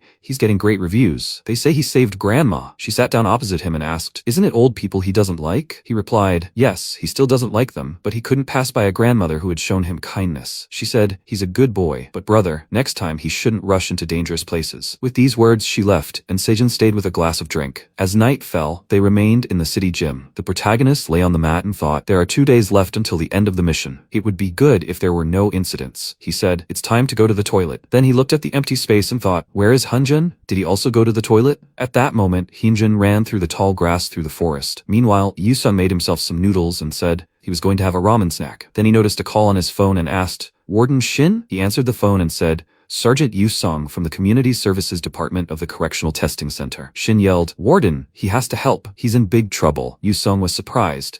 What's wrong with him that he's yelling like that? Shin shouted, because Warden Kang was exiled, he will now be held accountable. What is happening to his subordinates? At that moment, the protagonist approached him and asked, "Please be quiet. Everyone will hear. He will explain everything." Yusong thought, "Minsu?" He asked, "What's the matter, Minsu? What happened?" MC took the phone and said, "The thing is, Hyunjin has disappeared. It seems he escaped." Meanwhile, he took off his convict clothes and took other things out of the trash. He turned to the girl. "Excuse me." She turned around and asked, "Huh?" He asked, "How can he get to Yuksok Hospital?" She thought, "Poor thing, is he a street kid?" Then she pointed to the bus and said, "Get on this bus, it's a 30-minute ride." He thanked her, and then the bus passed by, stopping at that stop. But Hyunjin remained standing. He touched his empty pocket and said, "What to do? There is no car. I need to get money." At that moment, Yusun was tracking his location. He looked at the monitor screen and thought he couldn't have gone too far from the work area. He asked Supervisor Shin to buy them time until the morning, so there is still some reserve. He's now 4 hours away by car. Supervisor Shin is also having trouble getting away. Then he sighed and said, "Sorry, there is no other way. Seimin has to bring Hyunjin back." At that moment, she was sitting on a motorcycle and turning around asked, "What? Is he coming too?" Seijin crouched behind her, putting on his helmet, and said, "Enough chatter, let's go." He thought,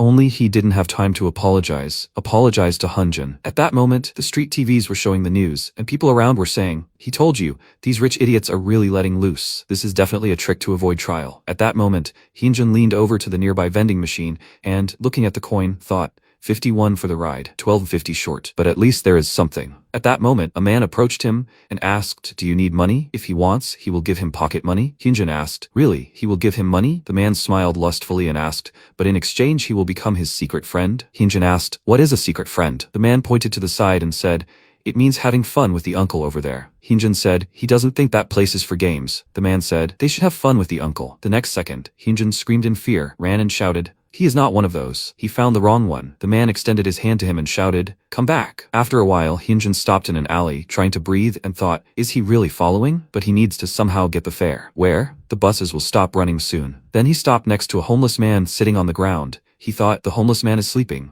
So, he looked at the bowl in front of him, which contained money. He reached out his hand to it. Meanwhile, Seijin leaned under the machine and asked, "Is Hyunjin here?" Seimin asked, "Will he be here?" She looked at her phone and added, "This place is originally not for people." Seijin said, "Although he is not like that, he could have come here." She said, "Sit still. She will check the GPS." Then she showed him the screen and said, "Data from the supervisor came. It seems he moved a little, but he's definitely somewhere nearby." Seijin stood up and said, "Okay, we need to give him some time. He hasn't smoked for a long time." She took the lollipop out of her mouth and asked, This is not a cigarette." He asked, "Why is a heavy smoker without cigarettes?" She answered, "She quit." And he said irritably, "Damn, who taught her to smoke? Why did she quit?" She asked, "Why is he angry? If you want to kiss a non-smoker, it's better to quit." He looked at her in surprise and asked, "And who is this non-smoking idiot?" She walked on and said, "What difference does it make? We need to quickly find Hyunjin." He shouted, Who is this idiot he's asking?" At that moment, Hyunjin jerked his hand and said, "No, you can't do this. It's better to think of another way." Then he was surprised, looking at the man, and thought, was he asleep? And the homeless man handed him a lot of money and asked,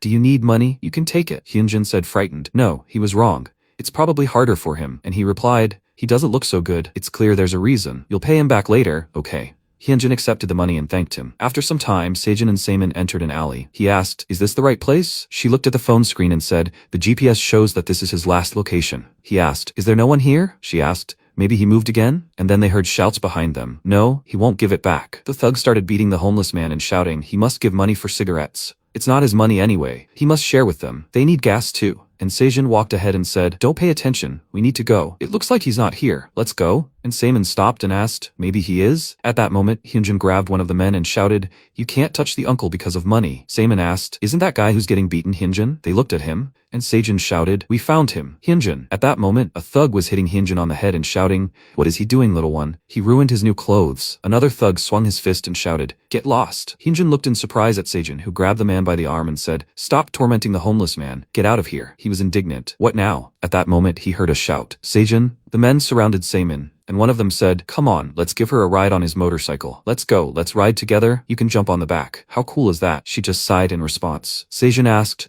"Well, are you really going to touch Hyunjin?" "Okay, we all need to work together." Then the men turned to Seijin and shouted, "Oh, he's a bastard. He thinks there's some kind of losers." After a while, the beaten bandits were on their knees, saying, "They are losers. They're asking for forgiveness." At that moment, Hyunjin approached the beaten man and asked, "Uncle, how is he? Is he alive?" He replied, "Everything's fine. They beat him up every day. Thanks for helping me out." Then Seimin approached them and said, "Hyunjin, they don't know why he left, but he has to come back with them. If you go back now, no one will know anything." Then she answered the phone and the guard asked, "Why?" They found him, but he doesn't want to go back. Seimin said, "She needs to run somewhere on business. Just help me buy some time." she'll be back as soon as she can. After that, they hurried on their way, and Yusung said, okay, but what to do? He looked out the window and noticing the car said, the problems are more serious than he expected, Director. At that moment, the director looked out of the car and waving his hand shouted, Sergeant Yusong, I'm going on an inspection. He has to keep the correctional center under control. Yusong said, he's already gone to the work area. After a while, the car stopped near the medical center. They went into the elevator and Sejun asked, so, his father is in this hospital. What floor? He answered, the 16th. Sejun asked, 16 VIP?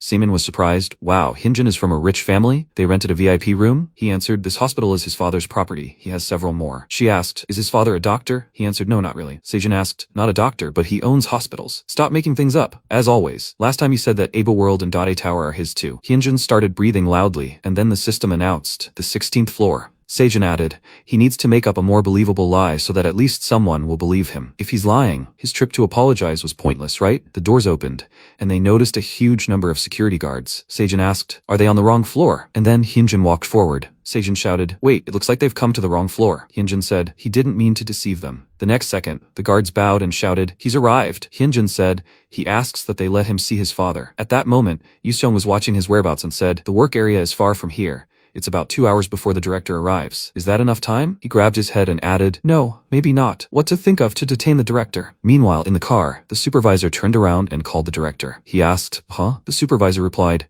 he apologizes, but there's a slight delay. The director asked, was there an accident? The supervisor replied, no, he must look ahead. The director asked, ahead? At that moment, several units of military equipment were driving down the street, and the director asked, what is that? His subordinate replied, it looks like night military exercises. The director shouted indignantly, what? He didn't hear that training was taking place in this area. Is there no way around? The supervisor replied, well, there is another way. At that moment, Yusung was talking on the phone and said, thank you, father. He apologizes for disturbing you, then he'll call later and try another route. After some time, the supervisor turned to the director and said, Mr. Director, they're late again. The director shouted, why? They've already circled the training areas. The supervisor replied, yes, there are people sleeping on the road. A huge number of cyclists were riding in front of them, and he said, take only one route. So what should they do? At that moment, Shin was doing exercises and said, he's leading the cycling club. He's unlikely to make it fast. He's afraid he'll get there soon. At that moment, Yusung looked at his phone screen and said, all he can do is pray that they find Hyunjin before the director arrives. Meanwhile, Hyunjin went inside and said, they said he lost consciousness. Is he okay now? His father lit a cigarette, walked over to the window, and said, the president is trying to get a hold of him at all costs, so he's lying low. Hyunjin said, he was worried, but he's glad he's okay. Hosik turned around and asked, but why is he, who should be in the center, here? Hyunjin replied, he's just worried about his father. He promised to let him out, but then he disappeared. His father said, she broke the law. She should be punished, right? Hyunjin widened his eyes in surprise and asked, what? Hosik added, he was in gangs, beat people, committed acts unworthy of a human being, and even went so far as to commit murder. No matter how well he managed business and politics, that's no excuse. Then Hyunjin said, that's right, the culprit must be punished. But his father still doesn't understand. If he committed a crime, he must answer for it. So why should he pay, and not his brother? He looked up at him with tear-filled eyes. When Hyunjin was younger, he didn't understand many things. Why did his grandfather, father, and older brother eat there, while his mother, he, and his older sister ate here? One dinner, he asked. Why do they have less food? His sister said, Hyunjin, the adults can hear, he should speak more quietly. And then Sam raised his glass and shouted, hey, water. Lily put the carafe down for him and said, here you go. Hyunjin thought, why does the second brother treat his older sister like a servant? The next second, his grandfather slapped Lily in the face and shouted, their heir should get the best. Doesn't their firstborn deserve special treatment? She smiled, holding the carafe, and said, she's sorry. He looked at his grandson and asked, doesn't their heir need some rice yet? Mom, their heir's soup has gotten cold. The grandson replied, yes, father. The richest family, the envy of everyone. He and his sister hated this house. After some time, Hyunjin, in tears, covered himself with his hands and screamed, brother, enough, it hurts, it's his fault. Sam kicked him and screamed, who asked him to get good grades? Because of him, his eldest son should also study. But the next second, Lilia hit Sam in the face and screamed, what is he doing to Hyunjin? The next second, a trickle of blood poured out of Sam's nose, and he was surprised. Nosebleed? He started to run away and screamed, he'll remember this. He'll tell Grandpa everything. Grandpa! Then Lilia grabbed her brother's face and asked, why did this happen? He answered, his grades are better than his brother's. He got angry. She said, you're a fool. He only knows how to hit with his fists. After some time, Hyunjin opened the door to the room a crack, and Lilia was lying on the floor and said, you shouldn't turn on the light. He called her, and she turned away slightly, showing her wounded face, and said, she asked him not to turn on the light. He asked, was it because of him that her grandfather beat her? She answered, everything is fine. Someday the day will come when grandfather will acknowledge them. She hugged her brother. He and his sister learned to survive. Time passed, and Hyunjin became a high school student. The brother, who was spoiled by everyone, began to go too far. He gathered in packs and beat people, did things unacceptable for a person. At one point, the police grabbed him and shouted, "We must arrest him immediately." Then he raised his voice at them. "Does he know who he is? He must call home. Grandfather will sort everything out." In the end, he got to the illegal stuff. After some time, Lilia happily held out the document and shouted, "Grandfather, father, they must see. She got into university." Grandfather said, "Ah, their granddaughter. Well done." Then he grabbed her by the shoulder and shouted, "But there's something more important." She exclaimed, "What?" He said, "She's the eldest daughter in the family. For the sake of the heir, she must do anything." She asked, "What does he mean?" He added, "If she can't, nothing can be done. She will have to pay for the youngest Hyunjin." That day, his sister threw herself under a car. No one in their family paid attention to her. The sister took all the blame for her brother and became a vegetable. Then Hyunjin walked along the hospital corridor and thought, why did she throw herself under the car? He does not know. He stopped after the stairwell, where his brother grabbed a guy by his clothes and shouted, "It was him. He was the one who snitched on him." The guy shouted, "No, he says it's not so." At one point, Hyunjin called out to him, "Brother?" But Sam, continuing to look angrily at the guy, shouted, "Does he know what kind of hole he almost fell into? Because of him, even his sister suffered." The guy desperately said, "It really wasn't him." And then Sam shouted, "His tongue is too long." With these words, he pushed the boy down the stairs. Eventually, it came to attempted murder. Then Hyunjin asked in fear, "Brother, what is this?" Sam put his hand on his shoulder and asked, "He died. He's had enough. He's had his way." Hyunjin shouted, "He shouldn't die." "What should I do now?" Sam asked in response, "What should I do? He knows." After some time, Hyunjin entered the cell and said, "His dad is the chairman of the Yuksan group. He'll be released soon." So he ended up in a correctional center and believed his father's words and his grandfather's ideas. It all turned out to be a lie. Maybe this is his punishment for not saving his sister? In the present tense, he said, "But father, he will accept punishment for not saving his sister. Shouldn't a brother be held accountable for his own crimes?" Hosik replied, "It's all for the sake of their heir, who will continue their lineage and business. He was also born into their family and enjoyed the benefits, so he must sacrifice it. That's what younger brothers are for, right?" Then Sejin said, "What nonsense." He approached Hyunjin and said, "Hey, they have to go. Don't listen to this nonsense." Sejin added, "Yes, don't pay attention. A real family takes care of each other and doesn't sacrifice anyone. They have to go back. The correctional center is better than this place." Hyunjin wiped his tears and said, "Yes, they will come back." The next second, the door to the ward opened. Sam walked inside and asked, "What's wrong? There are unfamiliar faces here." "Father, who are they?" Hyunjin looked at them and thought, brother and grandfather? Meanwhile, Sungil was walking down the hallway and heard conversations from the room. "Brother, he'll get all the points this time, right? When they get back, there will probably be a correction test." Sungchul put his hand on the fan and asked, "If they pass the test and are released, what will they do?" The choker answered, "Well, he wants to take care of his mother. He's thinking of getting a car mechanic's license. Someday he wants to open a small auto repair shop." Sungchul spun the fan and asked, "Then, when he is released, will they hire him there?" The choker answered, "Then he must behave well. He still has a lot of points ahead of him." Sungchul asked, "Will they really hire him when he is released?" At that moment, Sungil stood in the hallway and said, "Sungchul, the guy who came to the correctional center as an adept at thugs, has now come to his senses. Maybe it's not adults who can change children, but children like them." Then he walked forward and said, "Yes, maybe he's right." At that moment, Nick peeked out from around the corner and asked, "Did he leave? He told me the director was scary. So will he start his tasks then?" Meanwhile in the ward, Sam asked, "Oh, Hyunjin left? That was quick." Hosik put his hand to his head and asked, "What do you need?" He said not to come. He's on punishment. Sam replied, he didn't want to, but his father needs him. It's nothing serious. He drank a little, got into a fight. Apparently sports are in fashion now. Someone broke down. It seems he doesn't know yet that it was him. Grandpa said loudly, "That's right, Hyunjin. He can do it again." "Will he do it for an old man?" Then Sam put his hand on Saemin's shoulder and smirking, asked, "Can he play with her?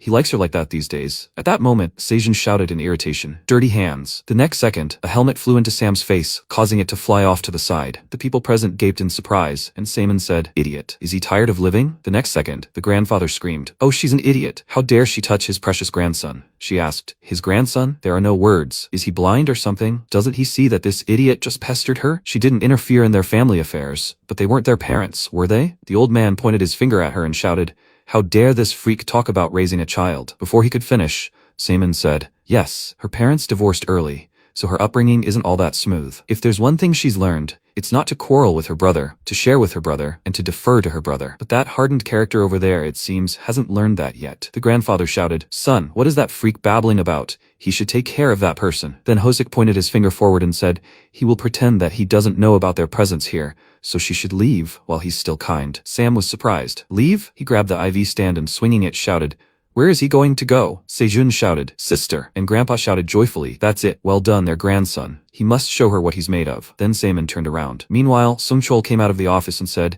he's going to quickly go to the toilet. Choker answered loudly, he'll bring him some lollipops. He stayed behind to repair the fan and said, strange, the wiring is fine. Then he heard sounds and asked, what, is he back already? Anyway, if he really leaves here, then he should take care of the repair team. He has no one else to rely on. Why isn't he answering? He turned around. The next second, Nick hit him on the head with a wrench. Meanwhile, at the hospital, Sam shouted, damn. What's wrong? He has to get out of the way, Hyunjin. At that moment, he blocked his path and said, he won't leave. He doesn't want anyone to get hurt because of him. Before he could finish speaking, Sam became indignant. Damn it, what's with that insolent look? It seems he needs to be taught a lesson again? And then Sejun swung his fist and shouted, stop it. The next second, Hosuk hit Sam in the face. The grandfather, perplexed, shouted, son. Hyunjin exclaimed, dad. The grandfather began to hit his son all over the body and shouted, what is he doing? He's hitting his own son. Is that how he raised him? At that moment, Sam grabbed the bruised spot and asked, dad hit him. He never hit him. Is it okay to hit the eldest son? The grandfather ran up to him and shouted, everything is fine. They're heir. The old man will teach him a lesson. And then, Hosik admitted, he needs to stop. He's suffered enough. When he lost his eldest daughter because of him, when the younger Hyunjin went to the correctional center in his place, he believed his father's words that his eldest son would someday come to his senses. And this is the price of his faith. They are all his children. He loves them all. Hyunjin was touched and said, father. And then Hosik bowed to him and said, Hyunjin, he will ask for forgiveness. He will somehow correct his brother's actions and will soon free him from the correctional center. Grandfather ran up to him and started hitting him on the back. Son, what is he doing? When will he even understand what this means? Who gave him permission? Hey, is anyone there? The next second, guards burst into the ward and shouted, yes, sir. And grandfather pointed his finger forward and shouted, grab these guys who abused his grandson. The guards acted decisively and rushed forward. Meanwhile, Nick asked, did he really think he could get out of the correctional center? After all, it was clear that he would return again. The world would do just fine without them. Well, since he wanted to get out, he would help him. He sat next to Choker's body and said, the fracture is serious. It will be difficult with everyday affairs. The next second, he heard a rustle and, turning around, asked, what, are you back already? Great. He began to pull Choker's leg and said, since Sung Chol was also a target, they should quickly finish and go to bed. But the next second, Shin entered the room and asked, what is this blood? And why is no one there? At that moment, Nick smirked and swung a wrench. Meanwhile, the protagonist stood in the toilet and thought, why aren't they coming back? They should be back before the director arrives. If anything, he will somehow buy time. At that moment, Sung Chol approached him and said, he looks confused. He thought, he is from the repair team, right? He may not know what's wrong, but if he needs help, he should say so. The MC awkwardly thanked him and asked, but why? Sung Chol replied, he was a bit mistaken about him. He thought that since he was a candidate for the Red Prison, he must be bad. But apparently, that was his prejudice. The protagonist asked, does he hate the Red Prisoners too? Sung Chol started washing his hands and replied, he just doesn't want to go back to the past. They made him a candidate and forced him to fight on a whim. Basically, if it wasn't a fight, he'd always help. He headed for the exit and waved. The MC replied, yeah, thanks. He thought, maybe he shouldn't talk to him when he's going to the bathroom. Meanwhile, the wrench fell to the ground and Nick's hands were covered in blood. He looked at Shin's body.